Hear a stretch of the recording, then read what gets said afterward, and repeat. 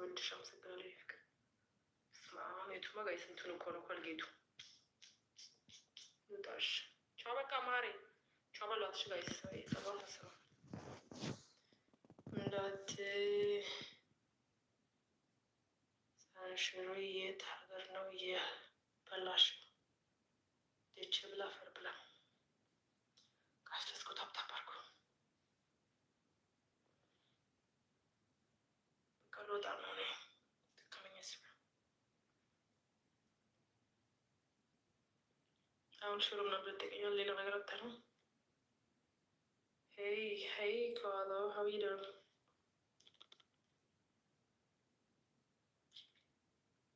ቆይ ጓደኞች ሁሉ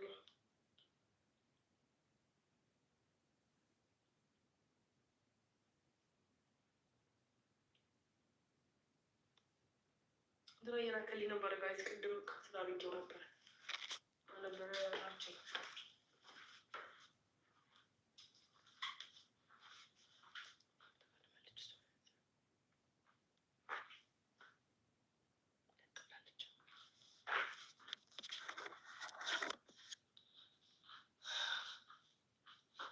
ጋይስ። ተቀይሮሽ ማሪ ግን እኮ ይሄ ደስ ይላል ብዬ ነው ማሪ። ሌላው ብዙም ነጭ ነው ማለት ፈረንጅ። እኔ ደግሞ ከለሬን ነው የምወደው።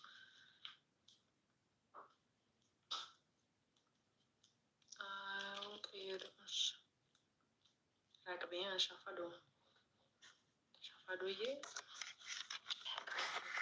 ነበረ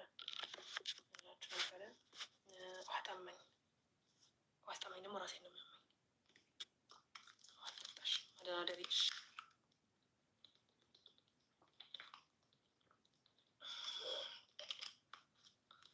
ሳርዬ ወይዬ እስቲ ማን ነበር ያለው? ክርስቴ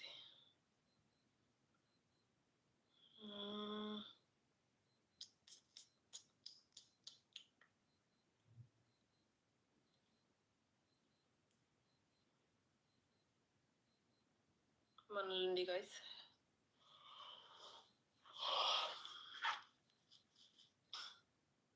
አራች መጣ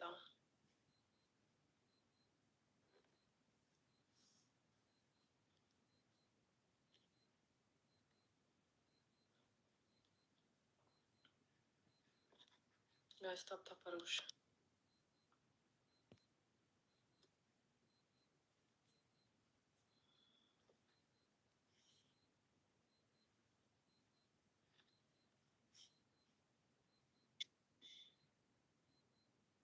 ሀይ ሳሮን አየልኝ። ሀይ ራች ተስፋዬ ደህና ነኝ። እንዴት ነህ? በጣም ደህና ነኝ እግዚአብሔር ይመስገን። ጌም እንጫወት። መንገድ አይደለም የሆነ ሰው አለሽ ማለት ነው። አንድ ደጋግመሽ ላክሽልኝ። ሁለት መገዳደል ነው አለሽ። መገዳደል ግቢ ቅድም ስትልክልኝ ካንስል ያደረኩ የጫወትኩ ነበር። መገዳደል የተጫወትኩ ነበር። እሺ 5,000 በላይ ነው መገዳደል። ጋይስ ሂዱ ጋይስ። እኛ ሰው አላት ማለት ነው። ማክልኝ ጊፍቴ ለምንድን ነው መተሽ ማትሰጪኝ? እንደዚህ ነው ሰጠህ። ምን ስንት ጊዜ ትሰጠኛል? ታውክልኝ በይ እንጂ ሰጥቻለሁ። ራስቼ በማለት ሂዱ ዋሻለች ማለት ነው። ቤዚዬ እንዴት ነሽ የኔ እህት? ደህና ነሽ? ዋሻለች ጋይስ። ትሪፕል ቲምወርክ ጋይስ። ኤኒ ጊፍት ኢዝ ትሪፕል ቲምወርክ። ቤዚዬ ደህና ነሽ? በራሴ በለፈለፈው ባፌ ጠፉ ማለት አሁን ነው። አዲስ አበባ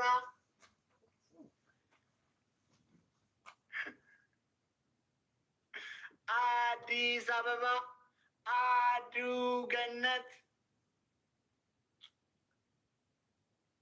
she's a friend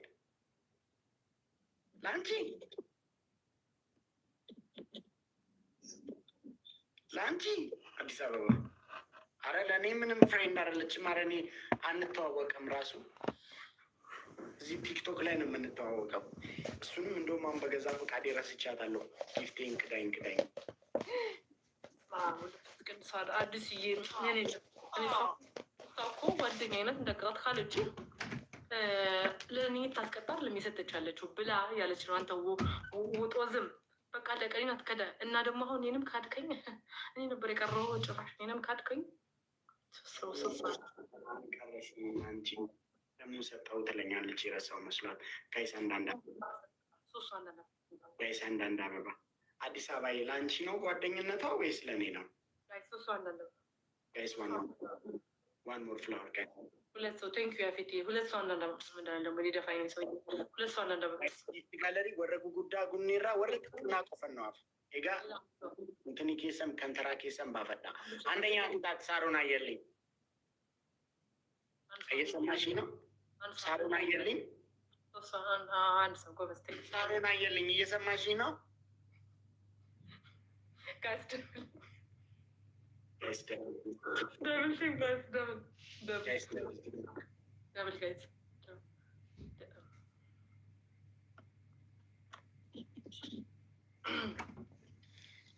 አዲስ አበባ ቤቴ አዲስ አበባ ቤቴ ጊፍት ጋለሪ ልምራባት ችልች ጊፍት ጋለሪ መሙ ያለ አርጋት የኔ እናት የኔ ንግስት ቴንኪዩ ሶማች ቴንኪዩ ሶማች የኔ እናት በጣም ነው የማመሰግነው።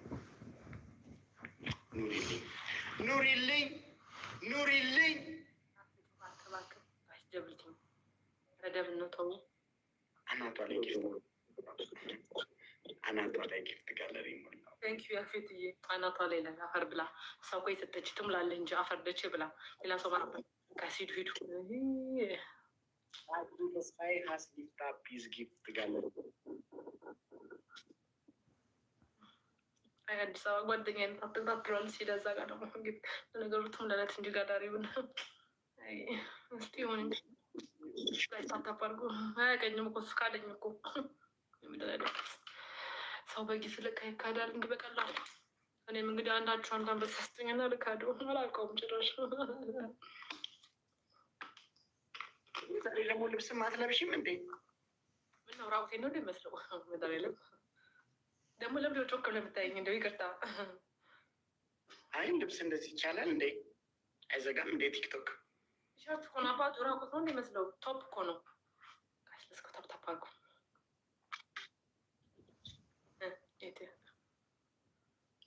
ራቼ እንደዚህ አይነት አለባበስ እየለበሽ ወንድሞቻችንን ባትፈትኝ መልካም ነው።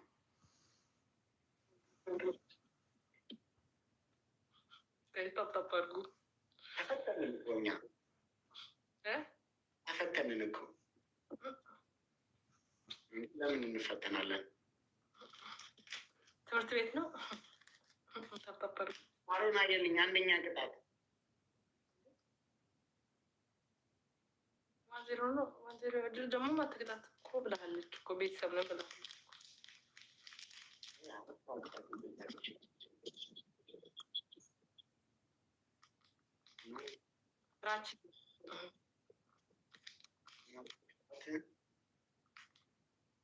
ሰው መስላሽ ነው አይደል? አዲስ አበባ እንደኔ ጥሩ ሰው መስላሽ ነው አይደል? ማጥፋት ጀመረ ጭራሽ መድኃኒዓለም። እሺ 1-0 ነው። ይሆን ግድልም ጊፍት ጋላሪ ላይ ይሞላብኝ እንጂ ምን ልበል? ሌላው ሀቡቱዬ የኔ አባት ዝጋቢ ያክበልኝ። ሜምበር ሆኑ ስ ሜምበር ሆኑ። አዲስ አበባ የኔና ቴንክ ዩ ሶ ማች ቴንክ ዩ ሶ ማች ኩዊን ኩዊን ዩ አር ደ ኩዊን ዩ አር ኩዊን ዊ ላቭ ዩ። እስቲ ግላብ ለማን የሰጠው? ግላፍ ግን ለምንድን ነው የማይሰጠኝ? ቲክቶክ ዋትስ ሮንግ ዊዝ ዩ ቲክቶክ ዋትስ ሮንግ ዊዝ ዩ?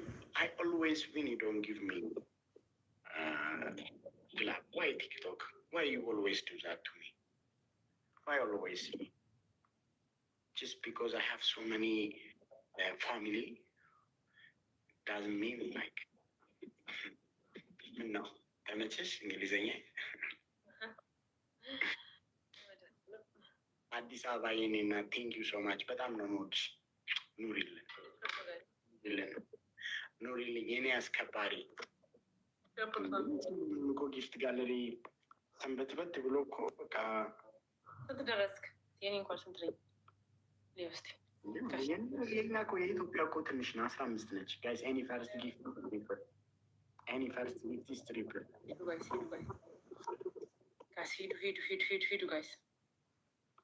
ማን ዚስ ዋን ማን የሰጠኝ ነው? ቀይ ቀበሮ ነው።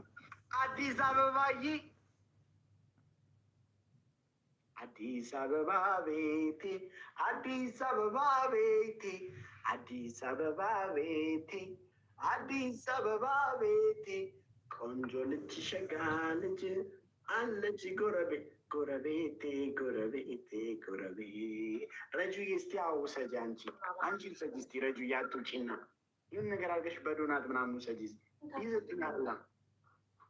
አረ እንደው ይመኙሻል አረ እንደው ይመኙሻል አረ እንደው ይመኙሻል አረ እንደው ይመኙሻል በምኞት ብቻ እንጂ ከየት ያገኙሻል ያገኙሻል ያገኙሻል ያገኙሻል ያገኙሻል ያገኙሻል ያገኙሻል አዲስ አበባ ቤቴ አዲስ አበባ ቤቴ። እንዴ ምነው ድምጤ አያምርም እንዴ? እኔ ዘፈን እኮ እየሰራው ነው።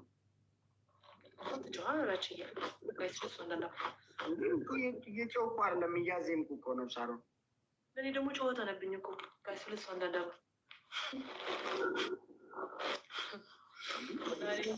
ድምፅ የሚያወጣው ስታበጥሬው ኬክ ይሄ እንትን ነው ፕላስቲክ ስለሆነ ጸጉሮች ነው ዩማን ሄር ነው።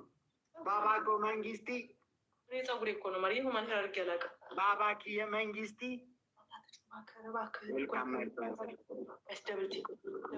ያባርሩሻል እንዴ ከቤት? ማንን ያባርሩ? ጋስደብልቲ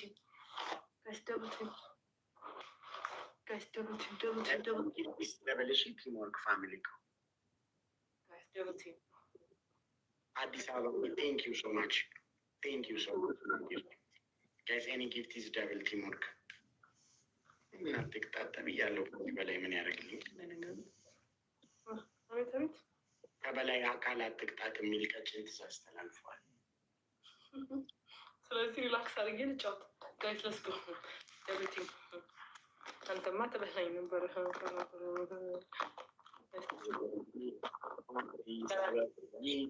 አዲስ አበባ ሆይ በለው ዘፈን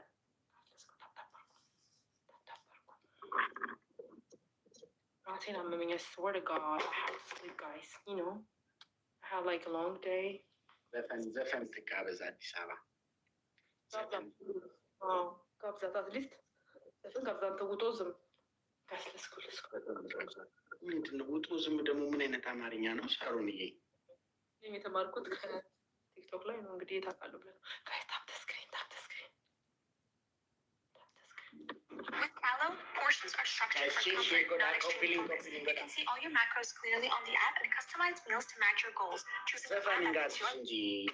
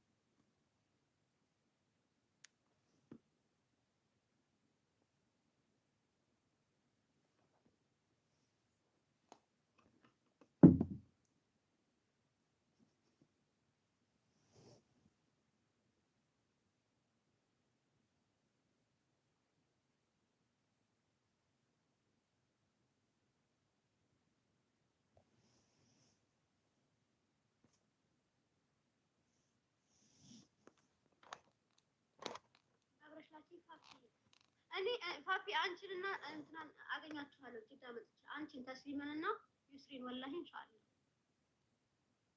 እኔ ሳታደርግ መጀመሪያ እንዴ ሳዲያ እዚህ አይደለሽ አንቺ ወደዛ ሄደሽ የምትገቢው ነው? አዎ ጅዳ የምሄደው አዚ ጋር ሄጄ እንትን መዲና እንትን መካ እንትን ኡምራ ማድረግ ፈልጌ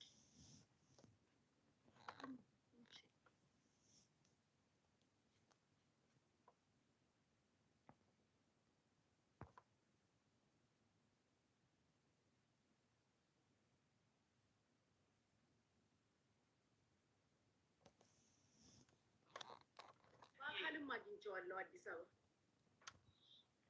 ምን አስባችሁ ነው? አታውቂና ታዲያ እንደዚህ እየቀጣሽ ባታውቀው ነው ብለው ነው ብዬ።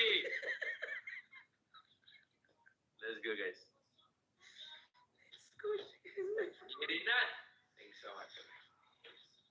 አንደኛ ቅጣት ከኋላ ያለውን ጠቅላላ ስብርብርብርብር ታደርጊዋለሽ። እቃ አልሰብርም። እቃ መሰባበር ከ100,000 በላይ ነው። ከ100,000 በላይ ነው እቃ መሰባበር። ልብስ ቀዳለሁ። አራት ቲሸርት ምናምን ያደርግልኛል። ሹራብ ምን ቲሸርት ምናምን ምን ያደርግልኛል? እቃ አልሰብርም። ፍቅር ከ100,000 በላይ ነው እቃ መሰብር። አንደኛ ቅጣት ሳሙና አፍሽ ውስጥ ታደርጊና 5 ደቂቃ ሙሉ ታደርጊያለሽ። እሺ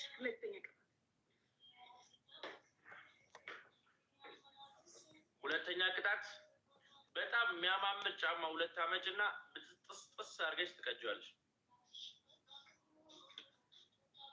2 አይደለም 1 ነው። 2 ጫማ አልቀድም፣ 1 ጫማ። ሁለቱንም አምጥተሽ ትመርጥና አንተ 5 ደቂቃ ነው 37 ደቂቃ ነው ዘፈኑ።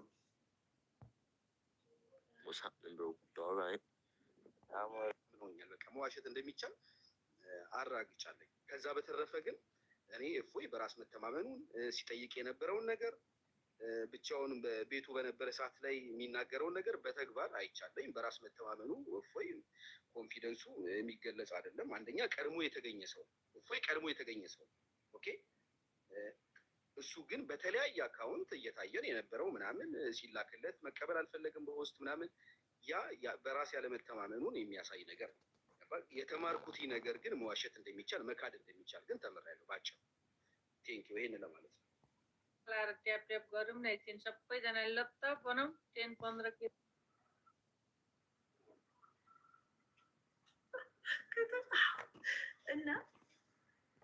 እና በተዘዋዋሪ አንተም ሆነ ቱቱ የምትባለዋ ልጅ ልጆቻችንን አሰደባችኋል። ያንተ ልጅ ሲሰደብ እኛ ወተን እንጮሃለን። የእኛ ልጆች በሊያሾ ሲሰደቡ ያንተ ዝምታ መተባበር ነው። ስለዚህ እባክህ ጆን ዳንኤል በፍቅር ምነግርህ ኦቲስቲክ ዳውን ሲንድሮም ምናምን ያለባቸውን ልጆች ጋር ሄደህ ፎቶ አንስተ አትፖስታቸው። ለእነሱ ክብር ማትቆም ከሆነ ፎቶ አንስተክ አትፖስታቸው። አትጠቀምባቸው።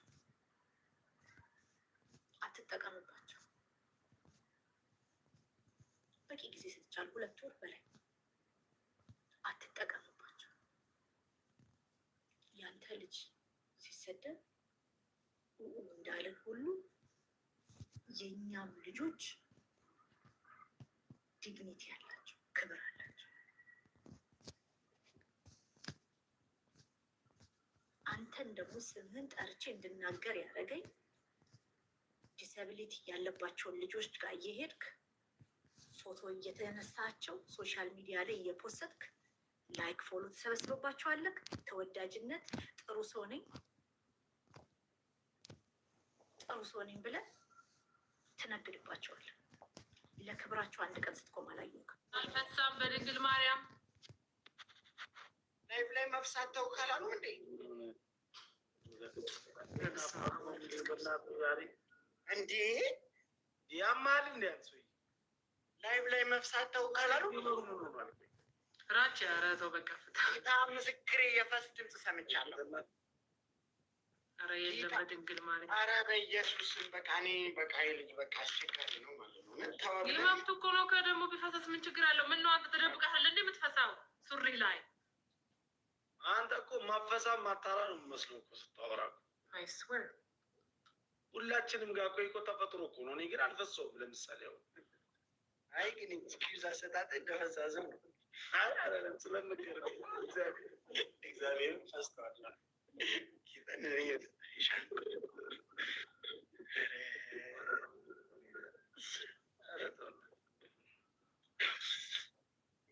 እኔማ እኮ በዚህ አይነት እኮ አንተ ዝነኛው ላይ እኮ ታንበቀብቀዋለህ።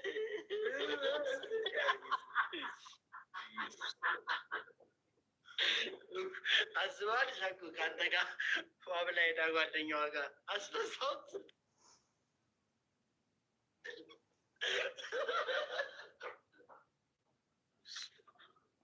ምንም እኮ የሚያስቅ ነገር የለም። ብቻውን እየሳቀ ነው መጨረሻ ያለ መንገድ በሳረኩ ስትል ኧረ ወይኔ ጌታ ሆይ። አሁን ለሶስት እንጫወት ሌላ ሰው አድናርግ ሻንቆናችሁት ምን ልወጣ ነው ከላይ ሲጀምር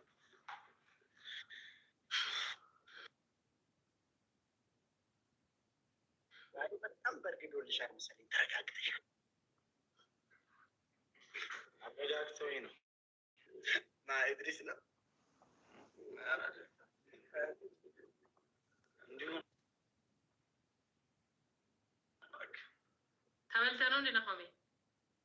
እንዴ አንበሳማ ተበልቼ ግን ተከፈለልኝ። ስንት ተበላ? ብዙ ነው። 45 ጌታ ማርያም ዛሬ 45 ሺህ ቆይ ተበላ። ዛሬ ዛሬ አይደለም የነበረ ነው እኮ እንዳለ ተከፈለልህ። 20 ሺህ ይቀራል። እሱን እከፍላለሁ። ማን ከፈለልህ? እንዳለ የሚሰብስበው ለምን አገባ ማለት ሊከፍለት በእናትሽ በቃ እኔ ልሄድ ነው። እሺ ለምን ቆይ ስሙ እንግዲህ የሚለው እሺ ለምን በዚህ አይነት ማ ትደበድብኛለሽ አንቺ ትንሽ ቆይተሽ እና እኔ ከላይ ልወጣ ስለሆነ በቃ ሰላሙኑ ሰላሙን ሁለታችሁ እንዴ እንዴ ራትዬ ኧረ ራትዬ እንዴ ምን ነው አኩርፈ ነው አንቋሚ ሁሉ ሰዓት እየሰደብኩት አንድ ነገር ብሎኛል። ጀምረው ደግሞ እንግዲህ ድራማውን መድኃኒዓለም እሺ ለምንድን ነው ምንም ያላለኝ ይሄ ሁሉ ስሰድበው ታውቂያለሽ? እሺ ምን ጊዜ አፍቶብኝ እኮ ማሚ እኮ ፍርድ ቤት ገትረው ነው። አፈጦብህ ማሚ ፍርድ ቤት ገተረችው። ላይፍ ላይ እንዲህ ሳያውቅ ተኮሳትሮብኝ የእውነት መስሏት ፍርድ ቤት ከዛ ሲል ከልደታ ምድብ ችሎት አራዳ ክፍለ ከተማ ከፍተኛ አንድ የፌዴራል ከፍተኛ ፍርድ ቤት ነበር አለ ራቺ በሚባለው የታዋቂው ቲክቶከር ላይ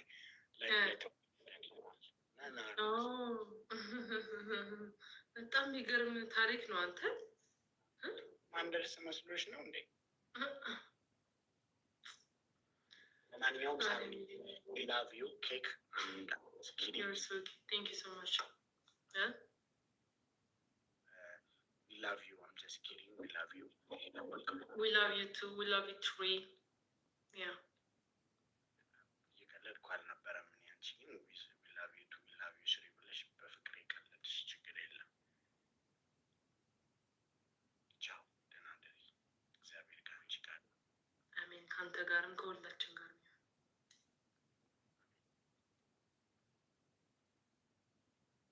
Sweet dreams. Sweet dreams.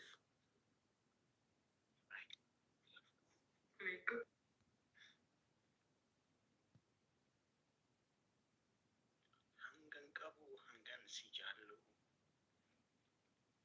ansi ደግሞ ani barnama gift gallery ጉቴ አራጨብጭቡ አራጨብጭብ ጎበዝ አረ ማሻላ ተባረከላይዳ ማሻላ ተባረከላይዳ ኮመንቲዳ ማሻላ ራችሁን ከኝ ጊፍት ጋለሪ ጉቴዳ ማሻላ ዳ ኮመንቲዳ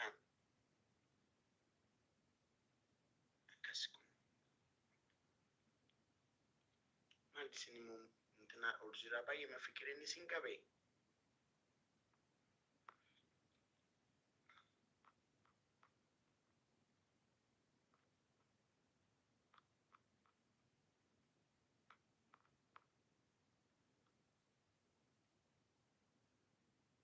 አስሊ ላይብረሪ ጅራ ላይብረሪ ጅራ አስሊ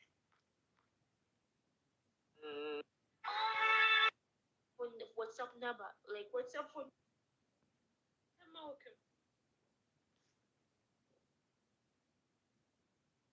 ለወደፊቱ እኔ ኢትዮጵያ ውስጥ ገብቼ መኖር እፈልጋለሁ እና ይህን ስራ እየሰራሁ ኢትዮጵያ ውስጥ መኖር እችላለሁ። Someone is, I'm Orthodox, my Bible says this. So, yeah, that's what I believe. So, everyone has a free will, everyone has a choice. So,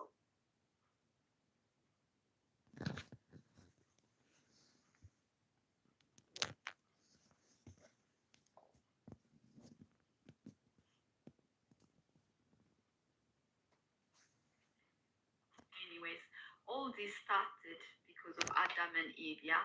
So, Adam, you are all Adams here. Why did you eat the apple? It's all because of you that we are in this situation. We are all seeing these sufferings.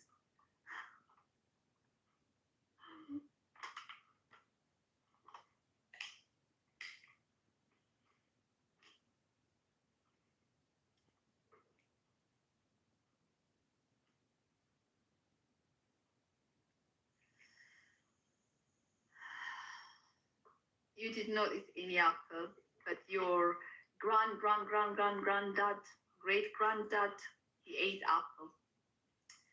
He ate the apple that Eve gave him, so that's why we are in this situation. Yes, Christ told me, yeah.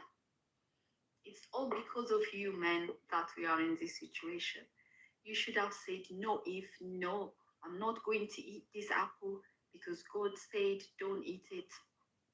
Instead, you said, oh, Eve, I want to make you happy. You are my everything. You are more important to me than God. So I believe you more than I believe God. So I ate this apple just to make you happy. You're my queen. And yes, he ate.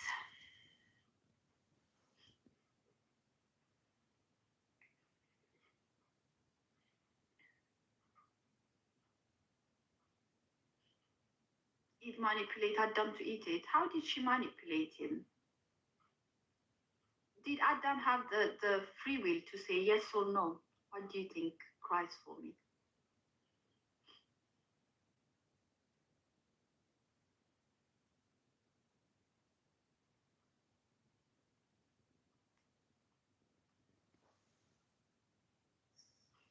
So, but my question is, so for example, is our life shaped by our choice or our circumstances? Answer me this. But why do we have the riches and wisdom of Solomon? Ask God and he will give you your fix. Ask God. You think that's a choice? Do we choose the family we're coming from, Saba? Do we choose to be sick? Do we choose to be ill?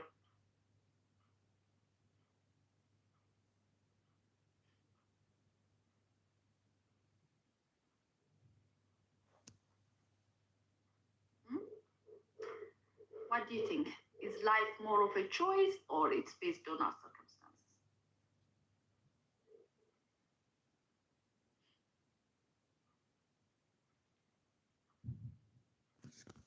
I feel like our choice might shape our future, our life might give us a different direction. But in the beginning of it, it's our circumstances.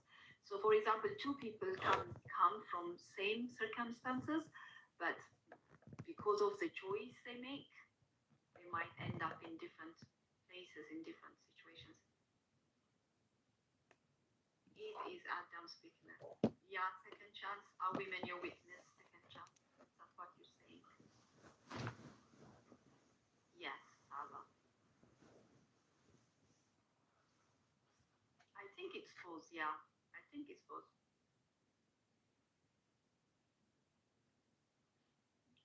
Yeah, because we can't choose the family we're coming from. We can't choose the environment we grow, or where we come from. We can't say that I want to be born in America, I want to be born in the UK. We can't say that. We don't have that choice. And we can't say that, oh, I want to come from rich family, poor family, happy family, this family. We can't say, we can't. So, but even if we have that situation, we still have a free will and we still can make choices.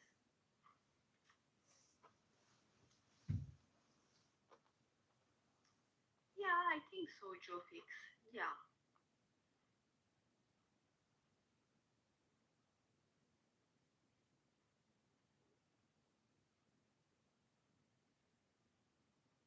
Yeah, I feel like, our growth or our power is on our reaction or how we take things.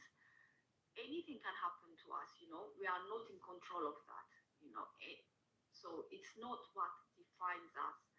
What happens to us is not what defines us, but how we react to it, how we respond to that situation is what shapes us.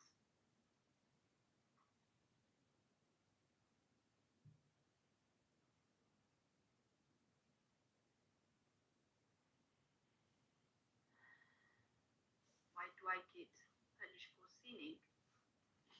Because that's if you are a Christian, then that you need to follow God's will.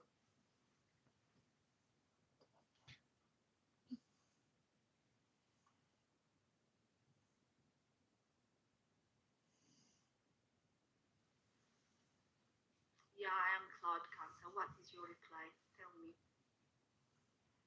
James, I'm in the UK.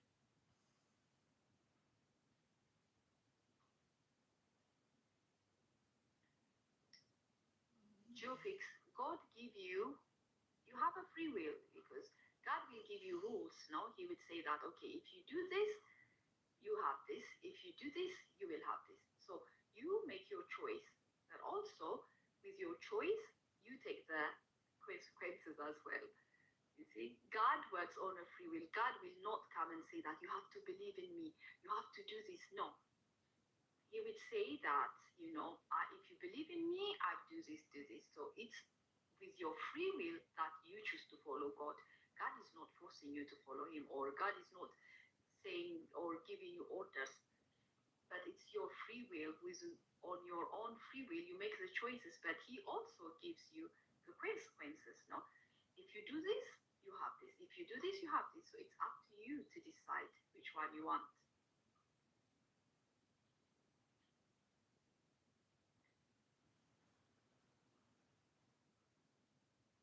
Brahmani, God is in your heart. He's everywhere. He's everywhere.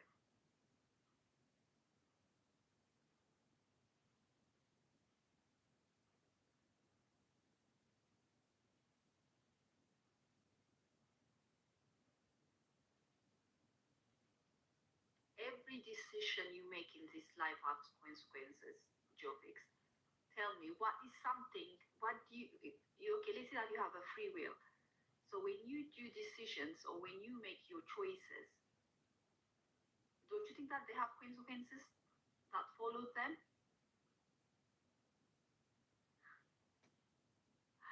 Yes, nothing. Because there is, all actions have consequences. Everything, every decision you make has some consequence that comes with it. So you can't, yeah. So when people say that I have a free will, you have a free will to make the decision, yes, but also to accept the consequences that come after it.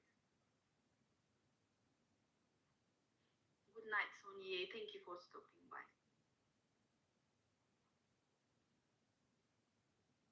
So people think that when they say that they have free will, they think that they can do whatever they want, but nothing happens to them.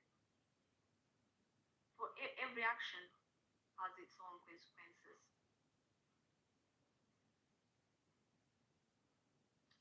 Don't you think so? Don't you think so?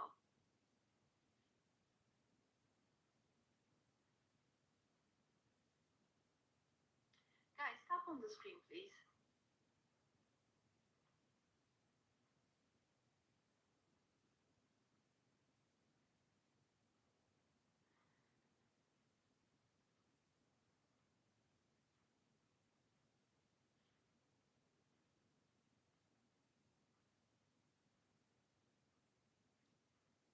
on the screen. Tap for me. Do you want me to sing for you? I don't have a good voice though. Oh, Marlene, amen. Amen. Thank you so much for that.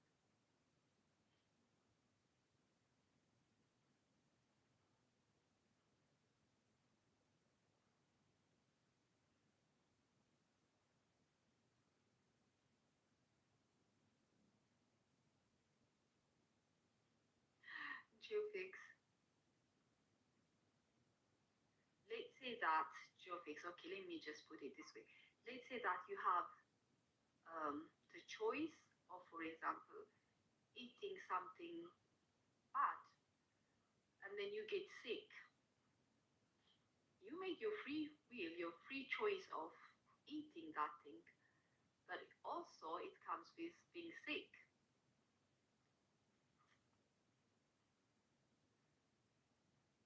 Flavia, thank you. Thank you, thank you.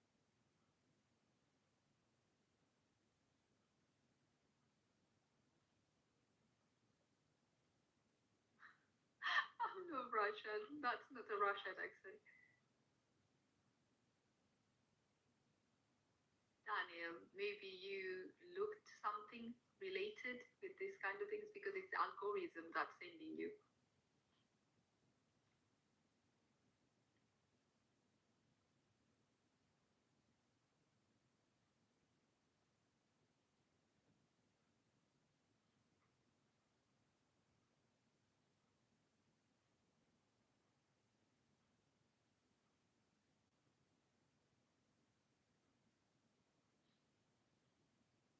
I'm not Pastor Abi cries for me. I'm not Pastor Abi. Thank you, Jopek, for the donut. Le Rose de Salon. Oh, thank you, Christ, for me. That makes me happy. My Russian accent, did you see that I have a Russian accent, Lava? Oh, thank you.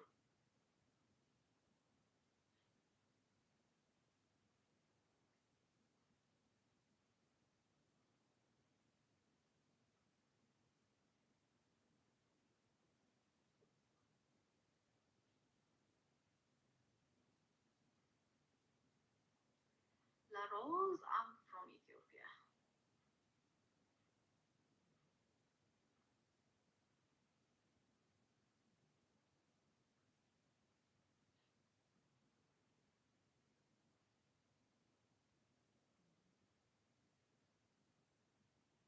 Thank you, life is good. So, guys,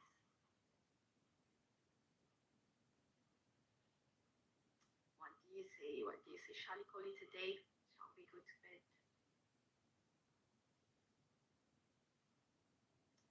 Oh, thank you, life is good.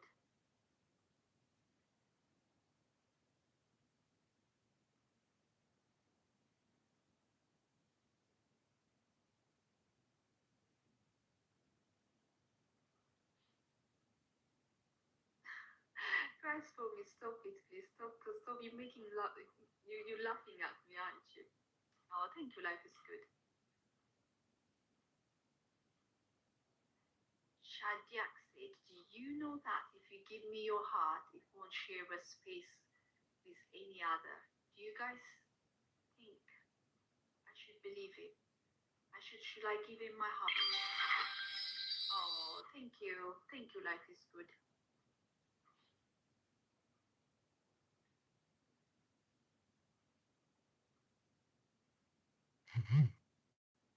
Maybe I don't know what time it is in Ethiopia because I'm in the UK. Actually, I think they are like 3 hours or 2 hours ahead from here. So it would be like three, half past three, maybe half past three. Yeah. La Rose de Salon. Yeah, Ethiopians are beautiful. Joe said, give him your heart. Okay. Oh, thank you, Christ, for me for staying this late. Thank you so much. Oh, life is good. Thank you so much for the gift.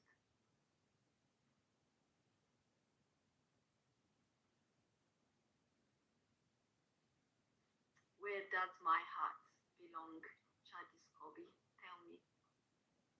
You Canadian, La Rose.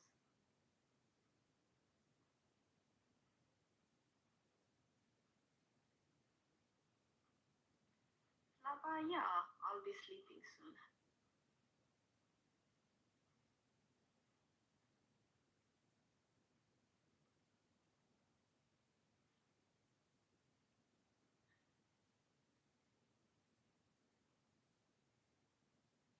You have a question, Joy. Okay, what's your question? Ask me.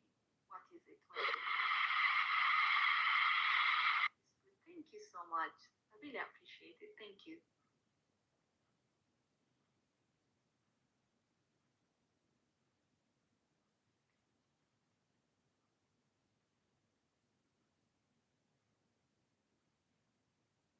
Guys, tap on the screen, please.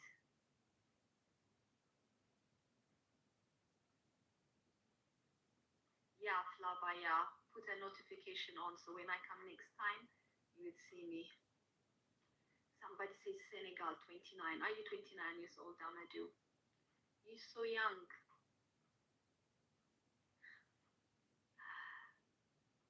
You love me, Amadou.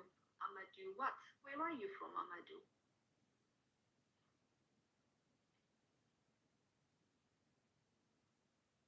Oh, Laros, thank you so much. Thank you for all of you for your kind words. I really appreciate it.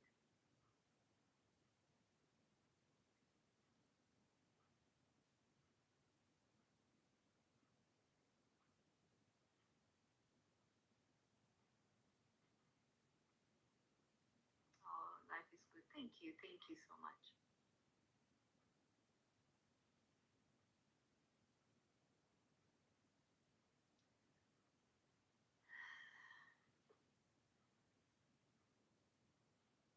That's it. Nobody has a topic now. Any questions to ask me?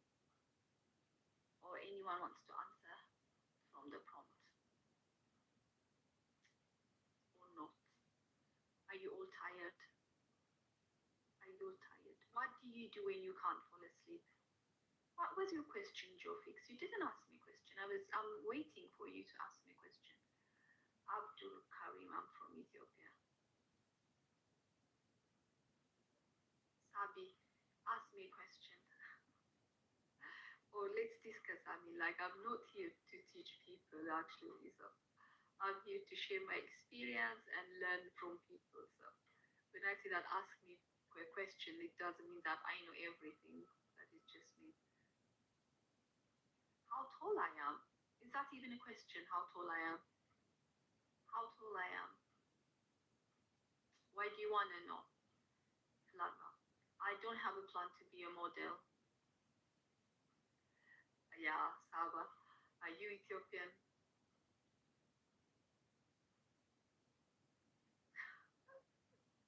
Chatiku is getting so serious. He's asking, can we talk about future? The future. Chadok, you just meet me and you already want to talk about our future. Life is good. Thank you so much. I really appreciate it.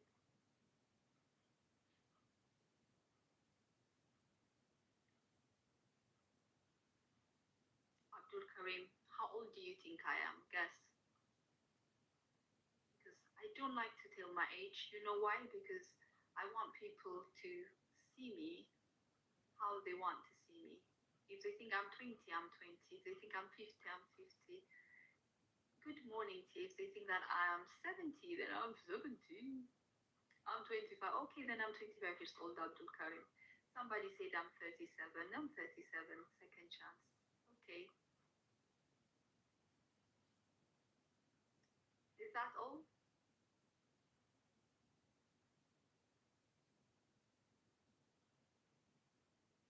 Yeah, I know it sounds awesome, but I just saw your face and was captivated. Oh, Chadok. Where are you from, Chadok?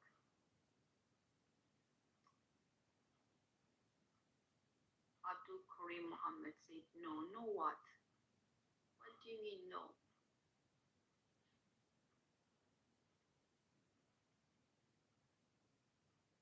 Guys, I always tell people people not to ask me personal questions. So, second chance, I don't think they lie. For example, okay, let me ask you something. Second chance, if you don't lie, but if you don't answer something, is it a lie? If you don't answer something, for example, you ask me my age and I'm not telling you, did I lie? Just a question for you.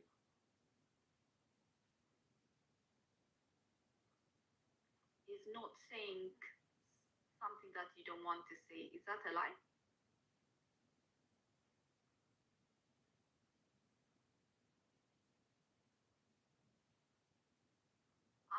Second chance. Maybe it's because how people see old people. People, it's always nice. It's always nice to look young, to be young. So they want to be young, maybe. Our mothers, they never talked about the age. So it's just kind of.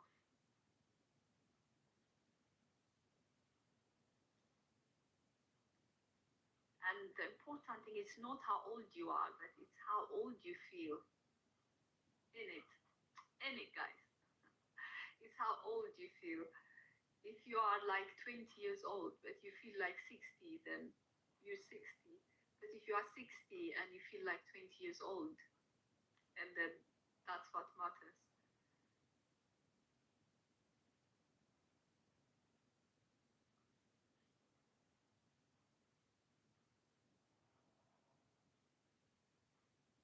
Okay, Chadu, thank you for following me. Thank you so much for following me.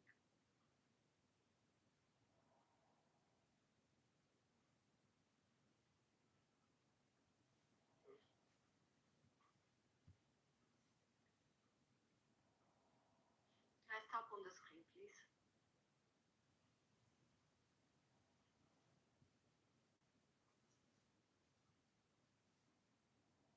What do you mean you don't allow you to talk to you on camera? What do you mean? Did you send a request, Abdul Karim Mohammed?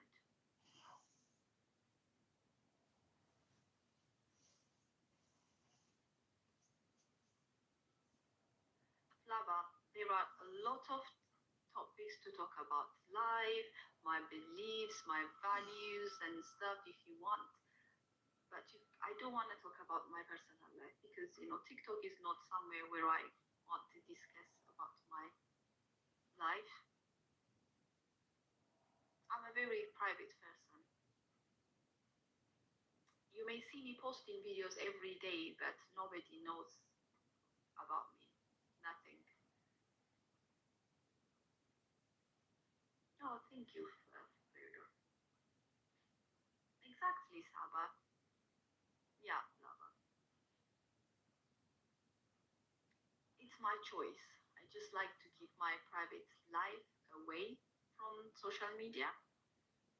I post videos, but the videos are not my personal life. They're not about me. Just about maybe how I see things, how I believe, my values, my beliefs.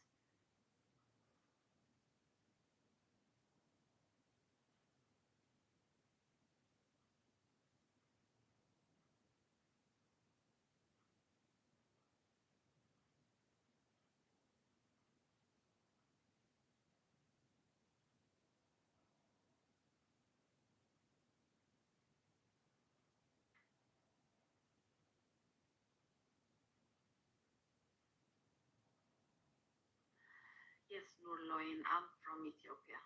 I'm from Ethiopia, Nurloin.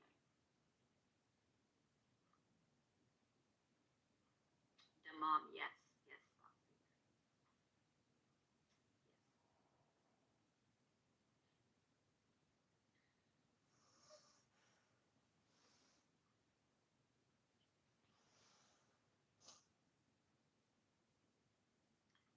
Okay, let me ask you something. Is there anything that you wish to do before you go to the next life? I'm in the UK. You'll be fine, Flava. You'll be fine, trust me.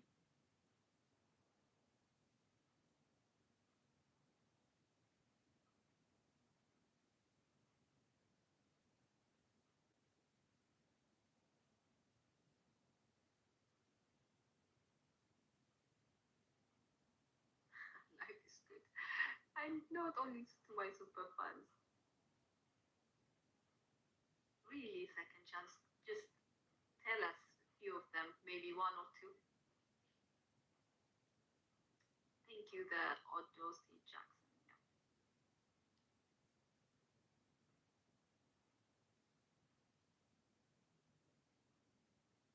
Your wish is to be rich and move to Ethiopia and to live. Yeah, that's fine. That's a good wish. Are you doing anything to make your wish come true? Are you taking actions, or is it just a dream, a wish? My guilty pleasure is eating too much cake. Lava. I know it's not good for my health. I know it's not good for me, but I enjoy eating sweets and cakes. That's my guilty pleasure. That's the only guilty pleasure I'm telling you. What's yours?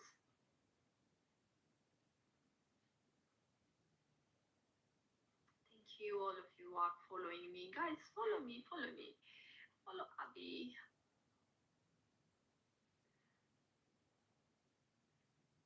You're working hard. So if you are working, okay, what are your wish, Norlane? What are your wish?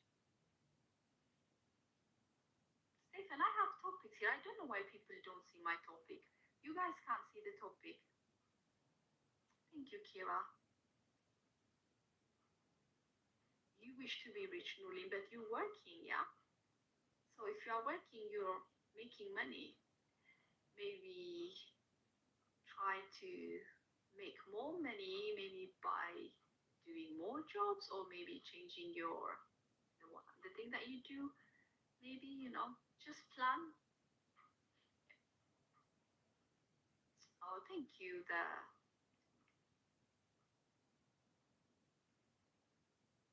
Kira is rich, she said. Are you rich, Kira? How rich are you? You live in Paris and Addis. How much money do you have, Kira? Kira said he's very rich. Ladies, you've got a sweet tooth. I actually don't have any guilty pleasure, just this. Yeah, Flavia, I have a sweet tooth. Why am I ignoring your question, Abdul Karim? What is your question? Good evening from Virginia. Hi, Robert. How are you doing today? It's good evening there. It's morning here. I'm a Christian. I want to spend 1 month in Shalom, monastery in China. Why do you want to? Why do you want that second chance?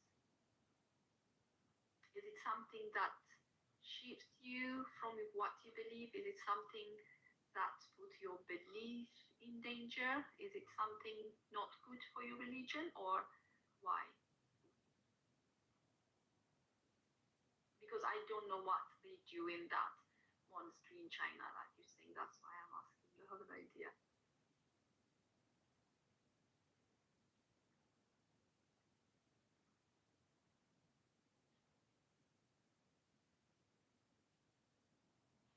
You from France, Alamdi Fabi. Nice to meet you. Bonsoir, bonjour.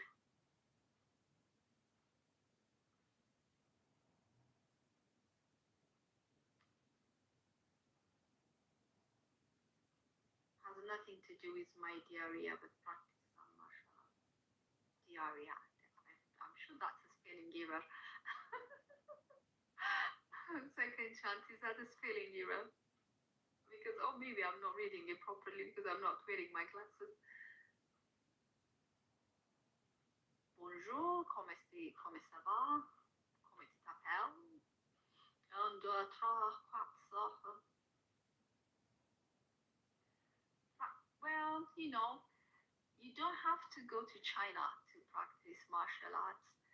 Don't they have schools in the US?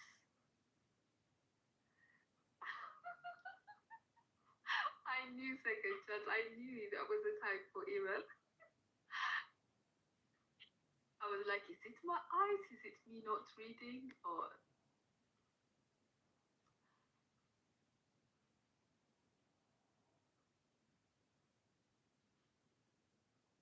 Green says, can you come to Nigeria? I will marry you. Do I have to come to Nigeria to get married? Do I look that desperate to you?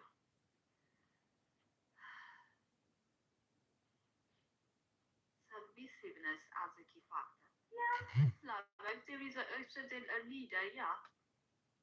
Yeah, obviously. You know, the last thing I want to be is like a leader in a relationship.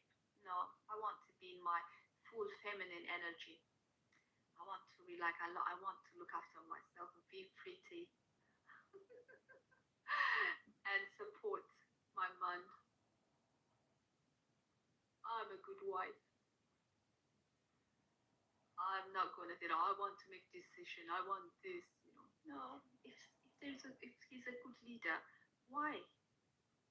Why do you want it? Why do I want to be a leader in a relationship? I can be a manager in my workplace, but at home, I don't want to be a leader. I don't want to be a leader in my home. I want to be relaxed. Second chance, I don't really believe in zodiac signs at all, whether it has to do with compatibility or anything else. I feel like it's just something nonsense. I don't believe it. I don't know why people believe it, but I don't believe in zodiac signs or these kind of things. Especially if you are a Christian, it's really hard to believe in those kind of things. So I don't believe. Yeah, love. I want to be in my feminine energy. I'm too soft. I don't want to be. I don't want to be a man. Sometimes even the men can't lead because you have another man marrying to you. Like, I do this, I do this. So they can't even lead you because you're acting like a man.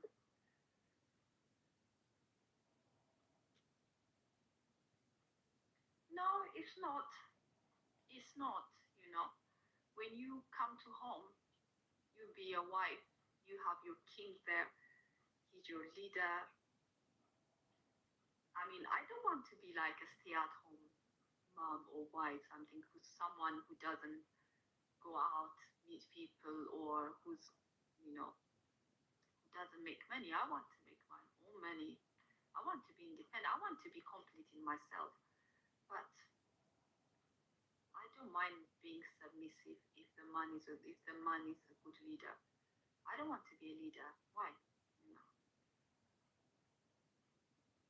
Second chance. I don't believe in 50-50. I believe in 100-100. What about that? What do you think? 50-50 is really, it doesn't make sense to me at all. It's just like, okay, if you are married, I feel like everything has to be 100-100. If I make money, my money is yours. If you make money, your money is mine. We share life, we share things.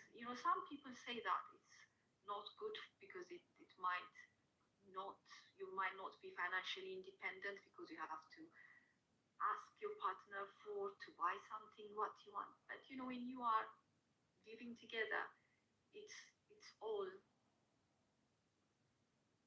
something that you have to share everything. So I don't believe like we need to. I don't understand it when people say that 50-50, something like that. Sometimes I go to super. I mean, it's their choice. Something that I don't want to do. I'm telling you, is judging people. I don't like to judge people based on the choice or the life choice they make. That's the last thing I want to do because I don't want them to think like me because I know that all of us have different choices.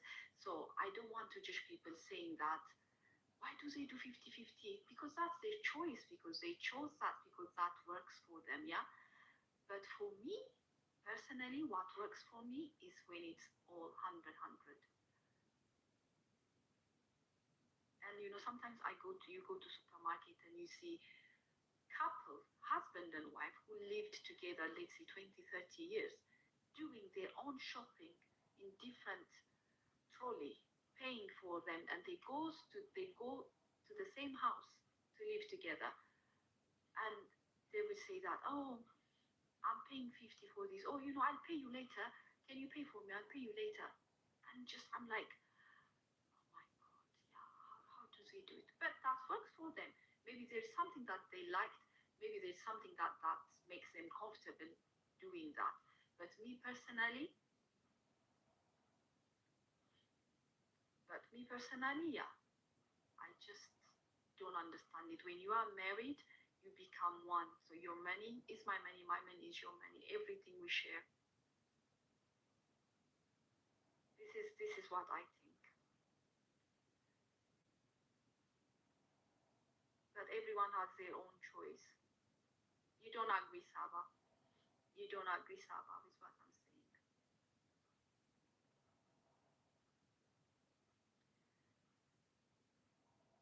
Yeah, yeah. I don't understand when people say that 50-50. What is 50-50? 50 what? 50 what? Half of 50% of my body, 50% of your body, 50% of my time, 50% of love, 50% of what? I don't know. I don't know what 50-50 is. I'm not being funny. Exactly, second chance. I don't understand it, honestly. So, I'm not 50-50, I'm 100%. Kira,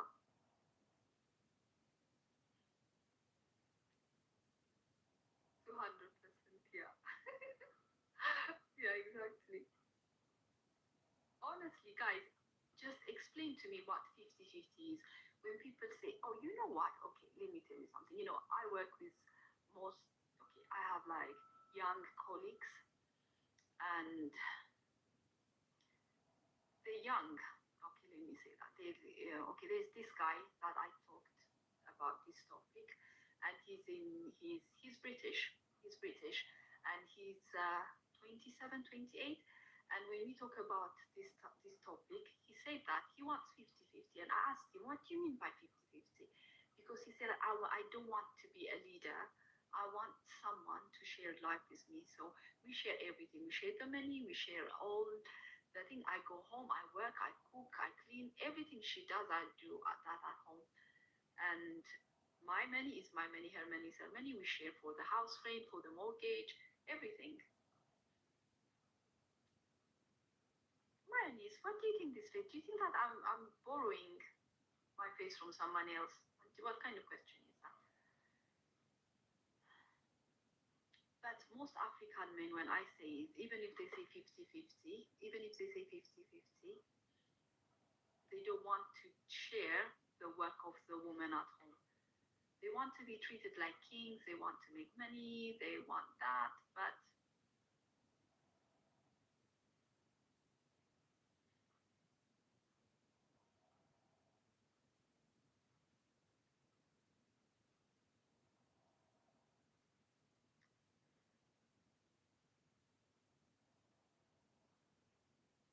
you mean what works, Casey?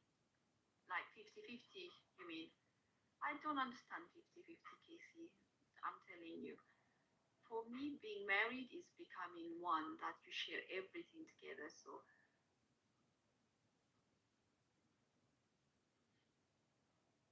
yeah, so my money should be your money should be my money. So there will be, if, when you are married, what is me and you, or it has to be us?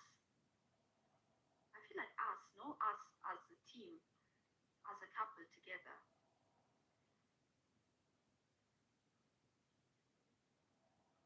Hey Satish, how are you?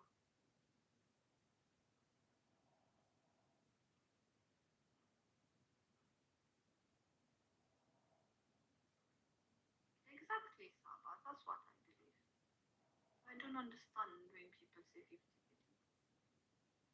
No, Abdul Karim, why would husband pay everything?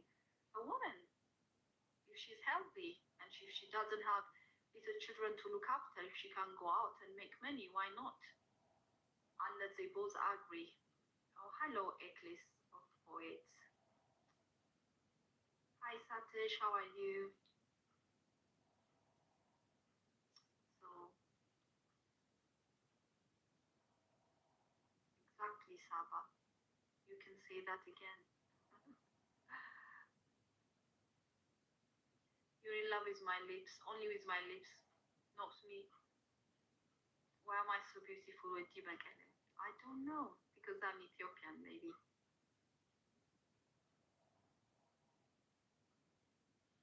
Oh, you missed a lot of things today. I'm from Ethiopia, Satish, but I live in the UK. I'm in the UK now. Where I live is in the UK. But I am Ethiopian. I'm Habesha. I'm Habesha, 100% Habesha.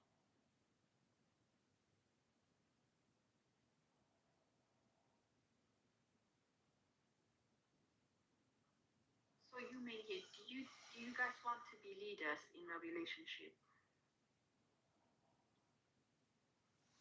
Or you don't mind, you don't mind letting the woman lead?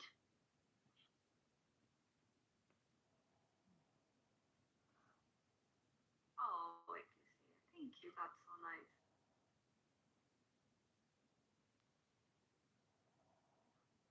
Yes, you think you're a leader, Renaissance. Okay.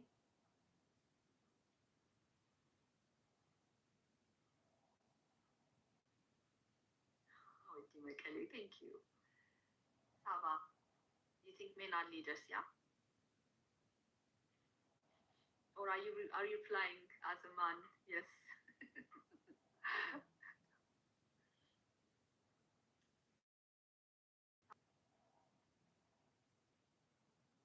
Yes. Yes, men are leaders.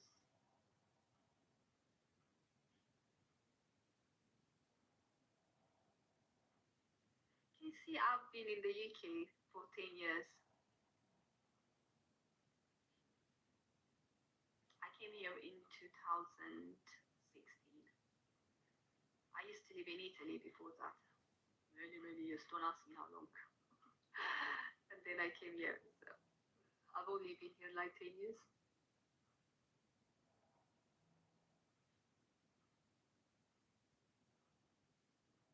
Life, love, I,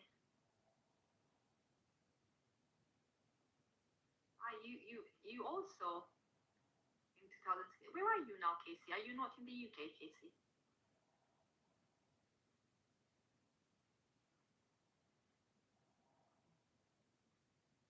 Hi, Sanij, Sanij, Sanij, Sanij. Nahomi Ye. I still don't understand what you are writing me there.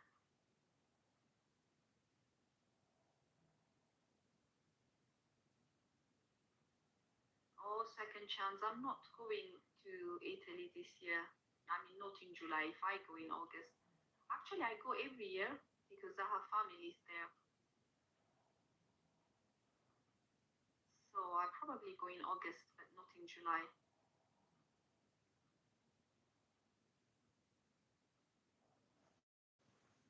You moved to the US in 2012. Okay. Do you like it there in US, Casey? I've been to the US. I don't know how many years ago. I've been to Virginia and DC. Yeah, it's different. I went there from Italy. Actually, it was like before 10 years ago. So everything was different. Everything was big. The roads were big. The groceries, everything was big. Like people are big. Cars are big. Houses are so big. Enormous houses. I'm like,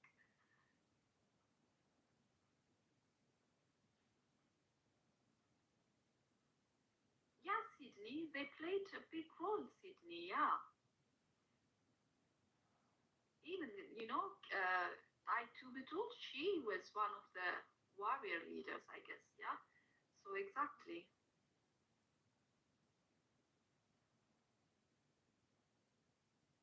Oh, is that what it means 50-50 with Dimagali?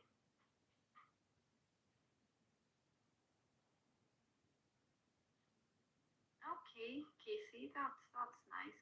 I don't know what Catanzaro, maybe it's in South Italy. I was in North, Venice, Venezia, Padova. That's where I was. That's where I lived.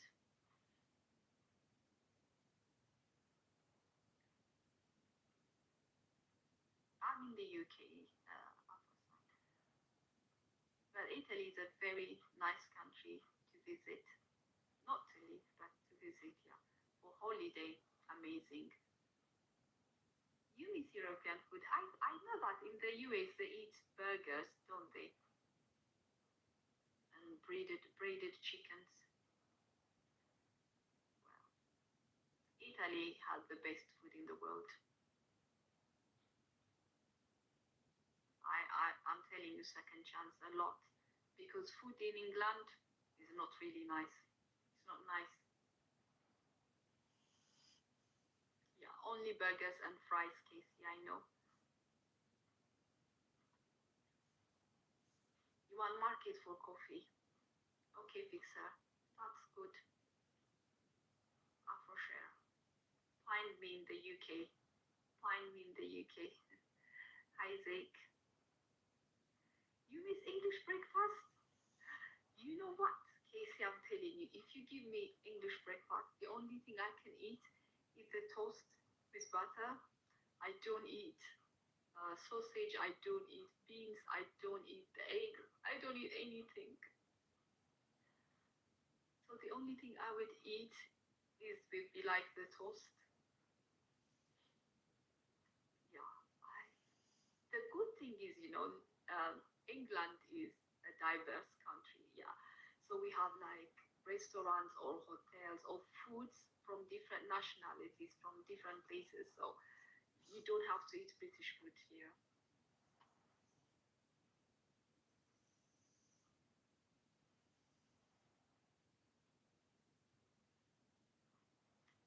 Thank you, Zeke.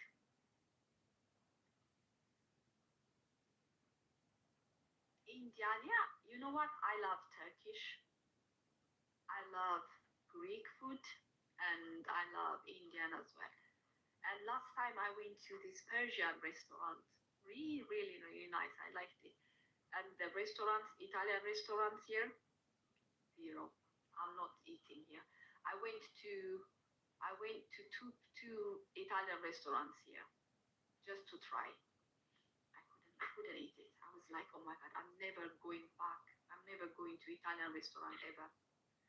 Zikie, I don't know what we're talking about. We're talking about everything because I put the topic on the prompt that nobody's talking about. So we're talking about a lot of things. Second chance? I really have no idea, to be honest. I'd like to say Ethiopia, second chance, but because of the situations, yeah, I think because of the situations and stuff, I don't think. Oh, I'm a queen. Thank you, thank you, thank you.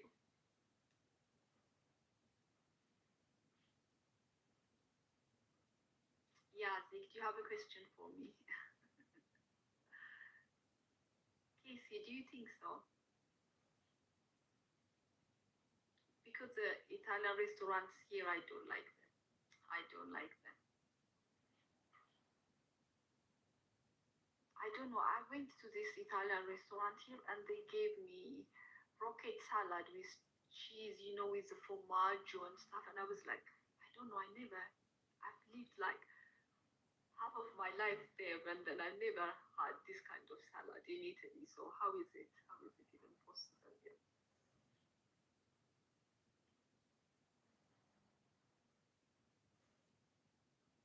Hi, Firefly AC. Hi, welcome in.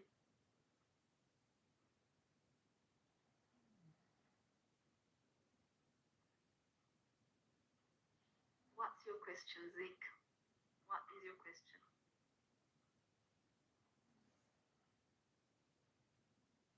Oh, Alexia, do you think that fits me? Thank you. I'm a princess, yeah. I'm a queen. I'm not a princess. I'm a queen. Queen Abby. Queen Abyssinia. So you don't miss anything about England, Casey?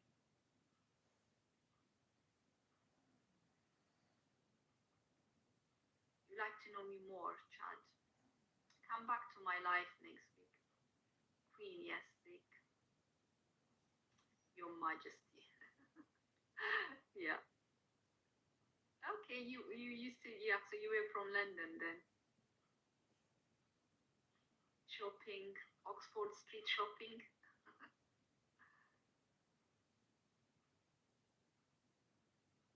You know what? If you ask me about shopping, I miss shopping in Italy.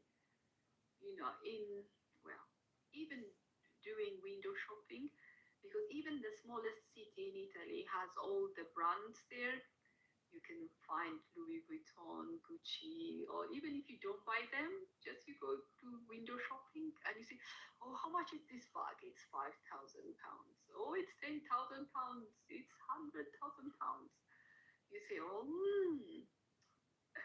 yeah, yeah. So, but here in England, I don't know. I mean, like, I know that in Oxford Street they have that, but here in my city where I am, you don't see it often. So you don't see it everywhere. River Island, I like River Island to be honest. Yeah, yeah, yeah. River Island is nice. Zara, River Island. Is there Zara in the US?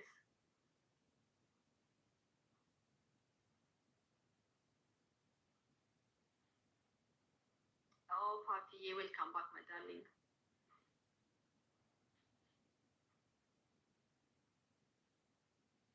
Yeah, you know, I'm not saying when I say that Italy has all those brand shops and stuff, I'm not saying I go there to buy. I'm not that rich. But you can go out shopping and see that, oh, that bag costs £50,000, £10,000. Sometimes, you know, even if I try to go in, they might even kick me out. What? Are you here to do what? £50,000 back? Do you have £50,000 back to buy?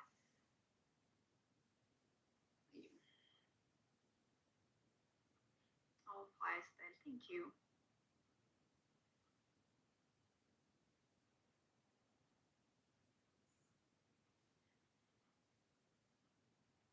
But yeah, I miss shopping. Hafi, I don't think in Italy it's not cheaper. They have, but what I was saying was in Italy, even the smallest cities have these brand shops. You have Louis Vuitton, Dolce Gabbana, all this Gucci, Prada. You can find them in all in any small city you go. Here in the UK, you don't see them. I don't see them around. We don't have that. But I used to like doing window shopping and see like a £50,000 bag. And I was like, oh yeah. And like, I don't consider myself to be a good dancer, to be honest, but I can just stuff.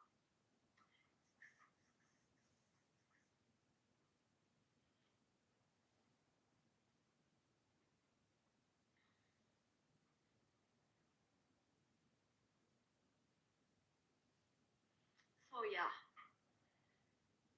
I don't know how life is in the US. I feel like you guys don't have a lot of free time like us. In Italy, you can survive with 8-hour job even if you don't do a professional job. Papi, look.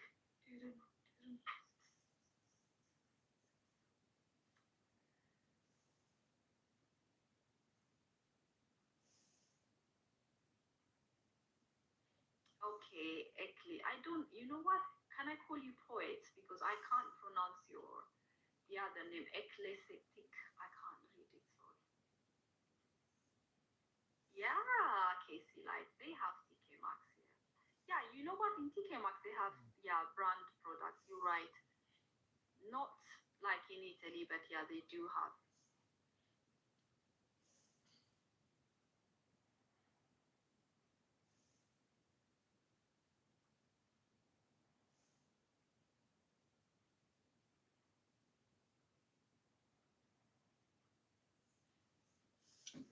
Yeah, guys. So it's 10 past 2. What do you guys think? Should I go to bed? Zara is not expensive. expensive, Fafi. I mean, it's all compared to what? It depends on what are we comparing it from, or which shops, which brand are we comparing it from. But I don't think Zara is an expensive shop. Is it expensive in the US?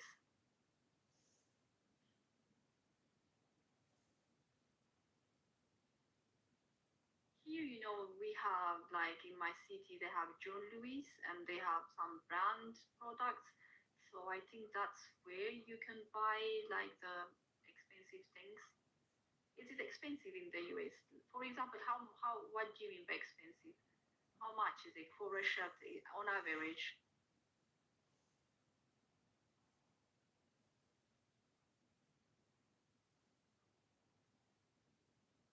You mean Michael Kors? Yeah.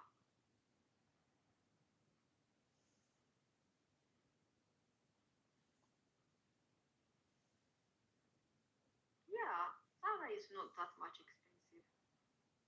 Oh, it's not like that here. I mean, it depends, Papier. But you can find like 40, 50 pounds clothing, 30, 40. Depends on what you pick. You can also find like if they are on discount, 20 pounds shirts and stuff from Zara. Yeah, I mean, there are brands. TK is a brand, so yeah. Michael Kors is a brand, so.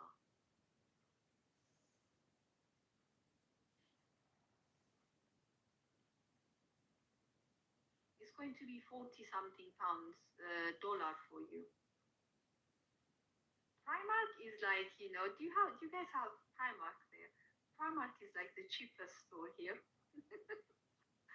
You can find clothes with £4, £5, £8. If you see Dorothy Perkins, you know that I see it, but I've never bought anything from there. I don't think they have a type of clothes that I need, I want. So exactly, Fatih, that's what I'm saying. You buy from where? From Primark, yeah. Why not? Yeah, we have H&M here. I bet they have H&M in Italy as well. Yeah, maybe they are more. I feel like they are going to be more expensive. Yeah. What is the world mine? Why are you mad at me? What have I done to you?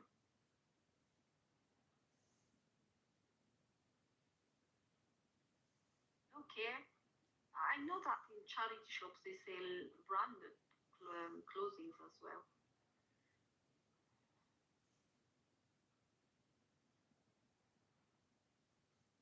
I don't know Donkey Sabi. I don't know if we have it here.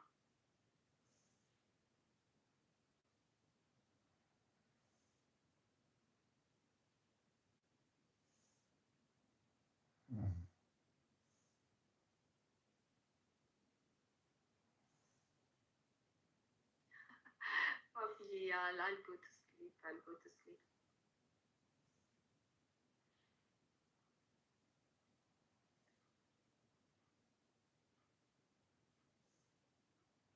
What is Bershak? I don't know. Do we have that? I don't know. I think it's making me a princess and queen today. Thank you, darling.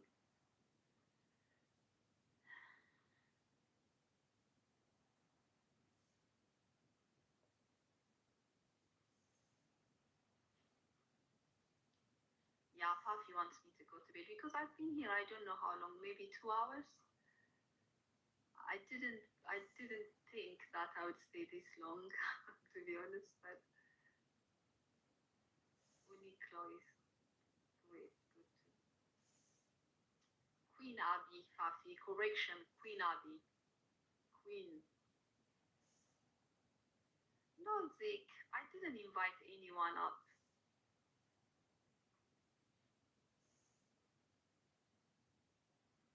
Okay, Casey, I'll look for it, to be honest.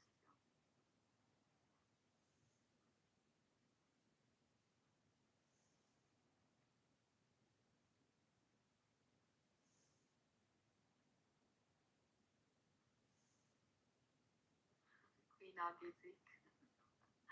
Kinabi, tell me what inspires you the most about yourself.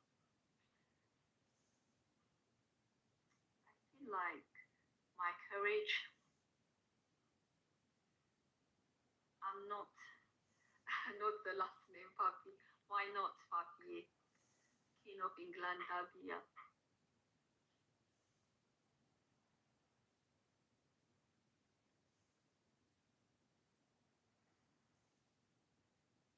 One thing that scares me about me is I'm a very big risk taker.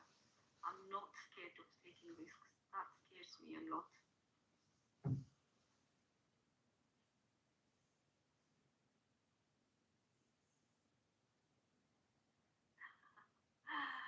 Justified.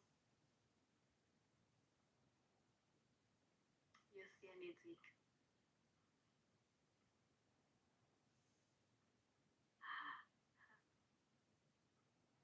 Yeah, that's something. I don't know if it's a good thing or not. Oh, look how beautiful I look.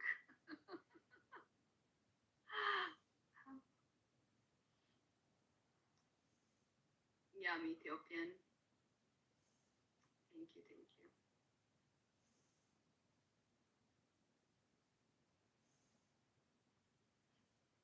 Yeah, I'm a very big risk taker. Let's see. Oh, what is the biggest risk I took? I can't say it here, but yeah, it's just like something that completely changed my life, and I can't share it here.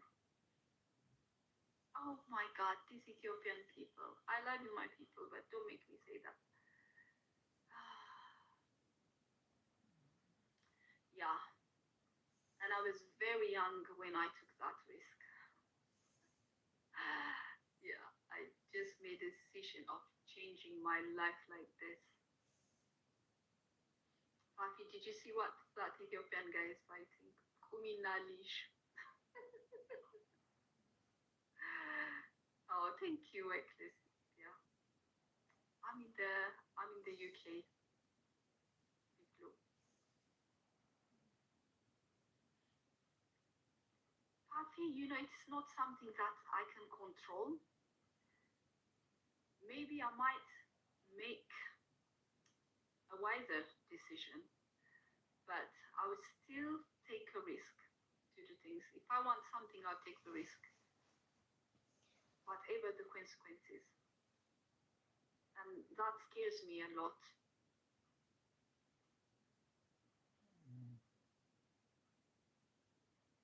I don't know if it's a good thing, Papi, but that really scares me a lot.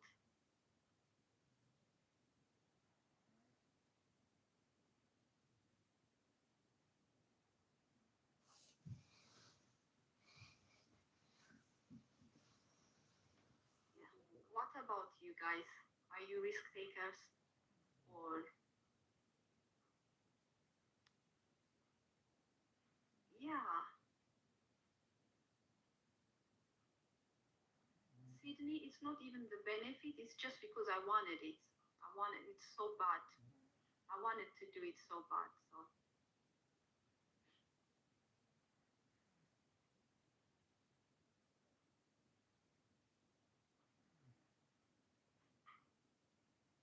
Fafi, that's a good thing. I wish I was like you. I don't have patience like that.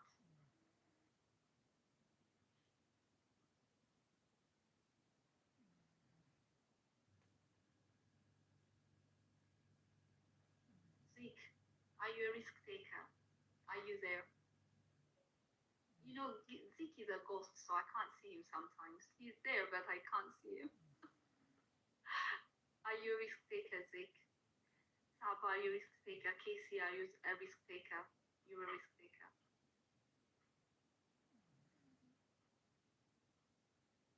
My lipstick. Oh my god, you know what? Is Jimmy Choo lipstick. This is the one wearing. This is it. It's It's a Jimmy Choo lipstick. Why am I doing ads though anyways?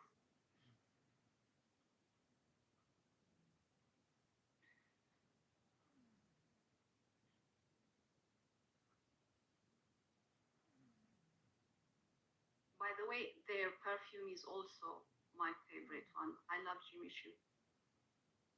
Jimmy Choo, you guys know them. It's a very nice brand.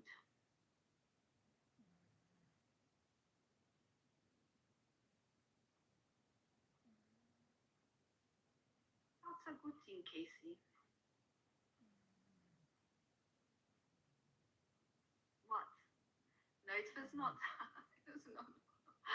It was not for Dick. It was for you.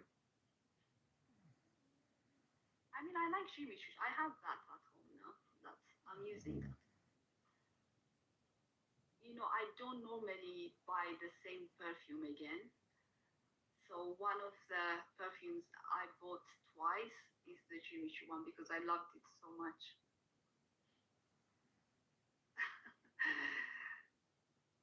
You see, Zeke is stingy. He said he doesn't speak that language.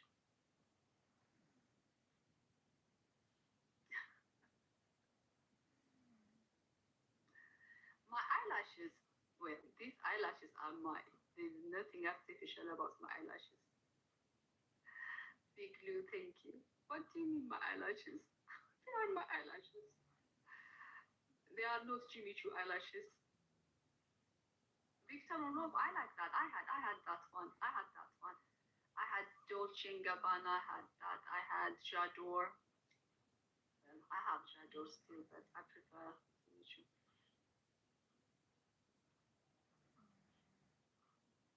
Exactly, Party. Someone said about your eyelashes. They're no Jimmy Choo eyelashes.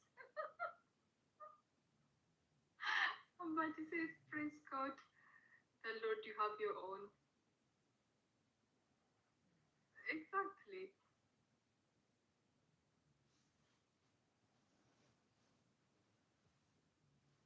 Somebody said, can you be my personal trainer in morals? Poet, I would love to. Just come to my life so we can discuss about things.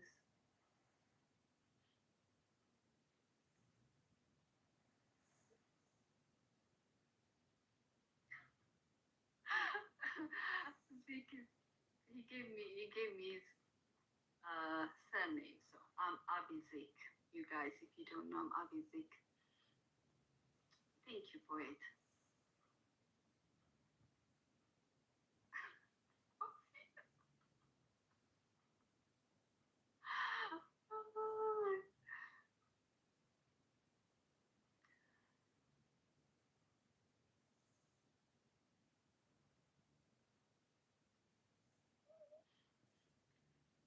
Okay, what is the biggest risk you took so far, if you guys want to share?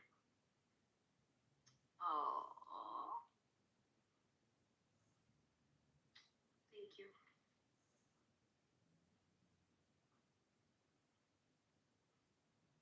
Galaxy. To say it to my queen. You need a lion. I'd love to, but I need a lion to travel. Do you see?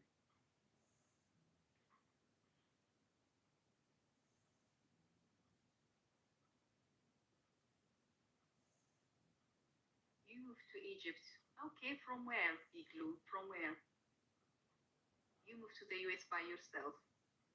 Okay, that's a big move. That's a big move. I mean, everything, yeah. Even for me, moving from Italy to England is a big move for me.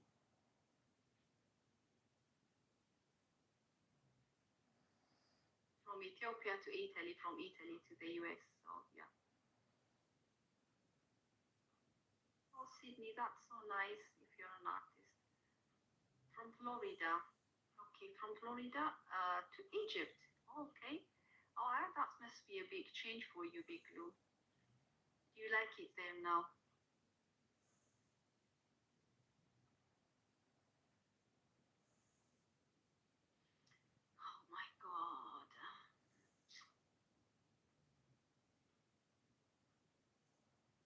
Thank you, Ga. Thank you. You like it. You like it in Egypt. Okay.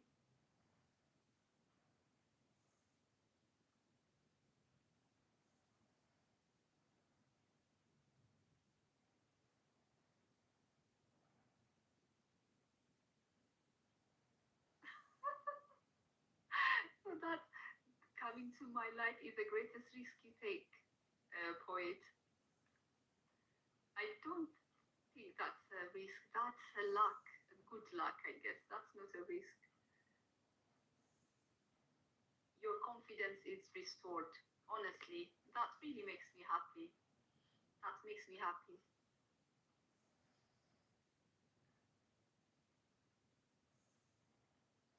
The other was going to Addis. Now I go all the time. You got all the time in Addis. How is Addis, by the way? I went to St. Mary's, Casey. If you know St. Mary's, it was a British school actually in St. Mary's, like Nazareth School, St. Mary's. Yeah, one of those. St. Mary's, mine was St. Mary's.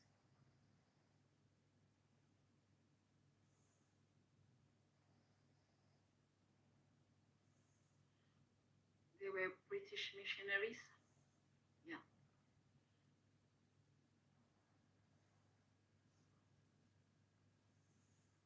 In my time, it was one of the popular schools there. Now there are millions of schools there, but yeah.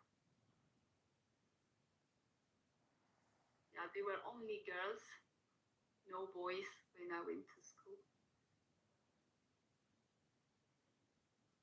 That's why I'm scared of men, because I didn't go to school with men, only in uni. Just like,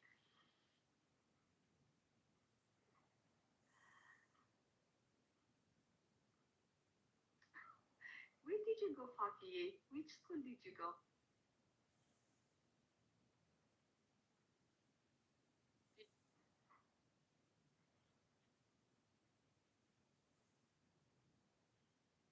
Are you Ethiopian, Casey? You've been to Ethiopia? You went to Nazareth school, Fafi?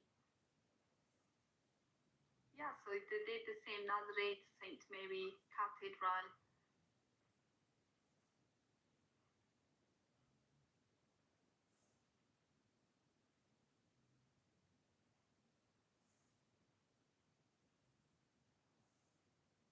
But you know how popular they were in our time, Fafi, and now they are like nothing, I guess. Or are they still good? Are they still considered one of the best ones, like our time?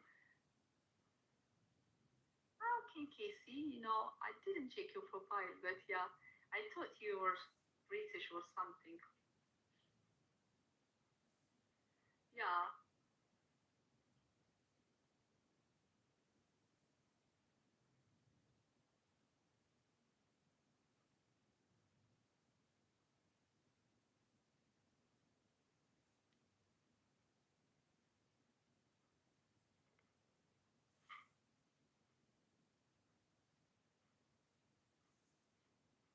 no, I'm not scared of men. I'm just joking. I'm just making jokes. I'm not scared of. I'm not. I'm not scared of men. I love men, and I only love one man, but I love men in general.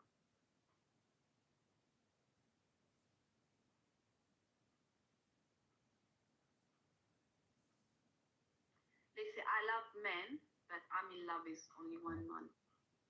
That's how it works. Yeah, you can love them, but you can't be in love with them. There's a difference.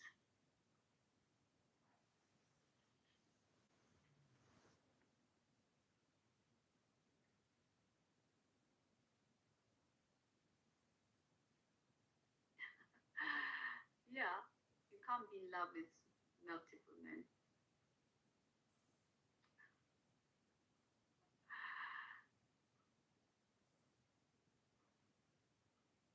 Tell them what, poet? I just said it. I'm in love with one man, but I love all men. How come what? How come I'm in love with only one man? How many men should I be in love with? I don't understand. Ah, that's you, the one, poet.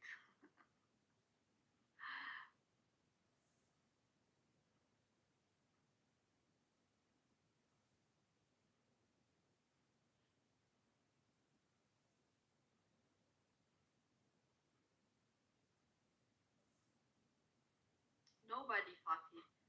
Nobody.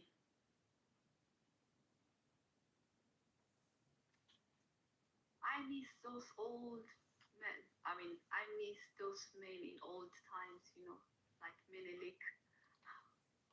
You know that in some parts of Ethiopia, you need to jump like oxes and cows to get a wife. But now here, you just say, you just DM someone and you get a wife. You see how easy it is. That in Ethiopia, in some tribes, you need to jump 5 cows, 5 cows, and 8 cows. Yeah. Now here, you just DM, hi baby, hi sexy lady, and then you get married. You see how life is easy now. Yeah. To get a woman, you need to jump 5 cows, 6 cows, maybe. Okay, let's be kind and let's make it like 2 cows, guys.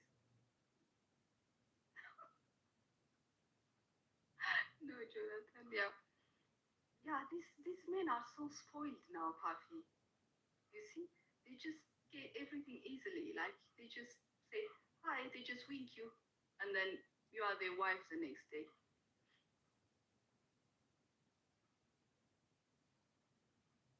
They don't know how much trouble the men in Ethiopia have to go, or they're still going, I guess, to get a wife. Yeah.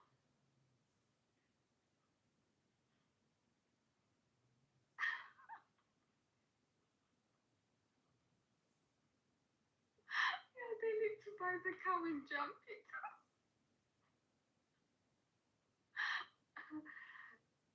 But these men, they might say 50-50 for the cow. Can we share 50-50 to buy a cow and I jump it?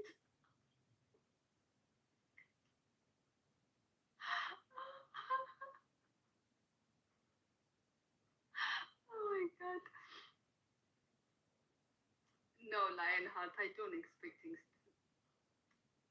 Yeah, you guys say that, okay, I'm gonna buy 1 cow, you're gonna buy 1 cow, so I'm gonna jump it.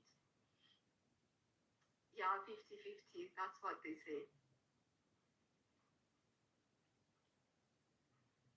Let's buy this cow. But can you imagine a man jumping 5 cows just for you? And you would see him and say, oh my God. Even in the movies, have you seen that in Rome or something? They had to fight with men or with lions or something to get the wife. Why is it changed now? Why are they getting a woman for free nowadays? Why?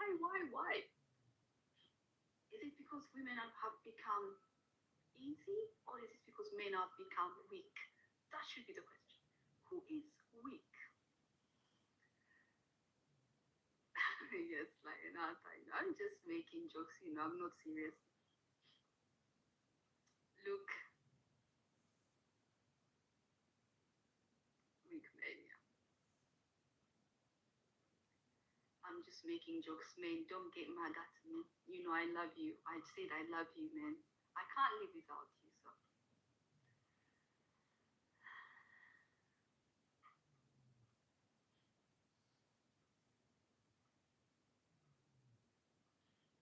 Yeah, you know what? Because because it's easier now.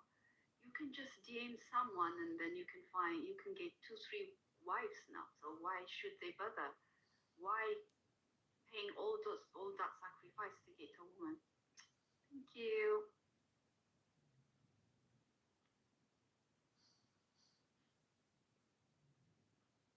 Sydney, it's very easy, I'm telling you. They used to be hunters, yes, I know that. They used to be hunters. Now women have become hunters because nobody's hunting them.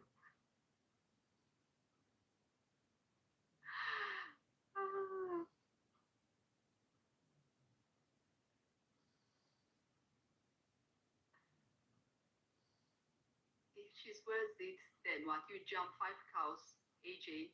Would you jump 5 cows to get her if she's worth it? Oh my god, why keep stop sending me?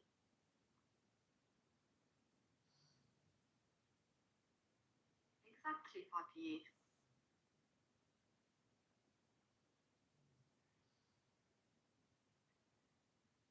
Women, find the king.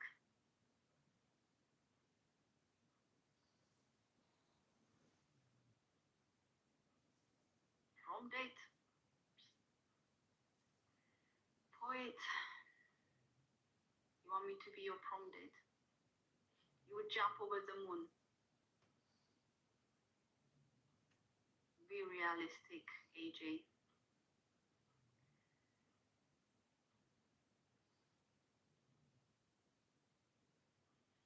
Yes, say it like that. We only talk. Yes. Zeke, would you jump cows? I am gonna laugh at people asking this. Did you hear what I said? But in Ethiopia, you know, you have to jump 4 or 5 cows to get a wife.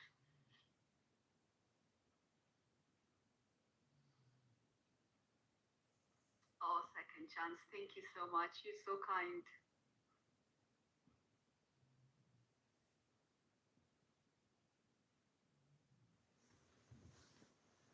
Cute face. Yeah, it's a tradition. Not everyone in Ethiopia, but there is this tribe. Yeah, the men they have to jump 5 or 4 cows to get a wife. They're not getting the wife easily. Not on DM. They don't go to TikTok and DM, hey, sexy lady, you want to be my wife? And then she would say, oh, I'd love to. I want to marry you. And then they get married. That's not how it works. He has to jump 5 cows for her. And he has to do like all the trainings. Yeah. But honestly, I don't know if it's 5 cows, but I know that it's oxes, yeah? Oxen. I don't know how, is it cows or whatever? They jump anyway. Some animals, they jump. I don't know how many, 2, 3 animals. I think 5 is too long. I don't think anybody can jump. Zeke would jump 10. I know you would jump, Ziki. No thanks. No thanks, Sid. These cows, yeah.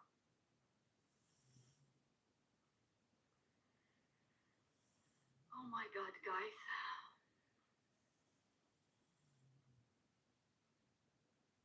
You can't notice you're 46. No. We don't want you to break your back, Jonathan. Don't jump. You'd rather stay single than jumping a cow at 46. Unless you're fit.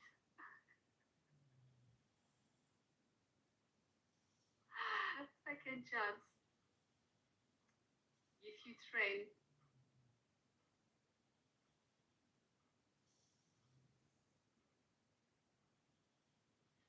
you were married before, but you didn't jump 6 cows to get married, yeah?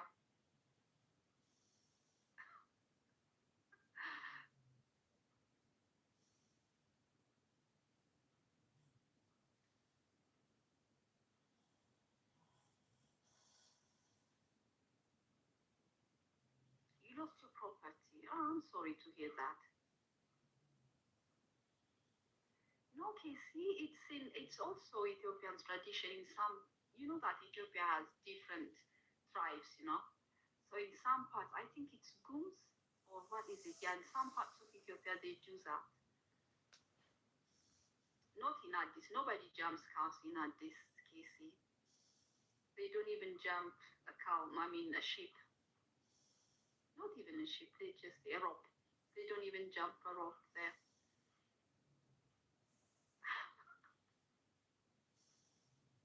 Mursi tribe, I guess. Yeah.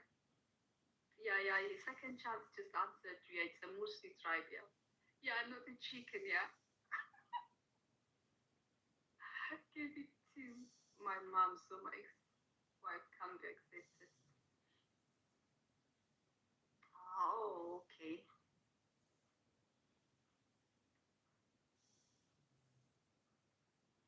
Jonathan and I can combine to carry out over the cows they share the day. all that sacrifice to share doesn't worth it. No, no, no. Poet.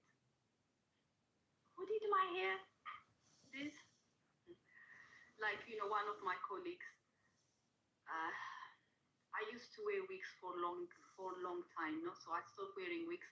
And the first time he sees me, he said, you came to office late because you went to a beauty salon to make your hair. And I was like, no, I just washed my hair. And now he's asking who made your hair. You did that? I need to go to hair salon to do this, Macy. Do I need to pay money to get to look like this?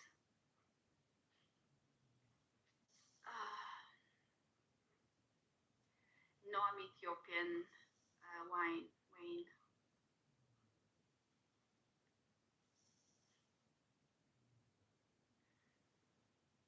You just wash your hair.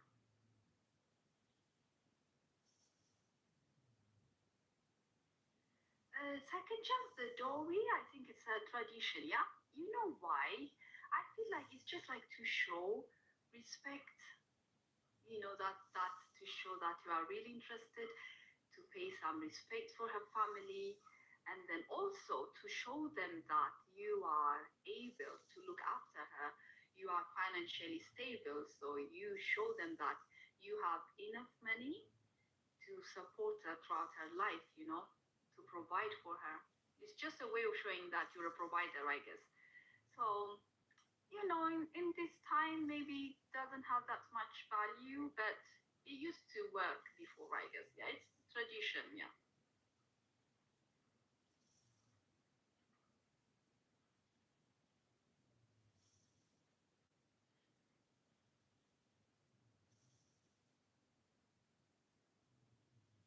It's tradition, yeah. So,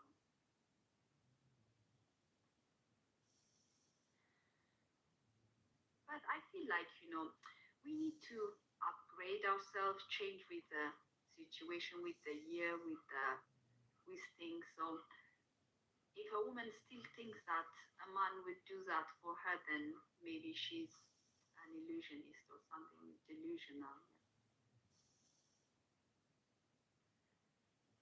Yeah, Dick. Yeah, that's how they convince her parents that they are able to provide for her by giving dowry, and also to show that she's a prize. She's going to be treated as a queen. Ciao, Papi. Thank you, my darling. You're in the US, but you sleep before me. Look.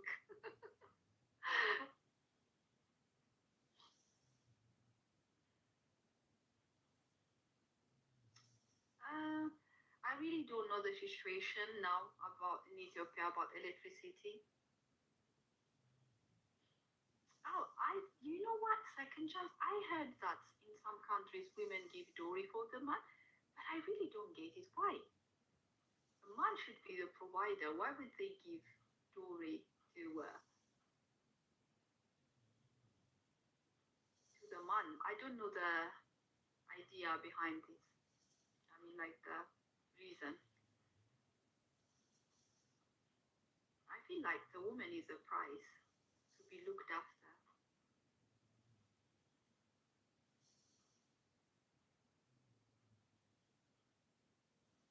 Yeah, Casey, yeah, Afar, I spell, yeah, I guess, yeah.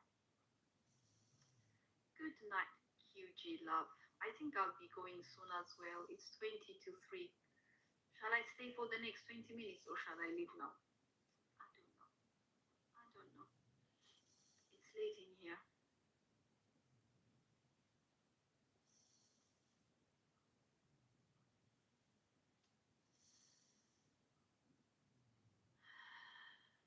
You'll give me jewelry cave. Okay, show me. How many cows do you have?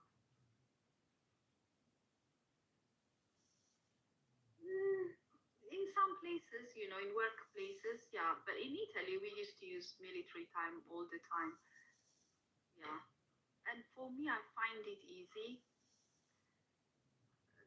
to the military time. I find it easy, to be honest. I don't make confusions. If you say at 17 hours, then I'll understand what that means. But if you say 5 p.m., if you say 5 o'clock, and it's a.m. p.m., so the military one will make it easier. In case you want me to stay, is that why?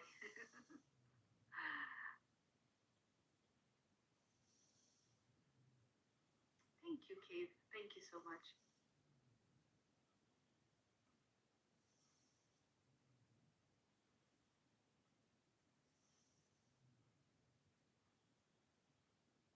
Yeah, to be honest, I prefer the military time than the normal one.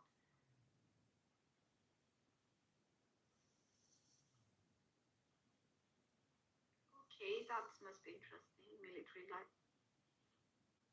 I work from home tomorrow, Casey. That's why you see me on Wednesday evenings.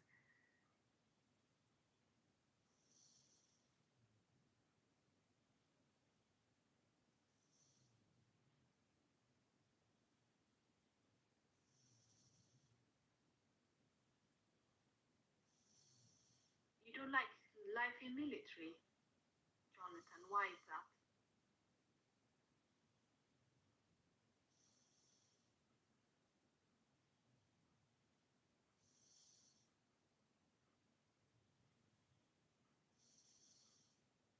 I feel like life there could be, if there is no war though, if there is no war, I feel like it's life is there would be exciting. You take me away from my family, Jonathan. Really? How? How? Tell me.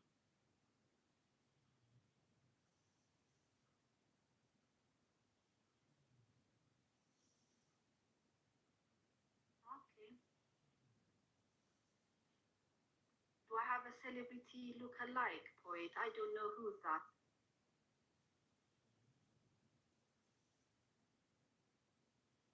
Oh, really? You can hear my clock. Okay. Yeah, I know. Maybe I need to change it. It's old. I look like Mariah Carey. Come on. Really? Leona Lewis. Okay, I know which one. Well, I don't know. I don't know why I don't like a brown version of brown.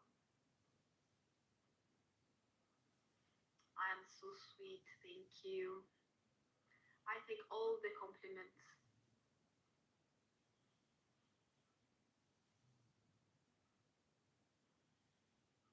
And thank you for those of you who are following me. It's going to be 3 o'clock soon in 15 minutes.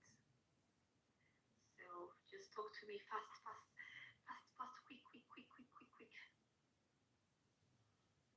I know Luena Luis. What was that? What was the name? I forgot. Habesha Queen. Yes, thank you.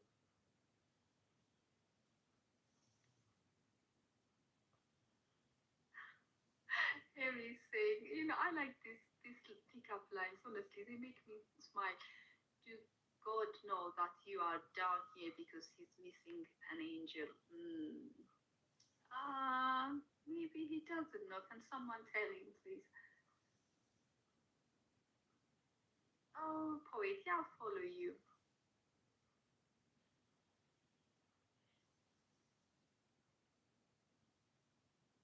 Okay, yeah. Thank you, Urlum.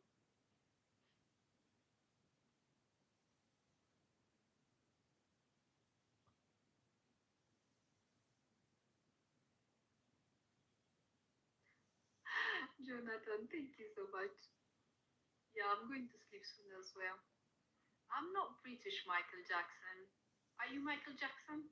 Answer me. If the same answer you're going to give me is going to be the same answer for me. Are you Michael Jackson, the singer?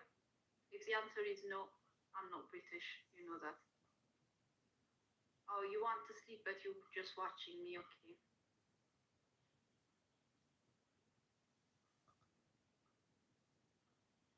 Are you Michael Jackson? Are you okay? Are you okay, honey? Are you okay? Yes, mate. What's your favorite song from Michael Jackson? Yeah, Jonathan. I hear you. It's very late here. I'll be finishing soon anyways. 10 minutes and I'll be gone. I'm bad. I forgot that song. How was it? I'm bad. You bad. How was it? I forgot. Write me the lyrics. No, it's not how you sing it. No rush, it's too late for me.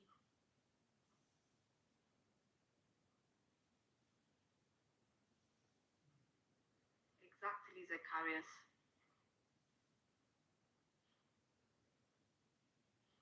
Liberian girl.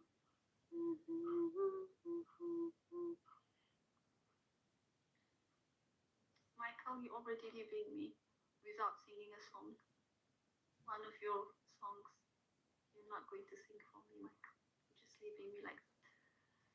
Who's bad? Yeah, no, yes, that is. Who's bad? Oh, I forgot.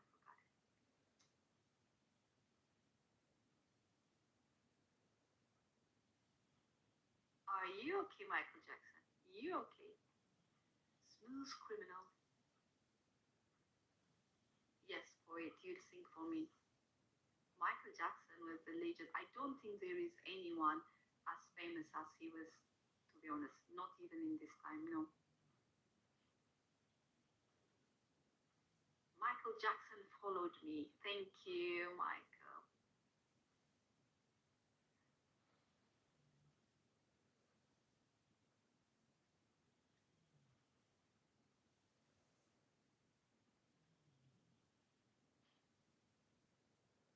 You guys like Thriller? AB. It really makes me laugh when people call me AB. Abby. It's Abby, not AB. ABCD. Abby, not AB. Stranger in Moscow. Yeah, how you know that? I forgot the lyrics and the thingy. Pronounce your name. Oh my god, that's gonna be a very big challenge. Nadalo Anda Ntaya. Did I say it right or wrong? I think that's wrong.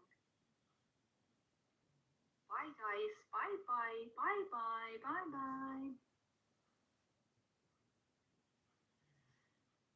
Okay guys. Oh, second chance. Thank you, my darling.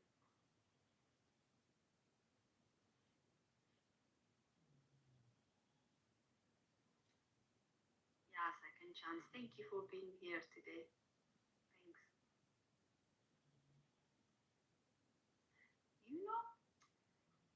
You know that lady who passed away, Amy Winehouse. I used to like her. And Ed Sheeran. Butterfly, butterfly, butterfly. You want to come up, Vic, and do our closing speech? Or are you tired today?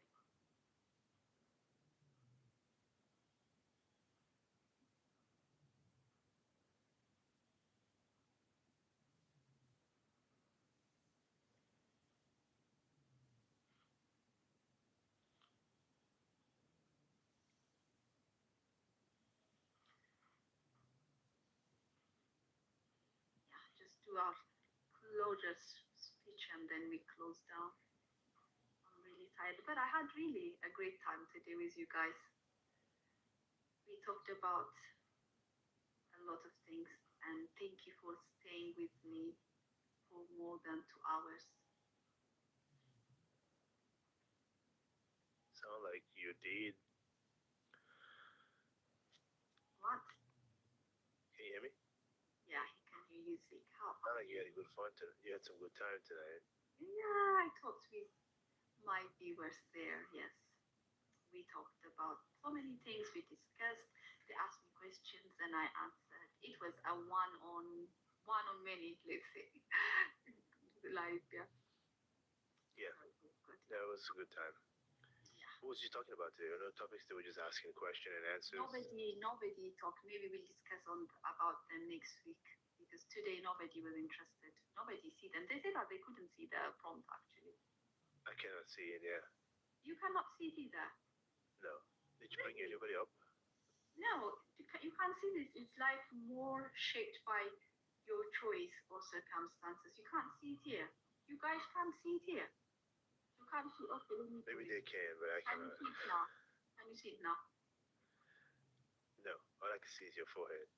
Oh, I forgot. Wait. I don't know. No, it's not there. Maybe it's hidden behind your hair. Honestly, I don't know, but I put it here. Maybe it was not approved. That's why, I guess. Hi, Musa. Maybe it was not, but it's late. I'm tired. Yeah, so could be. Sounds like a good show. You didn't have any questions. Do you have any questions for me? What are you going to tell us today? Before we go to bed, just tell us something and then we go. Well, there are a few things in life that can always get you to places that you cannot even imagine you will reach. If you build good relationships, be ready to face challenges.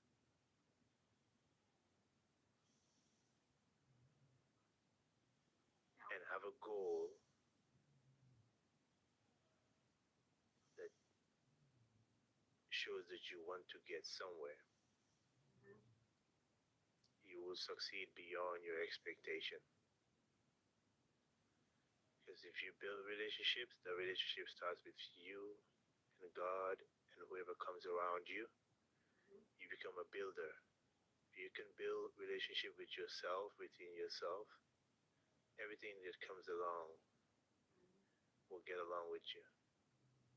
If you learn to face challenges, you'll be able to fight your own self, your own ego, your own pride. So the outside challenges will be something that will be very easy for you. And if you have a goal that sets you in line with your purpose, it sets you in line with your dreams, it makes your dream into reality. I think this package helps an individual to plan their life. So failure to plan. If you fail to plan to fail. So that's all I have for you today. Thank you. That's so useful. So I'll go to my bed with that.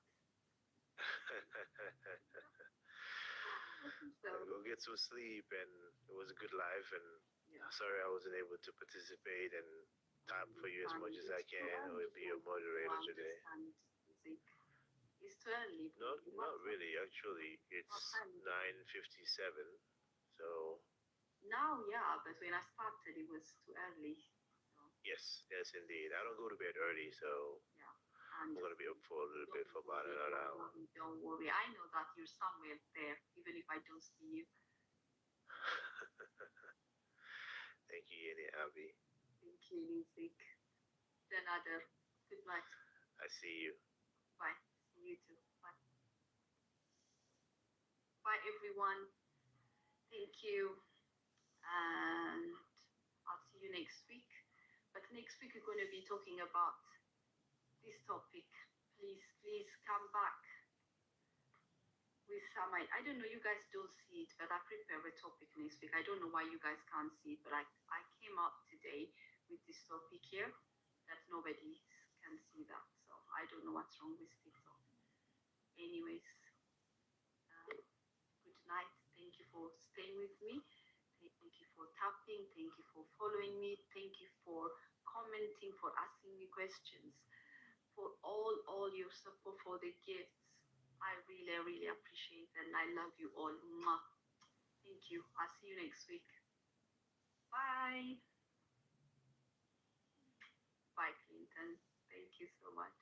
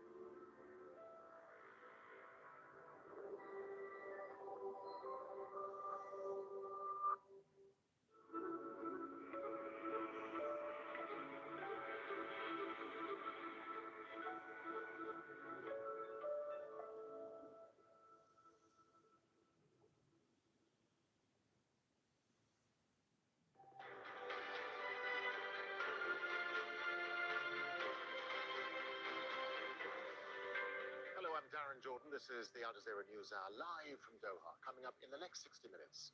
Trade, tech, and Iran. Donald Trump is in Beijing for talks with Chinese leader Xi Jinping at a crucial moment for the global economy. The two leaders are due to arrive at the Great Hall of the People in the next few minutes. It's Trump's first presidential visit to China since 2017. Israeli strikes on Lebanon continue ahead of direct talks to end the conflict. More than 10,000 homes have been destroyed or damaged since last month's ceasefire.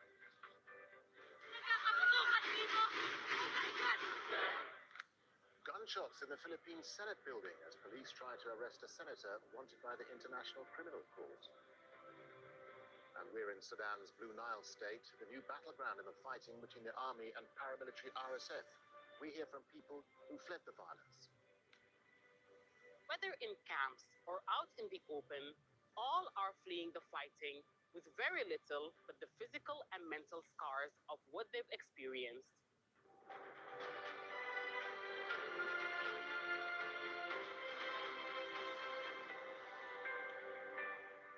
US President Donald Trump is expected to arrive at the Great Hall of the People in Beijing with President Xi Jinping in the next few minutes. It's Trump's first presidential visit to China since he was there in 2017 during his first term.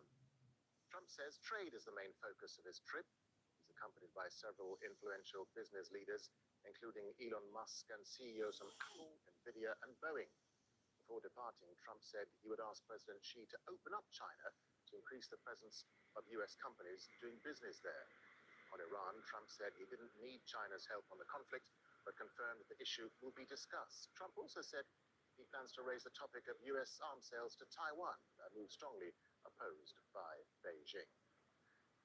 Well, our correspondents are in the Chinese capital. We'll speak to our chief US correspondent, Alan Fisher, in just a minute. But first, let's go to Katrina Yu. Katrina, so how important then is Trump's visit to the Chinese? Because Beijing, of course, has some big issues to address, like Taiwan, tariffs, and trade stability for Chinese companies. I think it's difficult to overstate just how important this visit is. President Xi Jinping, he hosts state leaders all the time, but none quite as powerful and quite as unpredictable as Donald Trump. And Beijing has said time and time again, there is no relationship diplomatically that is as important as the relationship between Beijing and Washington. Now, the issue is that last time that Donald Trump was here in 2017, China greeted him with much fanfare. It was a very lavish visit. But when Trump went home, almost straight away, he launched that first trade war against China, and China was really caught off guard by this. So China learned its lesson, and now has a very tricky balance to play. It has to flatter Donald Trump, show him respect, work closely with him, get what they want out of him as well, their own deliverables, but at the same time, it doesn't necessarily trust Donald Trump. Now, when it comes to those deliverables, what are China's priorities? You alluded to them, Darren. Trade stability, better tariff terms preferably, and I think really the real priority for China is to inject momentum in what has been a stubbornly slowing economy. It wants to do deals with China, yes, to reassure Chinese investors, but to ensure investors all around the world and raise some confidence and boost activity, economic activity. Yeah, Katrina, one second, just as we're speaking to you, President Trump has arrived at the Great Hall of the People. He's been met at the steps there by President Xi Jinping. So the live pictures that we're seeing on our screen is now of the two leaders. President Xi was coming down the steps a few minutes earlier. President Trump arrived in his motorcade. They're now walking together at the bottom of the steps of the Great Hall of the People. President Xi is walking with President Trump and introducing him to various dignitaries from the Chinese delegation. So that's the live picture we're seeing now on our screens. You were talking to us now about what's likely to come out of this meeting. Really interesting. These two men have just met. They're walking up the stairs. These two leaders couldn't be more different. Obviously, Trump very brash, very direct, and Xi Jinping a completely different style of leader. He's very distant, very aloof. He speaks in poetry and metaphors. So anything could happen in this trip, and this is why the whole world is literally watching. Now, I was mentioning the technology is going to be on the agenda. We know that NVIDIA, the chip makers, boss Jensen Huang was a last-minute addition on Air Force One. He is here. They have custom-made a chip, the semiconductor H200 for the Chinese market. Donald Trump has actually approved for that chip to be sold in China, but the stalling here is coming from China. Xi Jinping has told his companies not to buy it because he wants to support the local homegrown semiconductor industry. So that's going to be talked about, no doubt. And lastly, of course, for Xi Jinping, there is no issue more important than Taiwan. He sees Taiwan as a rogue Chinese territory that will one day be reunified back with Beijing under Beijing's control, using force if necessary. And now we know that Trump has held up a record arms package, arms sales worth $14 billion to Taiwan. He has said that he is open to discussing this with President Xi, alarming some of US allies in the Asian region. So for Xi Jinping, Taiwan will be front and center. And if he can manage to get that arms sale package reduced, that will definitely be seen as a win for China. All right, Katrina, stay with us. We're going to cross now to Alan Fisher, our chief US correspondent. Alan, as we're coming to you, we're watching these live pictures of President Xi meeting members of the American delegation with President Trump behind him there. Alan, so Trump clearly sees this visit as hugely important for the US economy. What will he be looking for in terms of tariffs, investment, and benefits for American companies, Alan? Let me just point out one thing, Darren, before we go into that, and that is Marco Rubio is on this delegation. He's there in the Great Hall, and he has been sanctioned by the Chinese twice, and they have used a sleight of hand almost to allow him to come into the country. They've changed the way they spell his name, which is different from the exclusion order, so the sanction order, so that allows the Secretary of State to be there in the Great Hall. Yes, Donald Trump is looking for some sort of economic benefit from this trip. He's looking to sell more agricultural produce to the United States, to China, like beef and soybeans. He wants to make sure that there's more inward investment by the Chinese as well. All of these are really important for Donald Trump, but one of the key things he wants is to open up the Chinese market, 1.4 billion people, to American companies. He thinks that the Chinese have been very protectionist. He sees one way of forcing them to do this through a board of trade. Both countries will sit on that and they will discuss problems with commerce between the two countries. But it's clear that Donald Trump definitely wants to get some sort of economic win that he can take back to the United States for this, because there are tensions. These summits don't tend to often produce great results simply because both sides are deeply suspicious of one another. And of course, as Katrina was saying, the tariffs question, what the Chinese are looking for there is some stability. Remember, at one point, Donald Trump imposed sanctions, tariffs of 145% on Chinese goods. What China wants is a regime that kind of lasts for a year and doesn't just move on the whim of Donald Trump and whether or not he's upset by something he might have seen on social media. Yeah, Alan, stay with us, won't you? But before we go back to Katrina, let's just look at some of these live pictures coming now from the Great Hall of the People in the Chinese capital, Beijing, where both leaders are taking the salute from a military band. Let's just listen in to what's happening.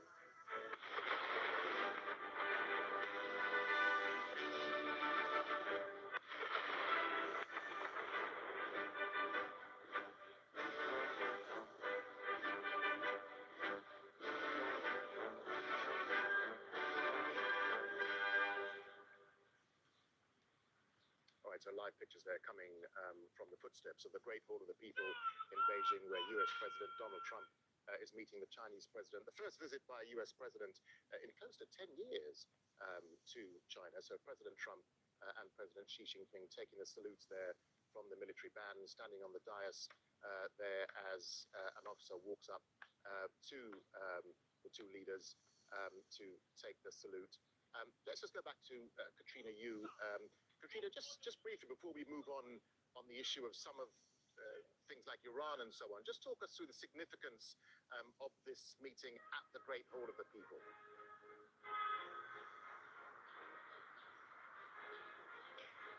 Well, the Great Hall of People really is the equivalent of the seat of power for China. It's the equivalent, I guess, of the White House and all other important centers of power. This is where it all comes to. Xi Jinping conducts all of his most important official business in the Great Hall of the People. All other state leaders enter here. They're all given a sort of salute, and really, China is really heavy into its symbolism. It's heavy into the visual optics, and it uses these little subtleties to really convey the importance of the visitor, the importance of the guest that Xi Jinping is greeting or hosting.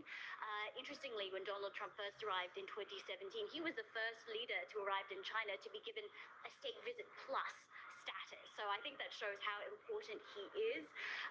One thing to note, though, is that when Donald Trump was actually greeted by China's officials when he arrived on the tarmac in Beijing yesterday, he was greeted by Han Zheng, who is the vice president of China.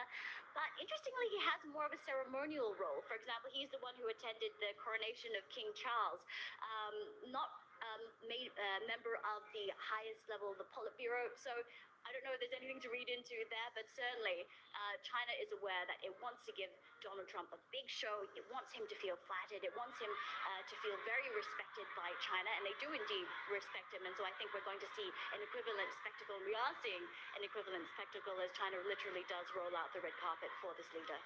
Yeah, Katrina, and how do ordinary people in China look at this visit by President Trump?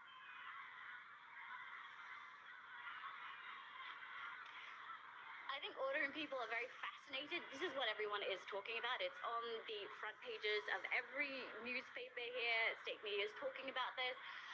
I think people are aware of how monumental this meeting is and how impactful it could be going forward. However, many people are also very wary of Donald Trump. They don't trust him simply because of how they feel he's attacked China, how they feel he's attacked China unfairly, not only from the first trade war and this trade war, but also during COVID and all of the other things that have happened over recent years. One thing that's really interesting is that Trump has a few nicknames here in China, and one of the most popular is Chuan Jianguo, which literally means nation builder. And they're not talking about Trump building up the nation of the US, they're talking about Trump building up the nation of China. And this is because they've said that many of the things that Trump has done, that first trade war, a lot of these trade restrictions, trying to really contain China, has had the opposite effect of boosting many of China's homegrown industries, and that indirect effect of actually making China steadier, more stable, and more powerful than it was before all of those things were imposed by Trump and his administration. Yeah, Katrina, as we're talking to you, we're seeing pictures of both Trump and Xi walking on the red carpet past hundreds of school children, I guess, waving pom-poms and dancing and waving in the air. So I think the formalities are due to close, and then they'll move up the steps again back into the Great Hall. One of the other big issues, Katrina, the Iran war, of course. China has always been reluctant to get involved in foreign conflicts. Is Beijing likely to give Trump any help with getting a deal with Iran?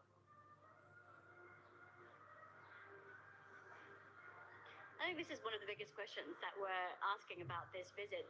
On the surface, on the global stage, China has again and again repeated that it is happy to do whatever it can to contribute to ending this conflict. China's been quite critical of the US and Israel starting this war. It's been very critical of the US blockade of Iranian ports. China wants to see the Strait of Hormuz reopened, not only because 30 to 40% of its own energy flows come through that vital choke point, it also buys Iranian oil itself. So it wants to continue buying this. The issue is, though, that China has interestingly been distancing itself from Iran at the same time. It's been saying it's not a party to this war, that it just wants a ceasefire to continue to talks to continue, but it has been kind of downplaying its ability to exert influence over Tehran. And the reason being is because some countries, including the US, have been accusing China of supporting Iran, of directly or indirectly helping the Iranian war effort. And we've actually had from the US recently sanctions on a number of Chinese companies, at least 5 so-called teapot oil refineries, as well as Chinese technology companies, for their role, they allege, in supporting Iran. Now, China has been very upset about this. It's actually told its companies to ignore those US sanctions, to keep continuing business as usual. So I have no doubt that Iran will come up in this visit. It will be talked about. It won't necessarily be a very comfortable conversation. And I think ideally Beijing would have liked Iran to be resolved by now. I think it sees it as an unhelpful distraction to what it sees as its more important goals in meeting with Donald Trump. All right, before we go back to our chief US correspondent, Alan Fisher, let's just look in and tune into some of the sights and sounds coming from the military ceremonial parade taking place as President Trump meets President Xi in Beijing.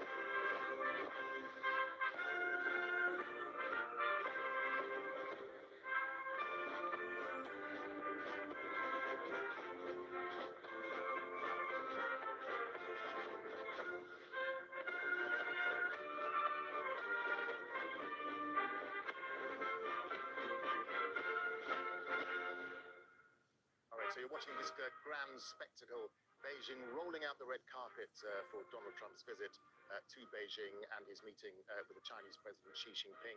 You had marching bands there, you had children waving pom-poms and flags. A big spectacle for Donald Trump as he arrives at the Great Hall of the People in the Chinese capital, Beijing. So you're watching both leaders there.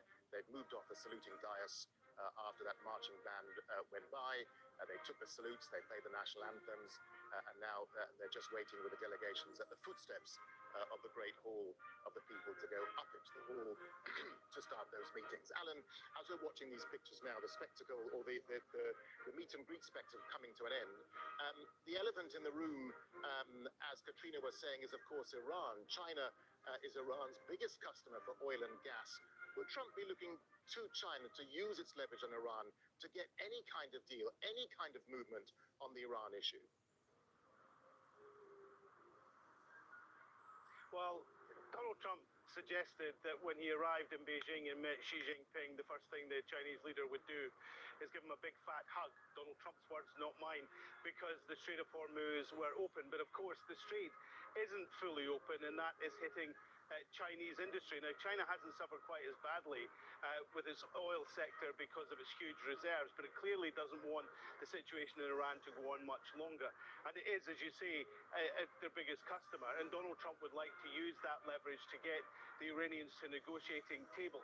Now, there's been some suggestion that the Chinese might actually stand in as guarantors and perhaps suggest that they could deal with the enriched uranium, or perhaps get a guarantee from the Iranians about no nuclear weapons for a set period of time. But the Chinese don't tend to like to get involved into foreign conflicts, and they really enjoy is maybe too strong a word, but they don't mind Donald Trump suffering through this on a domestic stage, and and the impact that it has on the United States economy. Of course, the Chinese is the second biggest economy in the world. So there is room for some sort of maneuver here, and China believes that they have an amount of leverage with their links with Tehran that they could possibly use. Remember, just last week that the Iranian foreign minister was in Beijing as well. But Donald Trump has a lever as well. He has got that massive arms sales to Taiwan, which was put on hold. He could scale that back or put a hold on it for a longer time if he thinks that the Chinese would help him get a deal with Tehran. So there's a lot of discussion to go on. It probably won't be decided in the meetings that are going to take place in the next few hours. These things take a lot of work with officials on both sides. But the issue will be raised. Donald Trump's main aim is to come away from here with an economic victory. He would quite like the diplomatic victory in Iran as well to happen soon, and the Chinese could well be key to that. All right, Alan Fisher there, our chief US correspondent in Beijing, and Katrina Yu, also in Beijing. Thank you both. Now, Israel continues its relentless attacks on Lebanon despite a new round of talks planned in the US to end the fighting. Since the ceasefire went into effect last month, there's been no let-up in Israeli strikes. Lebanon's top research institute says more than 10,000 homes have been destroyed or damaged. The National Council for Scientific Research says more than 5,000 homes have been completely destroyed, while another 5,000 have been seriously damaged. Israeli soldiers have been carrying out broad demolition operations across southern Lebanon.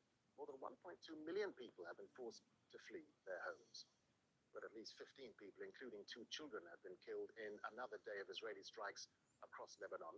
The health ministry says the strikes targeted vehicles on a major highway linking Beirut to the south. Lebanon and Israel are expected to hold a new round of direct talks in Washington on Thursday. Al Jazeera's Abeda Hito has the latest from Tyre in southern Lebanon.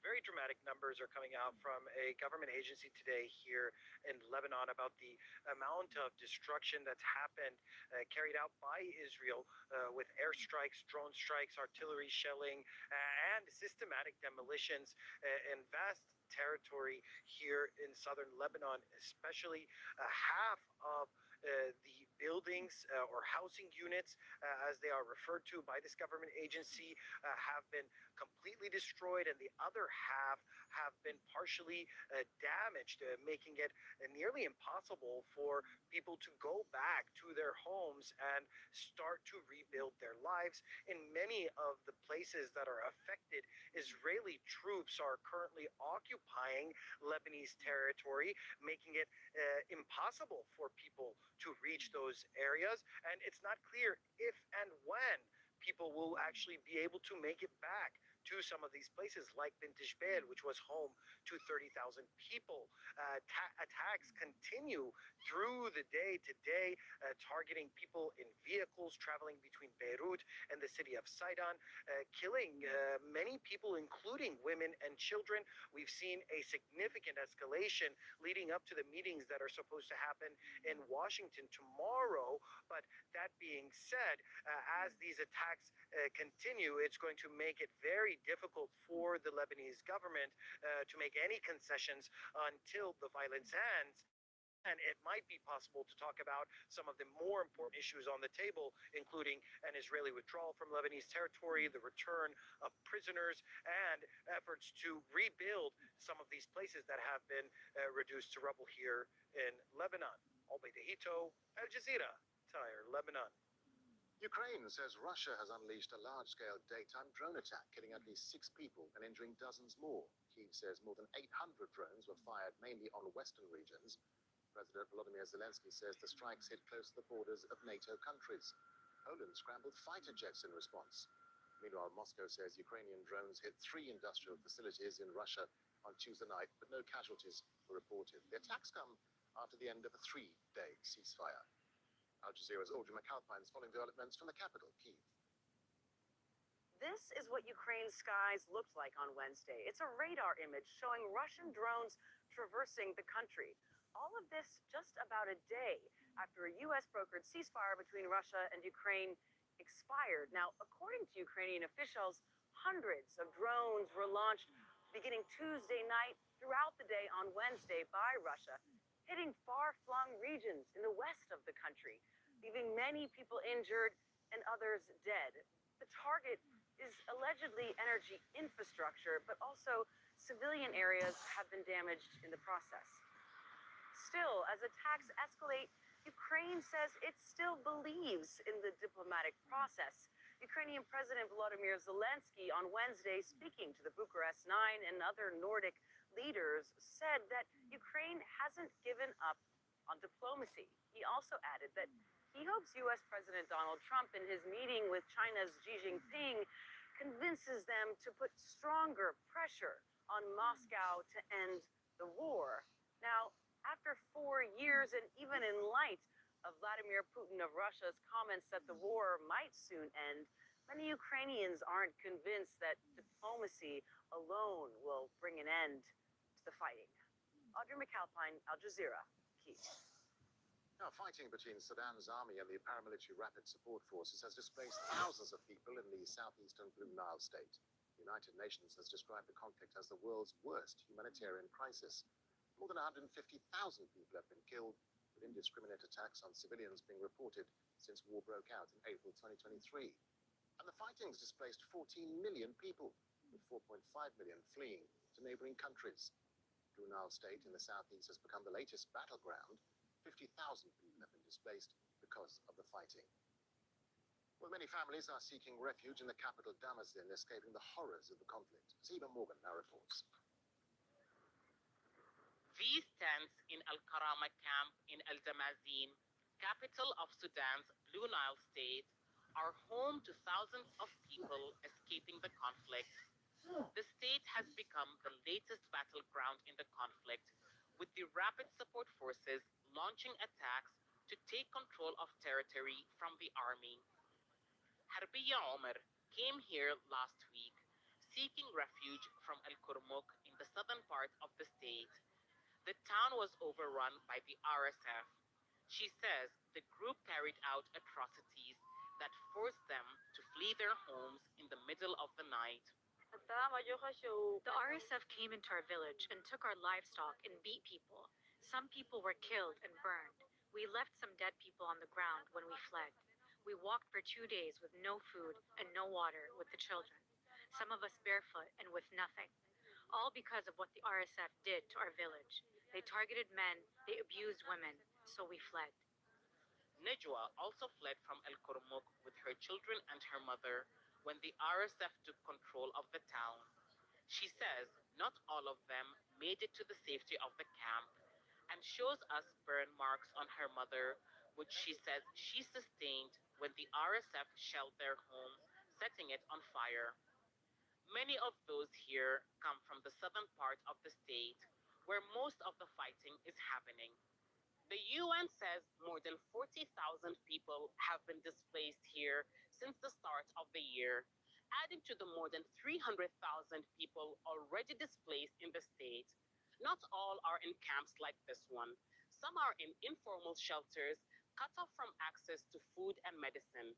But whether in camps or out in the open, all are fleeing the fighting with very little but the physical and mental scars of what they've experienced. Al-Naim fled from Dindiru village in the south. He says while the fighting did not reach his village, RSF drones forced him, along with his neighbors, to come to the camp. The UN says nearly 900 people have been killed in drone strikes around the country since the start of the year. The drones were operating in an unusual way. Innocent people died. Homes were burned. All our properties were destroyed. Whether shops or cars or tractors for farming, the entire village was burned using drones. Even though the army base was outside, we lost people. Mothers lost children. Children lost parents. I myself lost my brother. The camp is already congested, but more people are expected to arrive as Sudan's devastating war continues. Hiba Morgan, Al Jazeera, at Damazin, Blue Nile State. Now, a Philippines politician wanted by the International Criminal Court is safe after gunshots were fired in the Senate, where he's been holed up since Monday.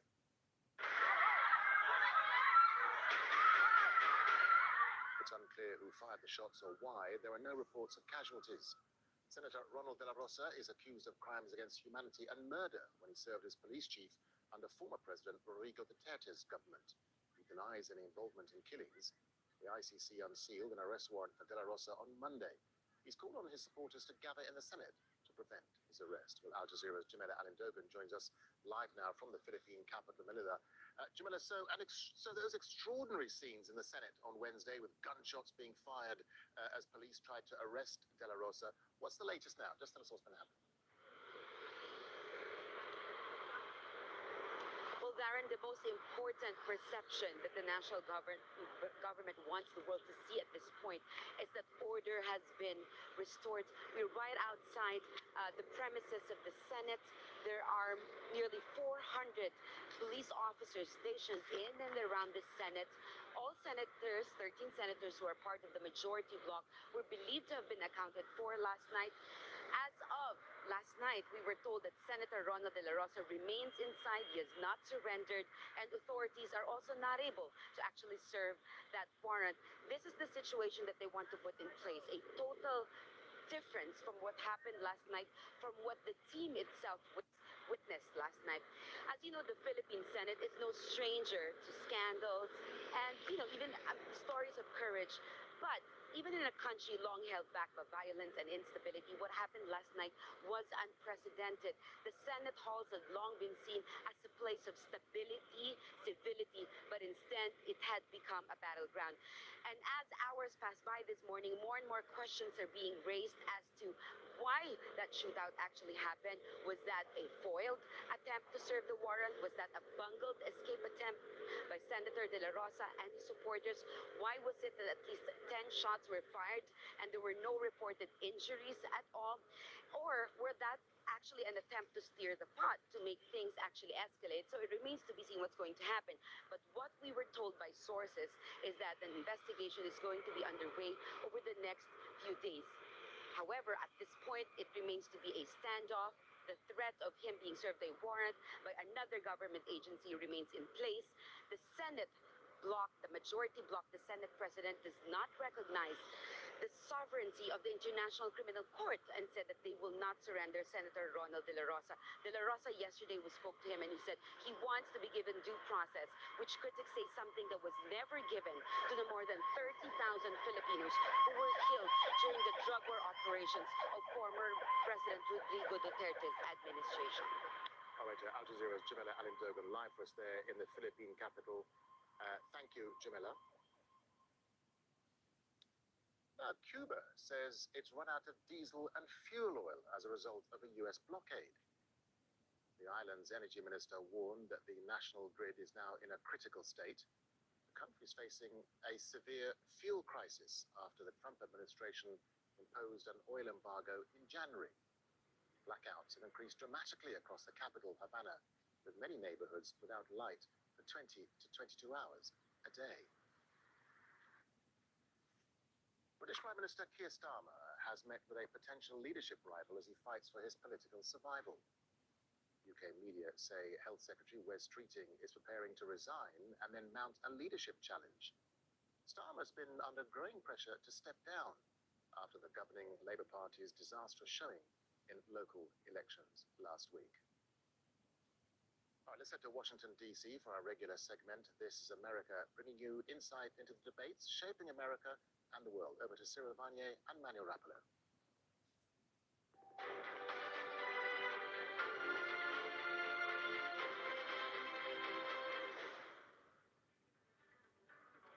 This is America, where what started as ping-pong diplomacy with China has now developed into what Donald Trump calls a close friendship.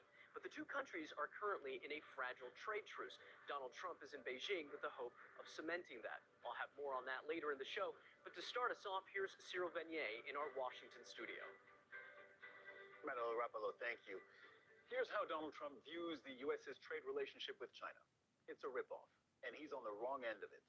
The president believes this partly because Americans buy more from China than the other way around, the trade deficit that he rails against, and partly because China, like the U.S., doesn't always play fair in business, using all of its tools to secure economic advantage. As Trump visits Beijing for the first time in nearly 9 years, looking for a win, we ask what that looks like and how to get it. But China needs us much more than we need them. World Trade Organization, which was owned by China. It was owned and paid for by China. They were making from us $1 trillion a year. They were ripping us off like nobody's ever ripped us off. And by the way, we have other countries that were just as bad. I have a great relationship with President Xi. We're doing a lot of business, but it's smart business. We used to be taken advantage of for years. So on some issues, Donald Trump can be unpredictable. His views can change over time. On trade, specifically U.S. trade with China, as you just heard, the opposite is true. The U.S. president has been very consistent that Washington must confront Beijing. Al Jazeera's Patty Culhane takes us through the twists and turns of the last 12 years. 2 years into his first term, U.S. President Donald Trump launched the first salvo in the trade war. Today, I'm defending America's national security by placing tariffs on foreign imports of steel and aluminum. In his first term, the tariffs were targeted. That all changed in his second term. I mean, I'm just doing what's fair. This is a very fair thing.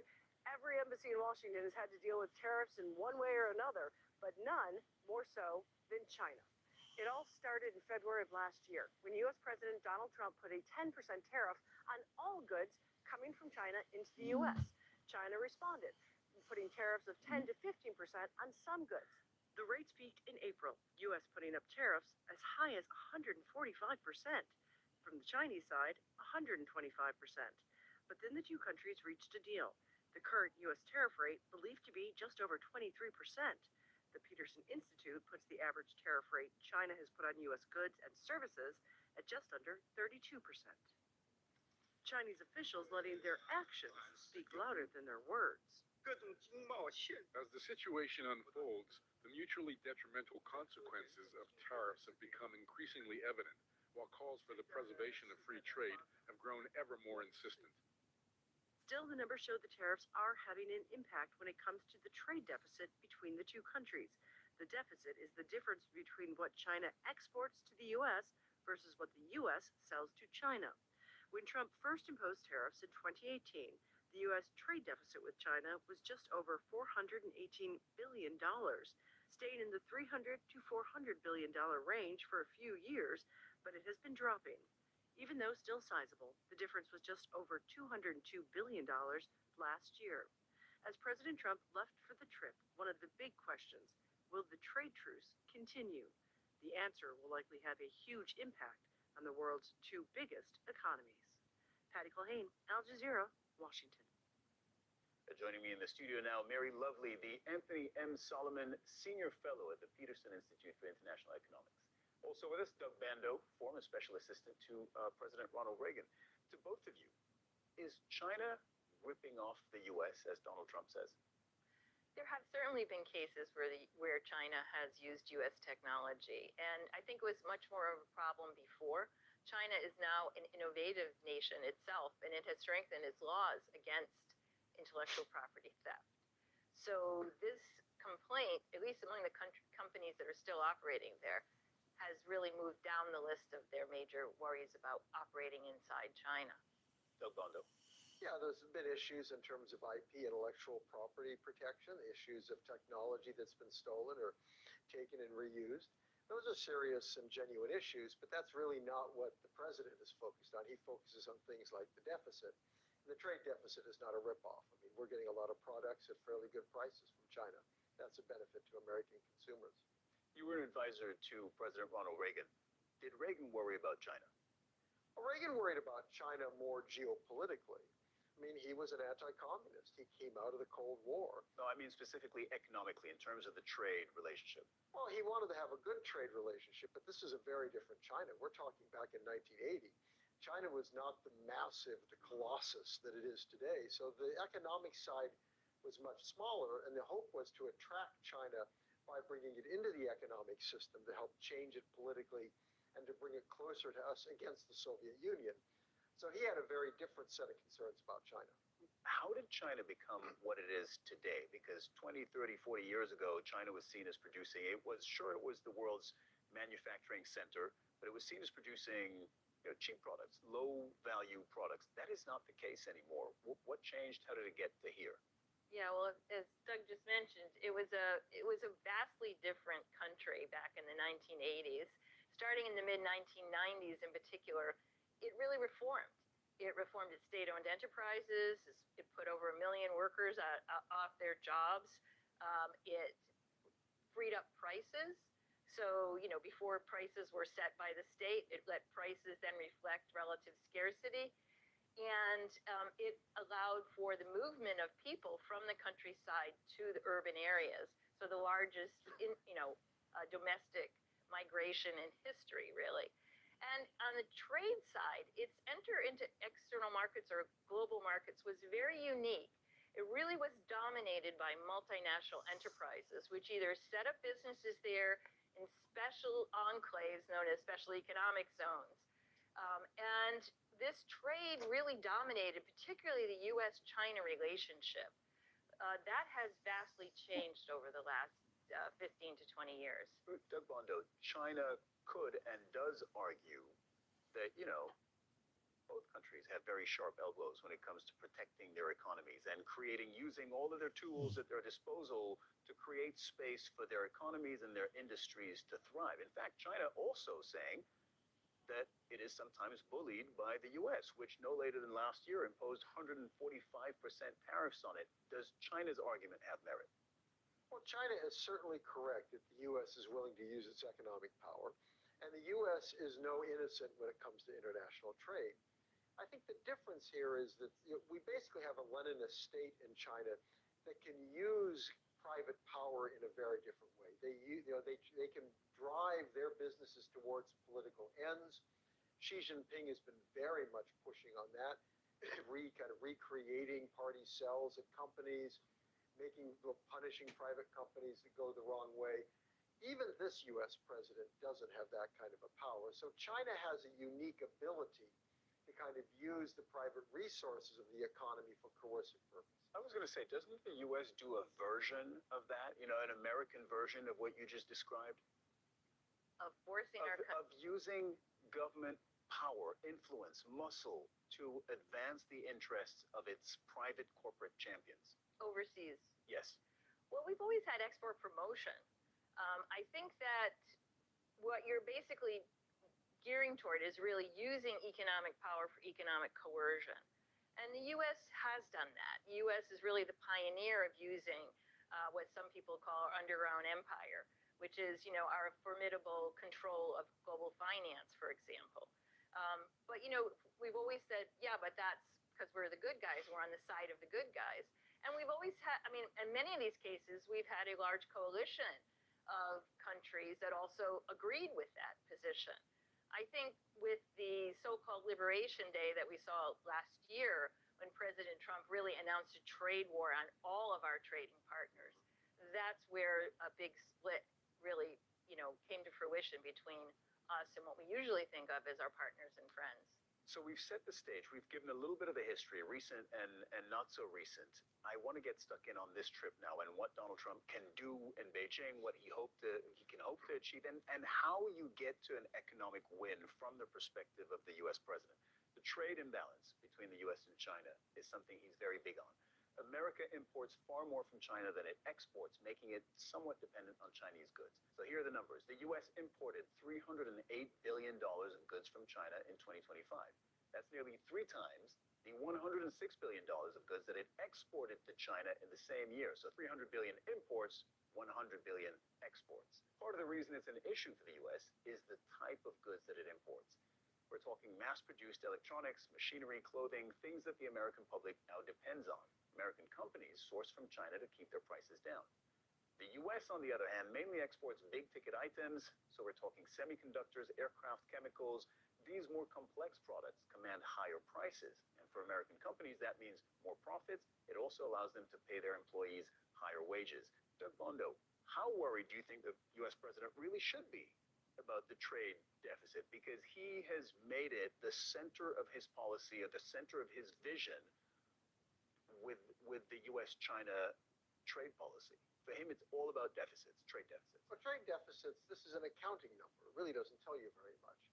The point is, unless they burn the money, the point is that money comes back. And what do you do with it? They either spend it or they invest it.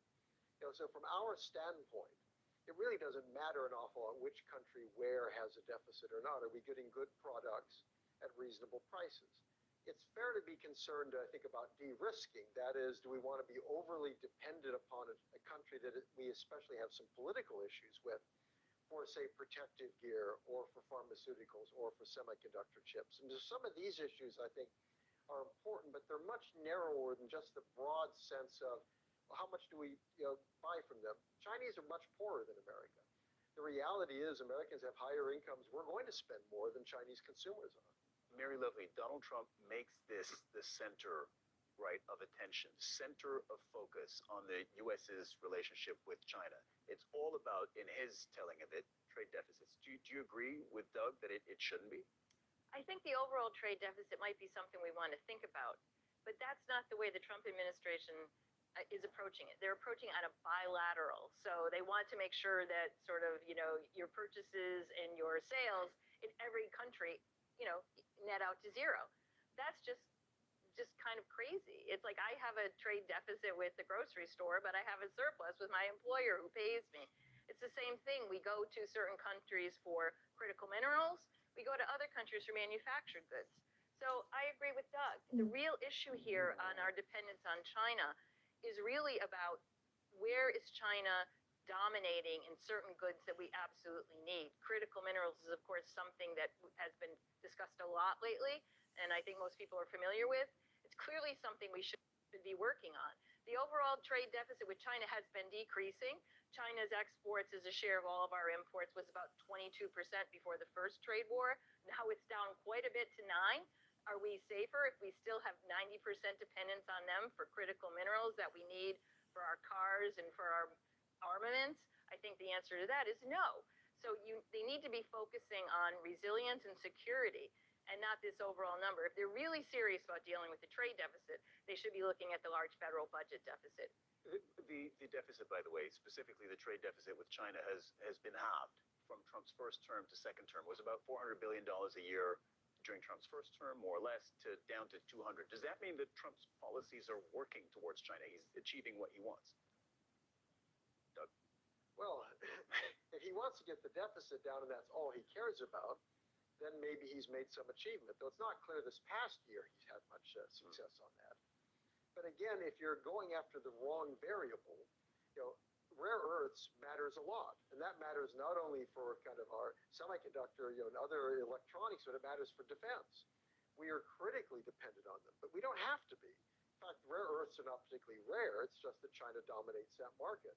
We want to maintain the kind of command of the commanding heights of technology, semiconductor chips, AI. Those are the things we need to focus on. I worry that Donald Trump, he's very interested in getting soybean orders. Well, I love farmers. I hope they get soybean orders. But if the question is, where do you focus your effort?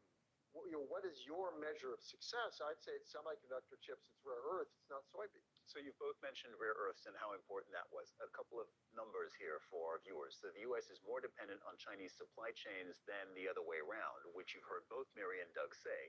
Rare earths is the prime example here. China is the largest producer in the world by far. It mines about 70% of the world's rare earth minerals.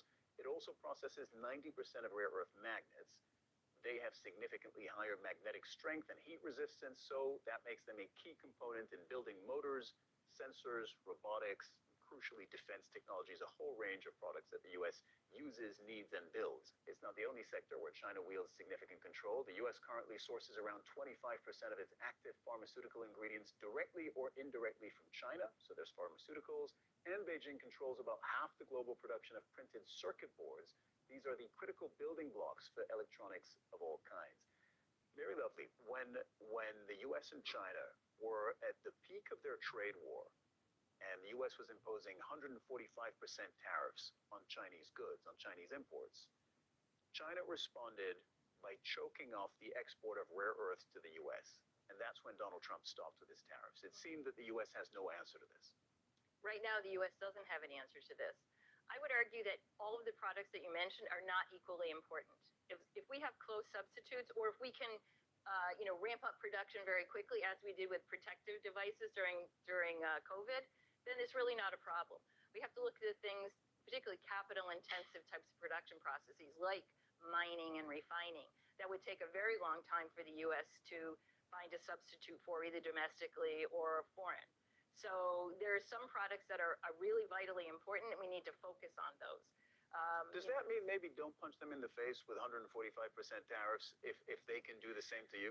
Yeah, I mean, it's kind of shocking that the president's people didn't know this going in. We all knew this was a possibility.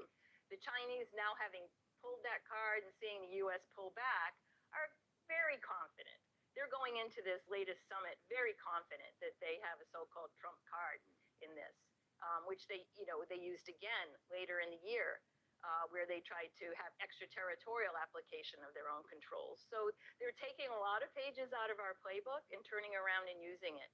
And, we have to have response to that, but it needs to be a wake-up call, not to focus on things like bilateral trade deficits, which are just going to move the U.S. deficit around from country to country, and instead focus exactly on the things that are actually going to raise resilience and security.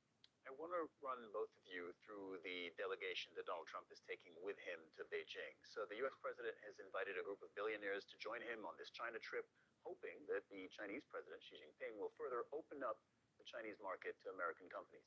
U.S. officials also say that Trump wants to create a board of investment and a board of trade with China.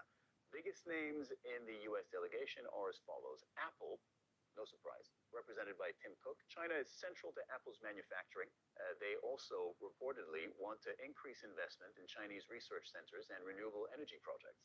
Tesla's Elon Musk is there too, the world's richest man. He has deep business interests in China. Much of Tesla's car and battery production is based there. Meta's president and vice chairman, Dina Powell McCormick, is there. Meta is an interesting one because just last month, Chinese authorities ordered that Meta halt its $2 billion acquisition of Chinese firm Manus AI. Boeing is part of the U.S. delegation with CEO Kelly Ortberg. China has not bought Boeing airplanes in large numbers in nearly a decade, but that could be about to reportedly on the verge of announcing a Chinese order of 500 airplanes. And one more thing, last-minute addition to the trip, NVIDIA. As the world's biggest AI chip maker, their CEO, Jensen Huang, has long pushed for greater access to the Chinese market. He says China represents a $15 billion opportunity. So when you listen to the names of these tech giants, these industrial giants for the U.S. that are traveling to Beijing, where do you see the most opportunity? Doug, perhaps you take this one first, for deal making or for some win or positive announcement at the end of the trip. Well, I would certainly expect that he wants something for farmers. That's probably going to be soybeans, even though we don't have a billionaire who's in the soybean trade.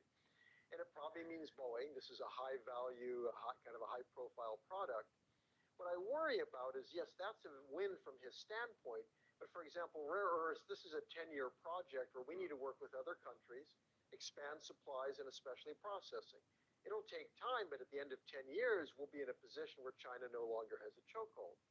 I worry that what we're going to see is the promise of we were willing to buy some more semiconductor chips.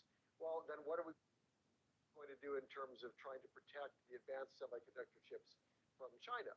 What are concessions will the Chinese demand? The first Trump term, they basically didn't retaliate a lot. They kind of accepted and dealt with Trump. They have learned, if you're dealing with Donald Trump, you'd better fight back. And that's where the rare earths came from. And I think that's one reason the administration was surprised, is they hadn't found China being so willing to fight back so tough. So I worry the president's, taking, what will be an easy victims back, but I worry about the long term as he kind of missing the most important issues that we have with China on economics. Mary, I have a question for you on the intersection of trade and national security. It's going to be off the back of this. The U.S. and China compete for economic influence the world over. They want their brands, their companies, their industries to sell and be present everywhere. Here's a specific look at how this rivalry is playing out in Latin America, which Donald Trump sees as the U.S.'s economic. Manuel Rapallo reports. More than 50 years ago, a simple game of table tennis helped thaw relations between the United States and China.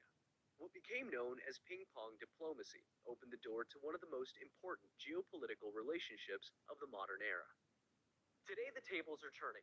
Latin America, home to critical minerals, major shipping routes, and some of the United States' biggest trading partners, has become strategically important both to Washington and Beijing.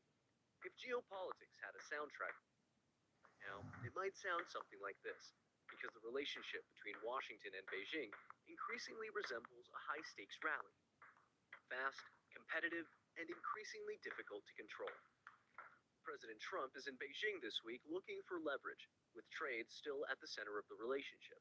Despite years of tariffs and sanctions, China still maintains enormous manufacturing power and a massive global trade surplus. Latin America has become one of the key arenas where that competition is playing out. China has invested heavily across the region through infrastructure projects, mining, telecommunications, and trade partnerships. Chinese-backed projects across Latin America and the Caribbean are now estimated to be worth hundreds of billions of dollars. In Peru, China helped finance and develop the massive port of Shanghai, a deep-water megaport designed to accelerate trade and Asia. Chinese companies have also expanded investments in lithium, mining, clean energy, and electric vehicle production across South America, including major projects in Brazil, which has become one of the top destinations for Chinese investment globally. The United States, meanwhile, is trying to strengthen supply chains closer to home, while warning governments in the region against growing Chinese influence. But unlike the Cold War era, today's rivalry stretches far beyond Washington and Beijing. The playing field has expanded, and the stakes have become global. Half a century ago, ping-pong diplomacy symbolized a breakthrough between Washington and Beijing. Today, the relationship is no longer defined by a single issue, but by an expanding contest over trade, infrastructure, and global influence. The question isn't whether or not China's influence in Latin America is growing, but whether Washington can keep pace with Beijing's expanding footprint in the region. Manuel Rapalo, Al Jazeera, Washington. Very lovely. Donald Trump always frames the economic competition with China as a matter of political security, and for sure, some of that is to give himself political cover to do what he wants, the tariffs and other measures. What do you think is the real intersection between the economic relations and national security for the U.S.? Well, we have to have this discussion, I think, as a civil society. And, I don't pretend to know it all. I think we need to have the security people, the economists, people involved in industrial development in the U.S. to sit down and think about this. Every issue with China is not a national security issue. We could cost the American consumer a lot less if we focus just on the things that we think do have national security concern. AI chips, perhaps, but not children's rubber boots, which we also have tariffs on. So I think that there's a lot of winnowing and sort of almost a maturing of our view of China. They're going to be in places like Latin America, offering patient capital to Latin America, building infrastructure.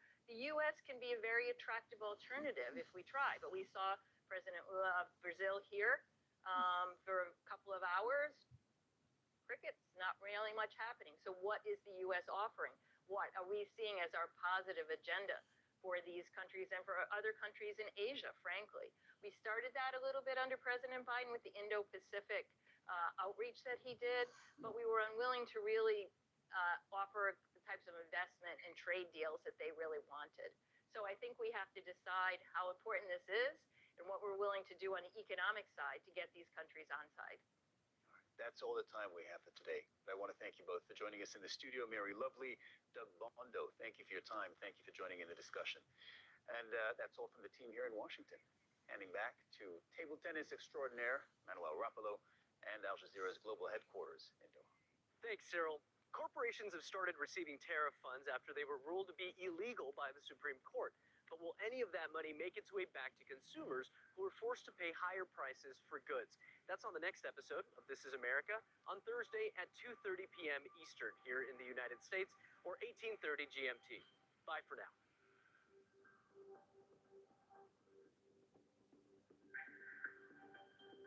Latest news. The U.S. is maintaining its blockade even as it's pausing this escorting of ships through the strait with detailed coverage. Commander Ali Abdullahi just released a statement saying that any warships belonging to the United States entering the Strait of Hormuz is going to be attacked. From around the world. There's the impact of the U.S.-Iran conflict on supply chains and global energy prices. Lebanon, which imports almost everything, is feeling it. flashpoint in Sudan's civil war. A city besieged and over 6,000 people slaughtered in 3 days, excluding the disappeared. Those who survived carry the burden of remembering. Fault Lines hears their testimonies and reconstructs the siege to examine their harrowing allegations. No exit from Al-Fashir on Al Jazeera. A weekly look at the world's top business stories. Who wins, who loses, in terms of countries at least to begin with.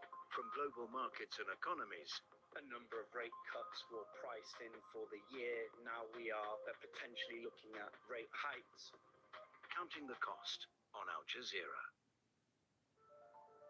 In every story, truth is priority. Facts emerge in fragments. Events change in an instant. Every image is reviewed. Every detail examined. Because accuracy is everything. Beyond the headlines, providing context, insight, and meaning. Seeking balance in every narrative we cover. Al Jazeera. From the front lines to the newsroom to you.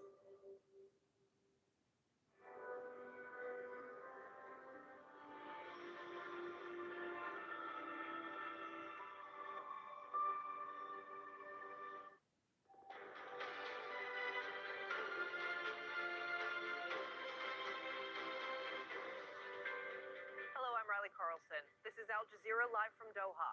Coming up. Donald Trump begins his state visit in China. President Xi Jinping says he hopes this will be a landmark year for relations between the two countries. Israeli strikes on Lebanon continue ahead of direct talks to end the conflict. More than 10,000 homes have been destroyed or damaged since last month's ceasefire. We're in Sudan's Blue Nile state, the new battleground in the fighting between the army and paramilitary RSF. We hear from people who fled the violence.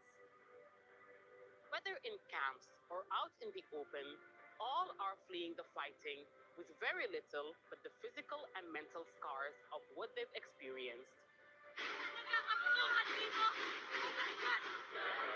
And gunshots in the Philippines Senate building as police try to arrest a senator wanted by the International Criminal Court.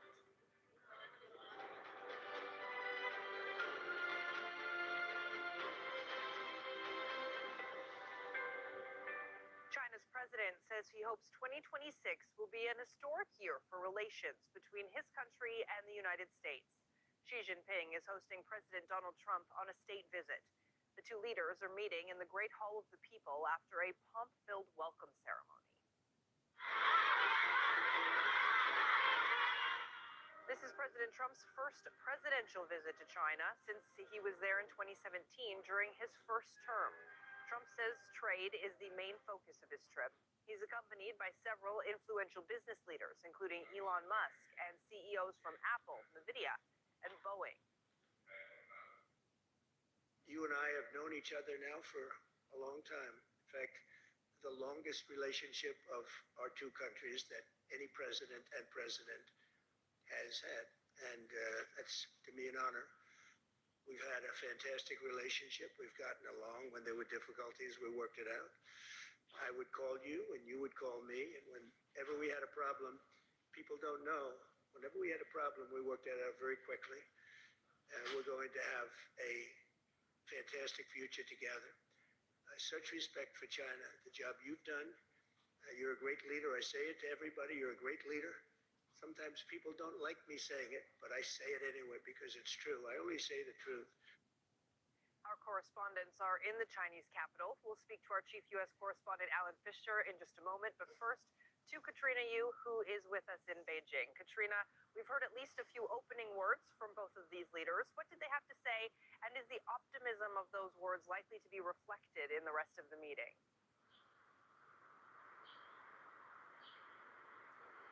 Well, I think it's very difficult to understate for China how important this visit is. Xi Jinping, he welcomes state leaders all the time, but none quite like Donald Trump in their unpredictability and in their power. And China does see the US as the most important country diplomatically for China. And to give a sense of what Xi Jinping really wants out of this visit, we can look to his remarks. So I have a translation here. The main gist of it is that the two countries, he said, find themselves at a crossroads.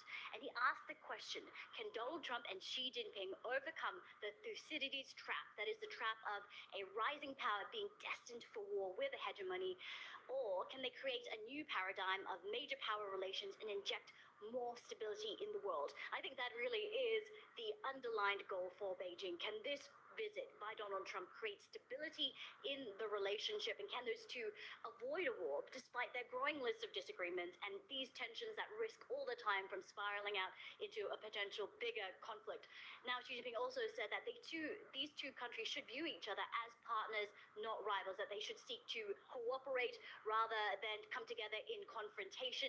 And we saw this very, very positive atmosphere, this unprecedented military welcome that went on for a long time, children waving flags that seemed to really impress Donald Trump. He smiled about that, he even mentioned it. And also, this is really creating an atmosphere of cooperation and giving face, as China would say. But the tricky thing is, China also is very wary that this is a leader who is known for tearing up agreements not long after he writes them or signs them. And China did have this experience when they greeted him very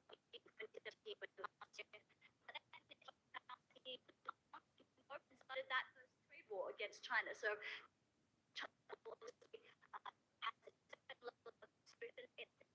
Okay, we're going to try and fix our feed to Katrina there and carry on with her. But in the meantime, let's go to Alan Fisher, our chief U.S. correspondent, who is also in Beijing for this state visit. So, Alan, it's no secret that the U.S. economy has been under strain, largely because of the war in Iran. What is President Trump looking for here from China? Well, there's a couple of things, and he talked about the economic strength of the team that accompanied him, the business leaders that are there.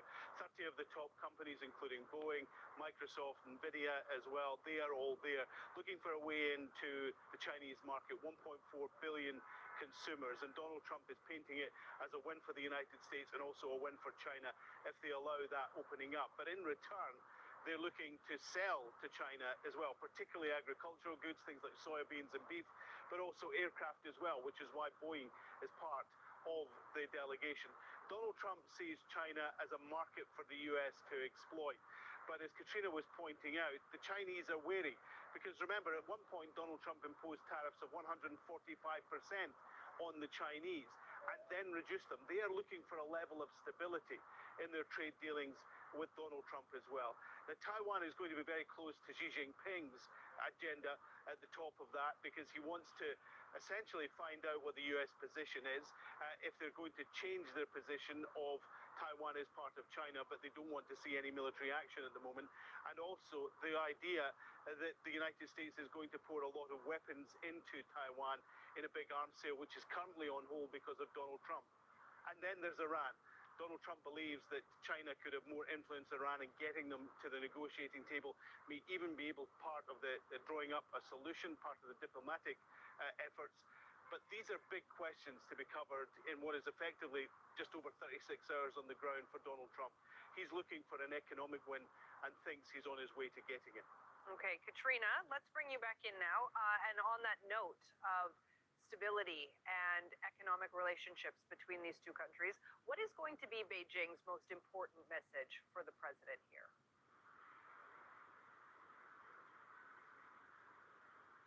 I think it is, again, that we should cooperate and not have confrontation, that we have more to gain by working together instead of viewing each other as rivals. And I think, as Alan mentioned, really the economic potential, the economic wins and trade will be front and center for China. China is right now experiencing a stubbornly slowing economy. It wants better tariff terms if it can get them. It wants to keep trade flowing between the US and China. It wants to keep US investment here in China.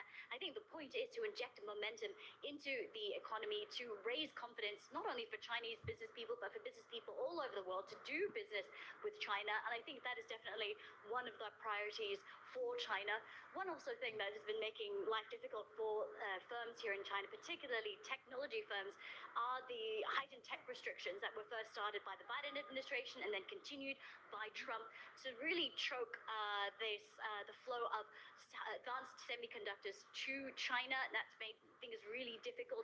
We've had, as many know, Jensen Huang, the head of NVIDIA, the semiconductor company, jump on this trip last minute.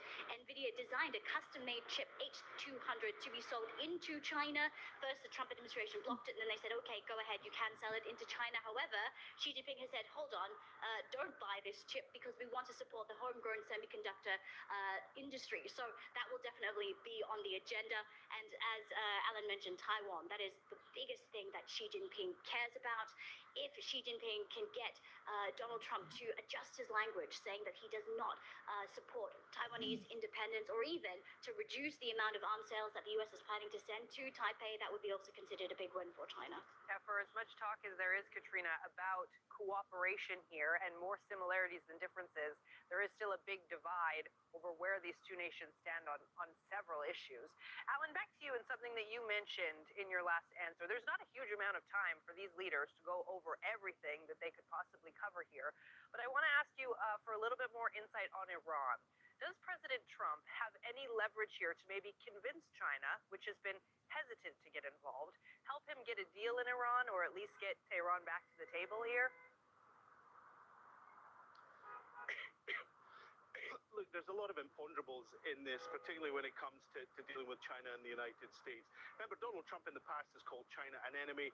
Today he says that Xi Jinping is a huge friend of his. He's known him for a very long time.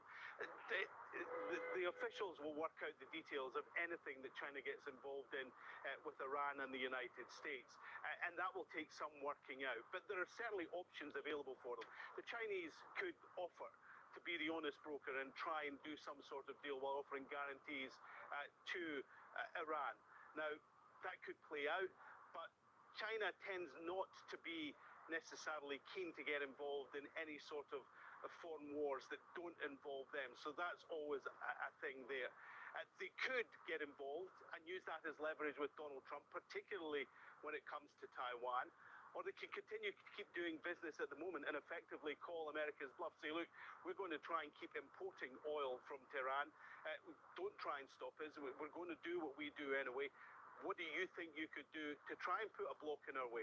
So there are many options open here at the way this can play out, but it's clear that Donald Trump thinks that China could play a bigger part, not least by putting pressure on the Iranians to come to the negotiating table. We know that Donald Trump is keen on getting some sort of deal. We've heard from J.D. Vance, the Vice President, in the last 24 hours saying that a lot of progress has been made since the last time they were in Islamabad. So there are options here, but they're not going to get them sorted out before Donald Trump leaves here on Friday afternoon. All right. Our chief U.S. correspondent, Alan Fisher, and Katrina Yu in Beijing, our thanks to both of you.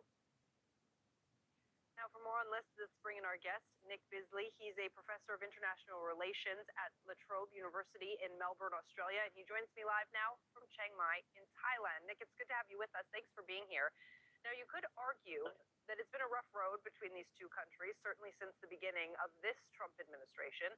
How important is cooperation between these two nations, not just for each other, but for the rest of us as well? Good to be with you. Look, I think both parties are, above all else, seeking stabilization in a relationship that's been pretty volatile and in which, as you say, the larger global context is one of extreme turbulence. Last year, I think everyone, especially Beijing, was caught surprised by the April tariffs, the Liberation Day tariff regime, which then rapidly escalated to this 140%. That's effectively a trade blockade in a way with Beijing. And then the response from China was pretty sharp and showed that they had some leverage. Beijing really didn't want to have to do that for a whole range of reasons. The Busan Accord, that they basically stabilized things, stepped everything back, and essentially found a short-term equilibrium is an agreement that sort of setting both sides are happy with, and I think both are really looking to sustain that. So I think the emphasis of this meeting and the priority that the president has put on it, I think indicates that there's a pretty high premium that the White House is putting on, obviously the relationship with China, but also trying to stabilize it. Right. I was pretty surprised that Trump actually took this trip, given that the Iran war has yet to be resolved. And I think the fact that he did shows just the priority that he's putting on it and the emphasis that the White House has on trying to continue a kind of positive, trade-focused relationship with Beijing. And on that note, as they try to do that, as they try to stabilize and normalize these relations, are tariffs or tariff reductions going to be the most important thing on this agenda for China as well? Well, certainly for China, I mean, China's interest is in trying to reduce tariffs into the US. They can live with the current levels, but they prefer to be back where they were prior to all of the tariff complications of the past 2 years. It's unclear that they can get that, but I think tariffs are probably not where the focus of this discussion is going to be. I suspect there's a couple of things that will be probably more likely to be agreed on at the meeting. One is purchase agreements. In particular, it looks likely that Beijing will be making announcements about buying soybeans, which has been a real problem for the United States, where farmers are really struggling with the high prices that have been put upon them because of the war in Iran, and Chinese soybean imports are the biggest market for them. Right. Also, China is likely to buy Boeing aircraft. And then there's this sort of talk about a board of trade, which I think is something that Trump likes. It'll give him a win. Beijing will look at it as it's a bit of window dressing. No one expects it to do a great deal. But that can be something where we get the sort of face saving of a positive deal and quid pro quos that benefit both sides. I think that's probably the most likely thing that we're going to get. I doubt there'll be a cutting back of the tariff that currently exist for China coming into the US. Okay, and when you talk about window dressing, I wonder, the US president said at the beginning in his opening remarks of this meeting that the relationship between the US and China is going to be better than ever. Do you think that he's right to be that optimistic, or is that window dressing? I think that's Trumpian hyperbole. If Trump comes out and says, well, I think they're going to be pretty okay, and you're thinking they're going to be terrible. Don't forget, this is the first of what is scheduled to be 4 meetings this year, so there's 7 months to go in this year, so there are going to be 3 more after this, which I find hard to imagine is going to be scheduled, but clearly there's an intent that things are looking to be sort of stabilized and moving in a positive trajectory. I think, if you strip out the Trumpian language, what I think the White House is trying to signal is prioritization on stabilization and improving the relationship. A lot of us have been surprised, sort of pleasantly surprised, that the second Trump administration has been much less hawkish on China than we all anticipated. So I think in January 2025, a lot of us said, well, the one thing we can be sure of is, President Trump's going to come in and really give China a hard time. And notwithstanding the Liberation Day tariffs, he hasn't done that. And in fact, I think, as you alluded to at the start, the nature of this bilateral relationship, how Washington gets on with Beijing, is of immense importance for Asia in particular, but for the world as a whole. And if that relationship can be on an even keel, can be stable, and the heat and the risk and the friction can be taken out of it, that's a really positive thing for the world as a whole. All right. Nick Bisley, Professor of International Relations at La Trobe University in Melbourne, thank you for joining us on Al Jazeera. Still to come on the program. An increasingly dangerous and volatile world threatens the United Kingdom. Britain's King Charles sets out the agenda of the Labour government as the UK Prime Minister faces mounting pressure to resign.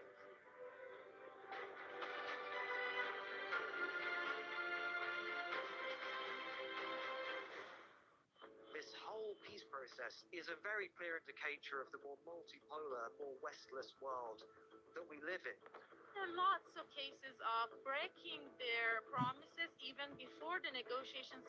It is in the interest of the Israelis to continue the fight, whereas it is the interest of the United States to end the hostilities. Iran has been decimated. They don't want to go back to one day before the bombing started. President Trump doesn't like to bluff. He likes to be very direct with his negotiations. He wants to say, well, I'm actually a deal maker, not a war maker, and my pressure tactic worked. Stay with Al Jazeera for the latest developments. Come in, sit down. This is a masterclass in how to be a colonizer. Portugal did not have a large manpower. It wasn't like most empires. They developed a creative system that played to their strengths. Take a look inside the colonial playbook. Empire works best when you can gain commercial benefit without having to put troops on the ground. Al Jazeera Untangles. Episode 4, Portugal, Ports and Profits. In every story, truth is priority. Beyond the headlines, providing context, insight, and meaning. Seeking balance in every narrative we cover. Al Jazeera, from the front lines to the newsroom, to you.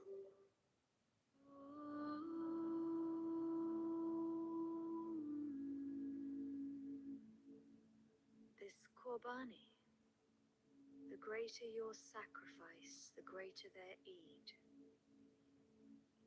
Share the joy this Eid al-Adha with Al-Care for all.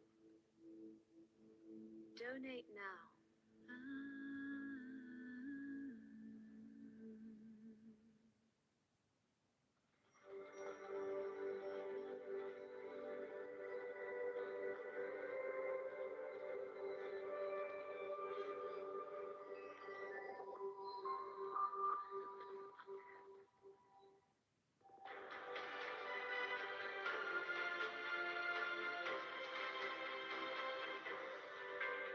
This is Al Jazeera, and here is a reminder of our top story this hour.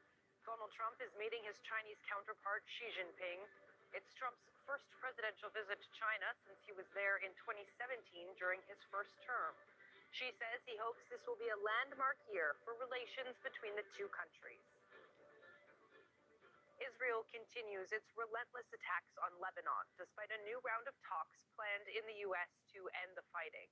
Since the ceasefire went into effect last month, there has been no let-up in Israeli strikes. Lebanon's top research institute says more than 10,000 homes have been destroyed or damaged. The National Council for Scientific Research says more than 5,000 homes have been completely destroyed, while another 5,000 have been seriously damaged. Israeli soldiers have been carrying out broad demolition operations across southern Lebanon. More than 1.2 million people have been forced to flee their homes. At least 15 people, including 2 children, have been killed in another day of Israeli strikes across Lebanon. The Lebanese Health Ministry says the strikes targeted vehicles on a major highway linking Beirut to the south. Lebanon and Israel are expected to hold a new round of direct negotiations in Washington on Thursday. Al Jazeera's Obeida Hito has the latest from Tyre in southern Lebanon. Very dramatic numbers are coming out from a government agency today here in Lebanon about the amount of destruction that's happened, carried out by Israel with airstrikes, drone strikes, artillery shelling, and systematic demolitions in vast territory here in southern Lebanon, especially half of the buildings or housing units, as they are referred to by this government agency, have been completely destroyed, and the other half have been partially damaged, making it nearly impossible for people to go back to their homes and start to rebuild their lives. In many of the places that are affected, Israeli troops are currently occupying Lebanese territory, making it impossible for people to reach those areas. And it's not clear if and when people will actually be able to make it back to some of these places, like Bintishbel, which was home to 30,000 people.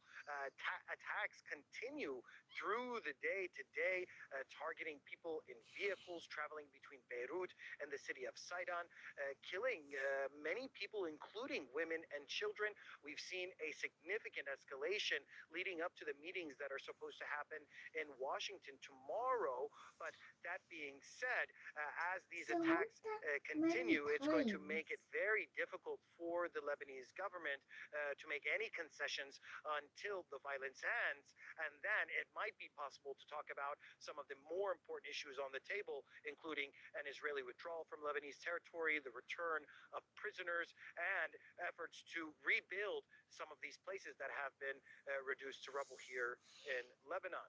Albeidehito, Al Jazeera, Tyre, Lebanon. Ukraine says Russia has unleashed a large-scale daytime drone attack, killing at least 6 people and injuring dozens more. Kyiv says more than 800 drones were fired mainly on western regions.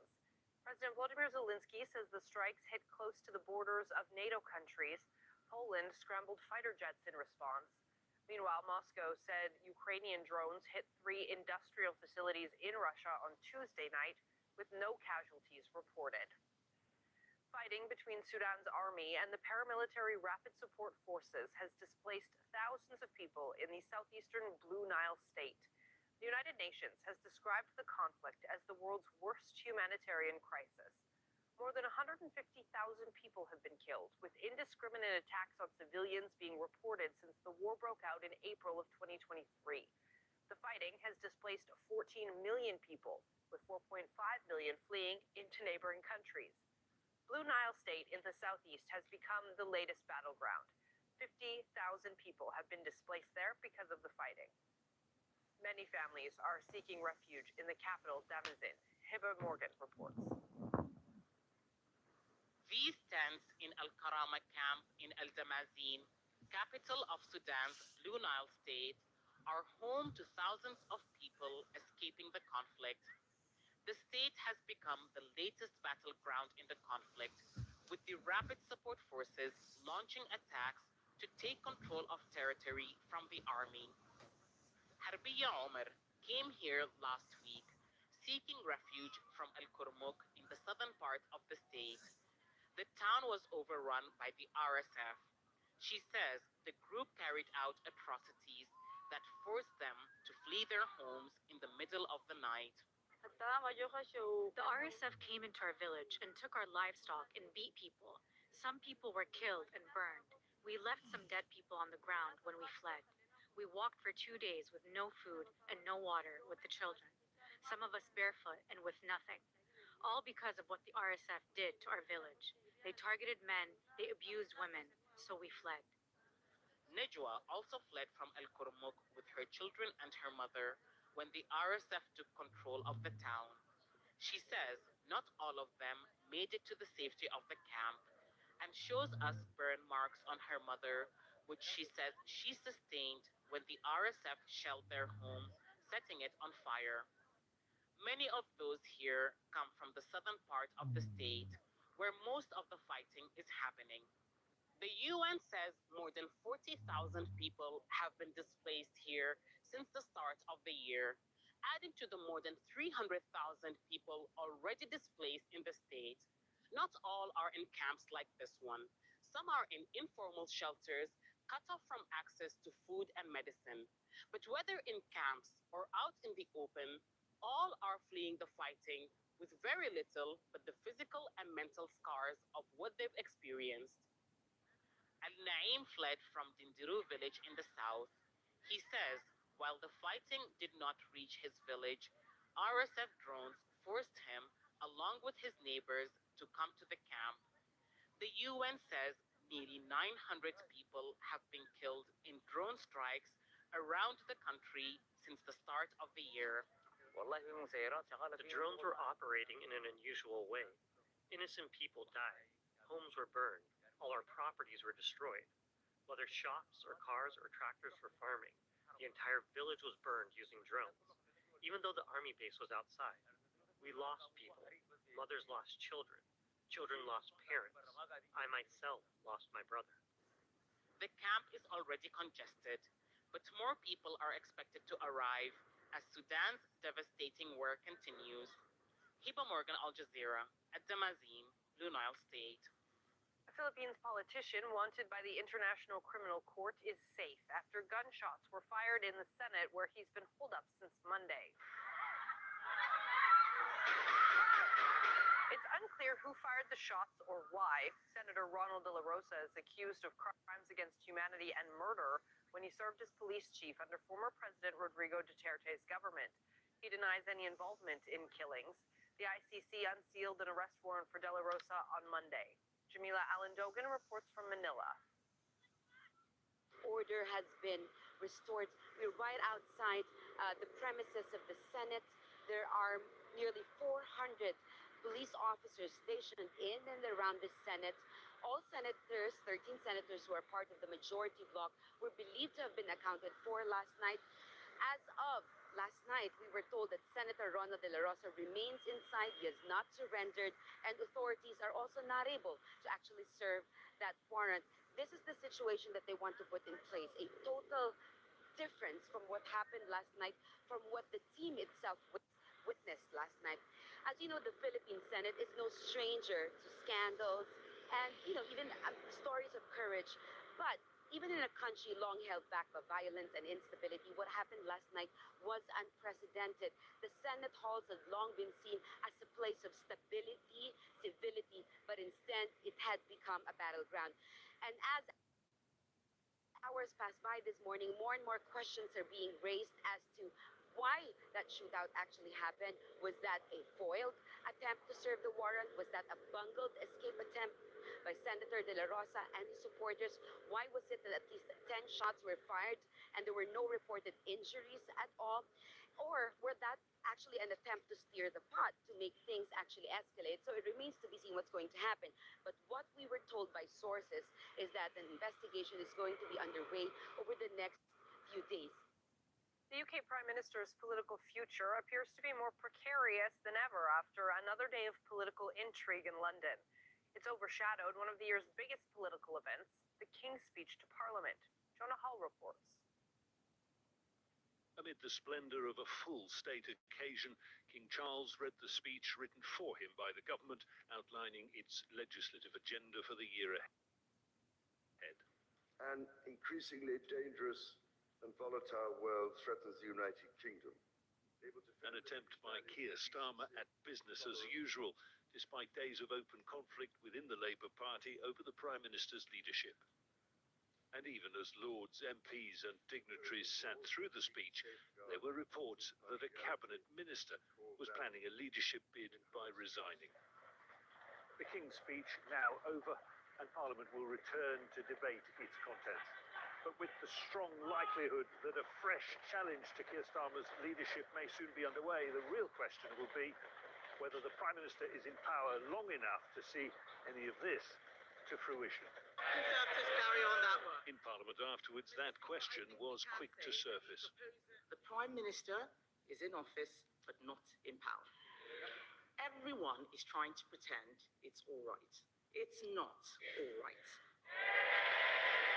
And the Prime Minister, defiant, treating it like a new beginning. We will not simply slump back to the old ways, because this King's Speech gives us the strength we need, the economic security, energy security, and national security to control our future in a chaotic world. So, despite a pause in hostilities out of respect for the King, there are signs this drama is about to enter its next, possibly decisive phase. If those reports prove correct that Health Secretary Wes Streeting plans to resign, it'll be by far the most prominent attack on the Prime Minister yet. Have you resigned, Mr. Streeting? And if Streeting can demonstrate the requisite support, it'll trigger a leadership election within the Labour Party that could take weeks or even months. Not business as usual then, far from it. Prime Minister Starmer is in grave danger, and few would doubt that his days are numbered. Jonah Hull, Al Jazeera, London. Cuba says it's run out of diesel and fuel oil as the result of a U.S. blockade. The island's energy minister warned that the national grid is now in a critical state. The country is facing a severe fuel crisis after the Trump administration imposed an oil embargo in January. Blackouts have increased dramatically across the capital, Havana, with many neighborhoods without electricity for 20 to 22 hours a day. There's more news at the top of the hour, right after Al Jazeera untangles. Stay with us.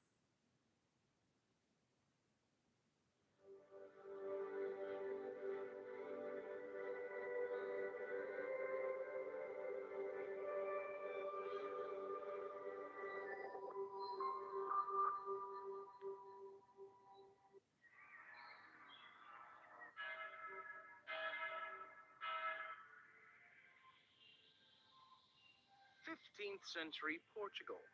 Population, barely 1 million. Ambition, a kingdom so small its kings could walk across it in a day. Now, Portugal did not have a large manpower. It wasn't like most empires. Yet it built an empire so wide the sun refused to clock out. How'd they pull it off? The Portuguese, as they traveled, had to do something that no one had ever done before. That is, to travel on boats to places that they were not familiar with all of the dangers that came with traveling around the world at that time. And this very much shaped their ambitions and their capabilities as they began to build a so-called empire. The Portuguese didn't just sail into the unknown. They charted it, mapped it, monetized it. They were the beta testers of empire. A global franchise powered by wind, spice, and a really ambitious GPS called Faith. Religion was really fundamental because the Portuguese people wanted to do a kind of new Portugal in these places, you know? A kind of overseas Portugal. So a country the size of a postage stamp tried to rule the world. Bold. Bold is one word for it. Before Britain, before the Dutch, Lisbon drew the world's first shipping routes. Not by conquering continents, but by cornering oceans. Welcome to Lesson 4, Inventing Empire.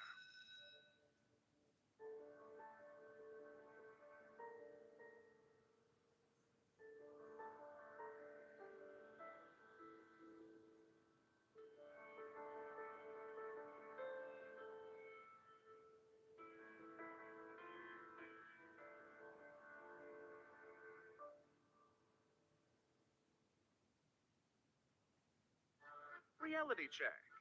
Portugal didn't just build an empire. It built the model. The trading posts, sea routes, and plantation economy that followed became the blueprint other empires upgraded and scaled. For the late arrivals, today we're performing a rhythmic autopsy of a nation that turned ocean control into world control. It all starts on the edge of Europe, a sliver of coastline hanging off Spain where maps once muttered, "Here be dragons." But Portugal looked at that warning and saw a business opportunity. Meet Prince Henry the Navigator, who, fun fact, never navigated anywhere. What he did have was vision and a budget. Prince Henry the Navigator was long presented as a kind of very enlightened figure who developed Portugal as a oceanic power based on trade. Think of Henry as the world's first venture capitalist for exploration. His nautical school at Sagres, perched on the windy cliffs of the Algarve, gathered mapmakers, astronomers, mathematicians, and shipwrights. Sagres School presented as a formal institution, but really it was a think tank with better sunsets.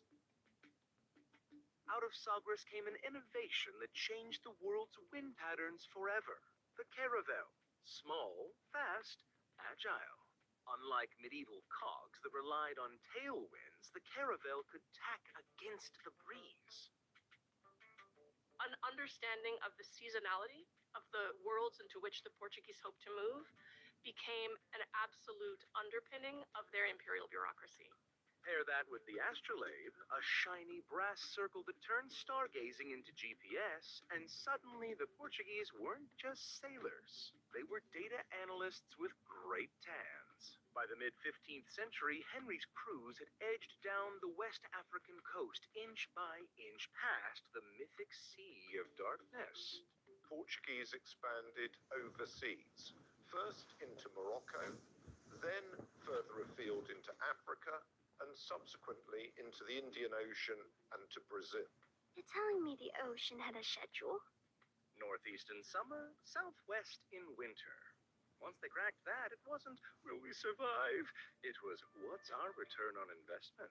So, if you can predict the monsoon... You can predict profit. Empire by weather report. When they found new coasts, they didn't just plant flags. They drew lines.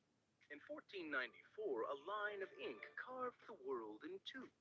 The Treaty of Tordesillas between Spain and Portugal, in a sense, represented the papacy under Pope, I think it's Alexander VI, trying to impose its authority in order to rate out Spanish and Portuguese areas of enterprise. The treaty handed Portugal everything east of Brazil, and Spain everything west. A divine startup accelerator. By decree, Portugal got half the globe. By practice, they got the shipping routes that made it profitable.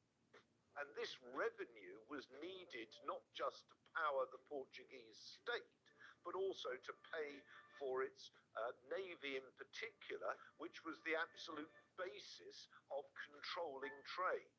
They reached Cape Bojador in 1434, a milestone that had terrified sailors.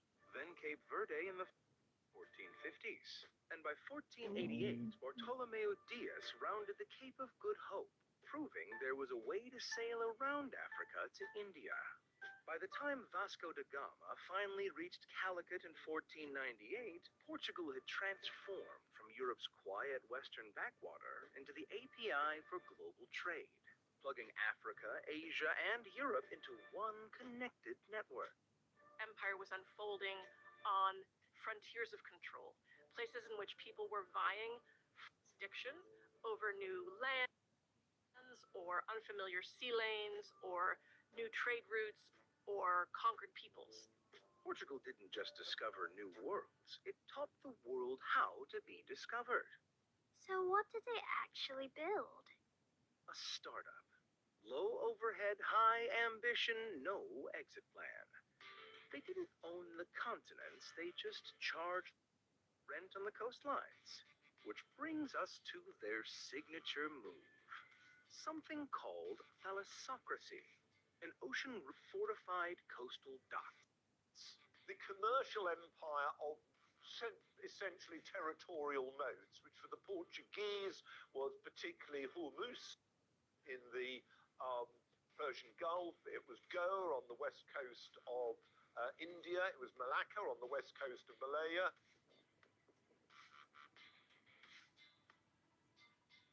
They ruled especially in towns, ports, and rarely they went to the interiors. Each dot was a toll booth with cannons. They didn't conquer countries, they conquered circulation. But they developed a creative system that played to their strengths of establishing, and this was a paradigm that they established, very, very early on, trading factories on coastlines and fortified trading houses, basically. Whoever wanted to trade from Africa to Asia had to pass through a Portuguese checkpoint and pay in gold, pepper, or compliance. Welcome to the Estado da India, Lisbon's oversea command and control from the Cape of Good Hope to the Straits of Malacca. There was an element to which the Portuguese Empire, while commercially based, nevertheless required the violence of naval force. The Battle of Diu in 1509. The Portuguese under Francisco de Almeida smashed a Gujarat, the Mamluk Sultanate, with Ottoman guns and forces aligned with the Zamorin of Calicut. The result, Portugal upgraded from suggestions to rules of the sea. After Diu, the Indian Ocean had a new sheriff, and he spoke Portuguese, as the faith part still there. The missionaries did travel with merchants around the globe, and to a certain degree, it was religious faith that got them onto boats. They truly believed that more important than having trade and very becoming rich, more important than that was to convert local people to Christianity. Goa sprouted churches and colleges. Malacca mixed catechism with customs. You can see that in things like the monastery at Belém. You can see it in the way in which the iconography of kings like John V very much combined Christianity with empire. Soft power met hard baptism on Sunday, customs duty on Monday. Certainly, both were very, very present in Portuguese imperial endeavors from their earliest days. They did not always coexist peacefully. They often were tremendous conflicts between servants of the crown and servants of the church. Missionaries softened the landing, cannons guard the harbor, Casa de India sets the prices. And for a few dazzling decades, it worked. Portugal ran the 16th century version of the oil trade. But monopoly, as always, needs fuel. For Portugal, it wasn't oil. Was it kindness? Please let it be kindness. I think it is important to confront the brutality that came along with empire and look at it head on. Slavery was very much developed by the Portuguese. First, the major sugar slave economy that they established was in Madeira. And then they spread that model to Brazil, where indeed half of these slaves that were taken from Africa to the New World were in fact taken to Brazil. Gold, sugar, bodies. The triangular rhythm of civilization. By the mid-16th century, Portuguese ships had trafficked around 150,000 Africans across the Atlantic. And back in Lisbon, the wealth glittered. Cathedrals tiled with gold leaf, nobles sipping imported chocolate, the city perfumed by nutmeg, its luxury built on lives that never arrived home. Still, the hardware of plunder had side effects. One of the fundamental paradoxes of empire is you can build it and intend it for one use, and it will be used for other things instead. Empire didn't just stock warehouses. It laid tracks, strung wires, and leveled ports that outlived the business model. In Brazil, the Estrada Real stitched the Minas Gerais gold fields to Rio de Janeiro and Partey, built to move bullion under guard. The side effect? The same corridors later carried people, newspapers, ideas, and eventually politics. Well, I think it's very interesting to look at the imperialism was both a project in making and a project in dissolution, in unmaking, at the same time. In Portuguese East Africa, present-day Mozambique, ports and rails locked the colony into a regional web not drawn from Mozambicans. Later, Maputo and Beira grew into cities around docks meant for extraction.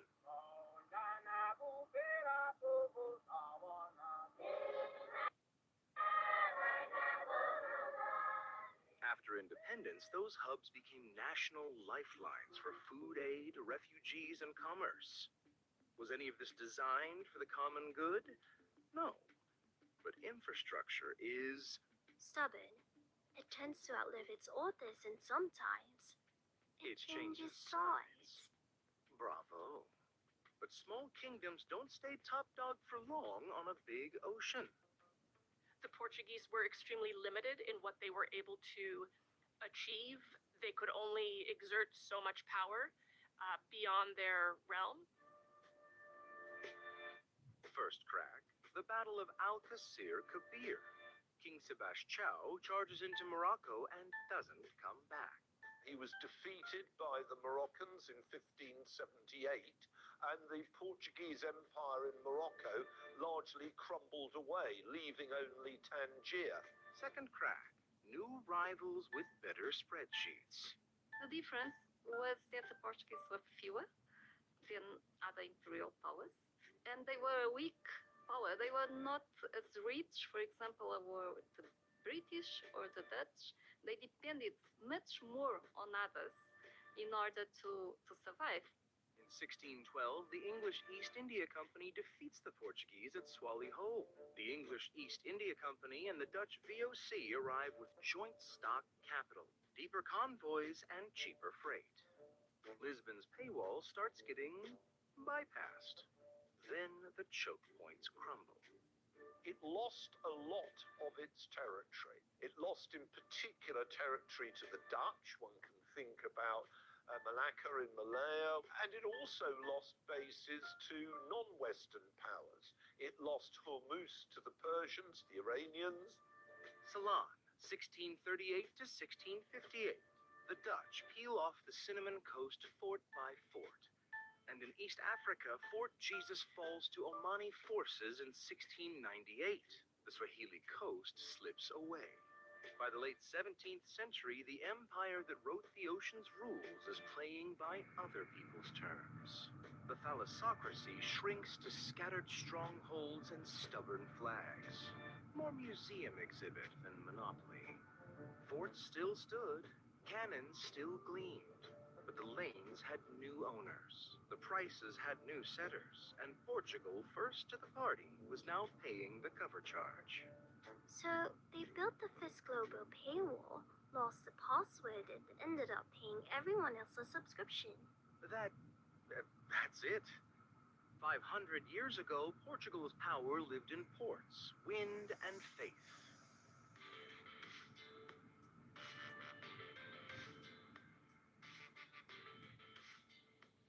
The idea of connecting souls around the world is one that surely 17th century individuals thought their missionary efforts were doing.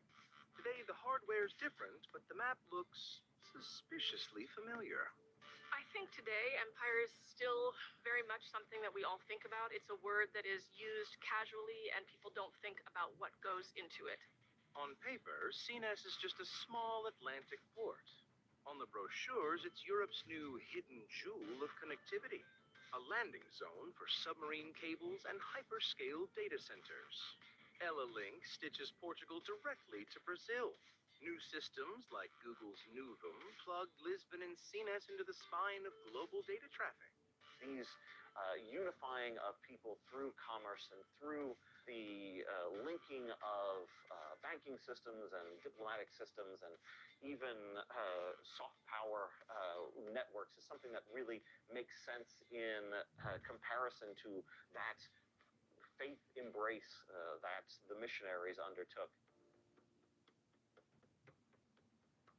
Half a century ago, this was a coastline. Now it's a junction box for the planet. Once, Lisbon charged rent on ocean trade. Now it hosts the hardware while someone else charges rent on our attention, our clicks, our lives in metadata.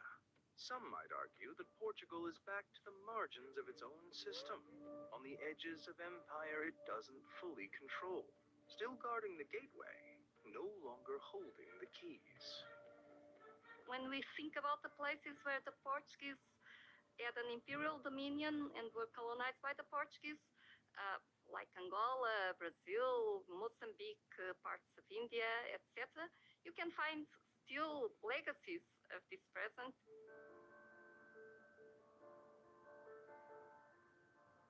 For Portugal, Mozambique was once a pit stop on the Spice Highway.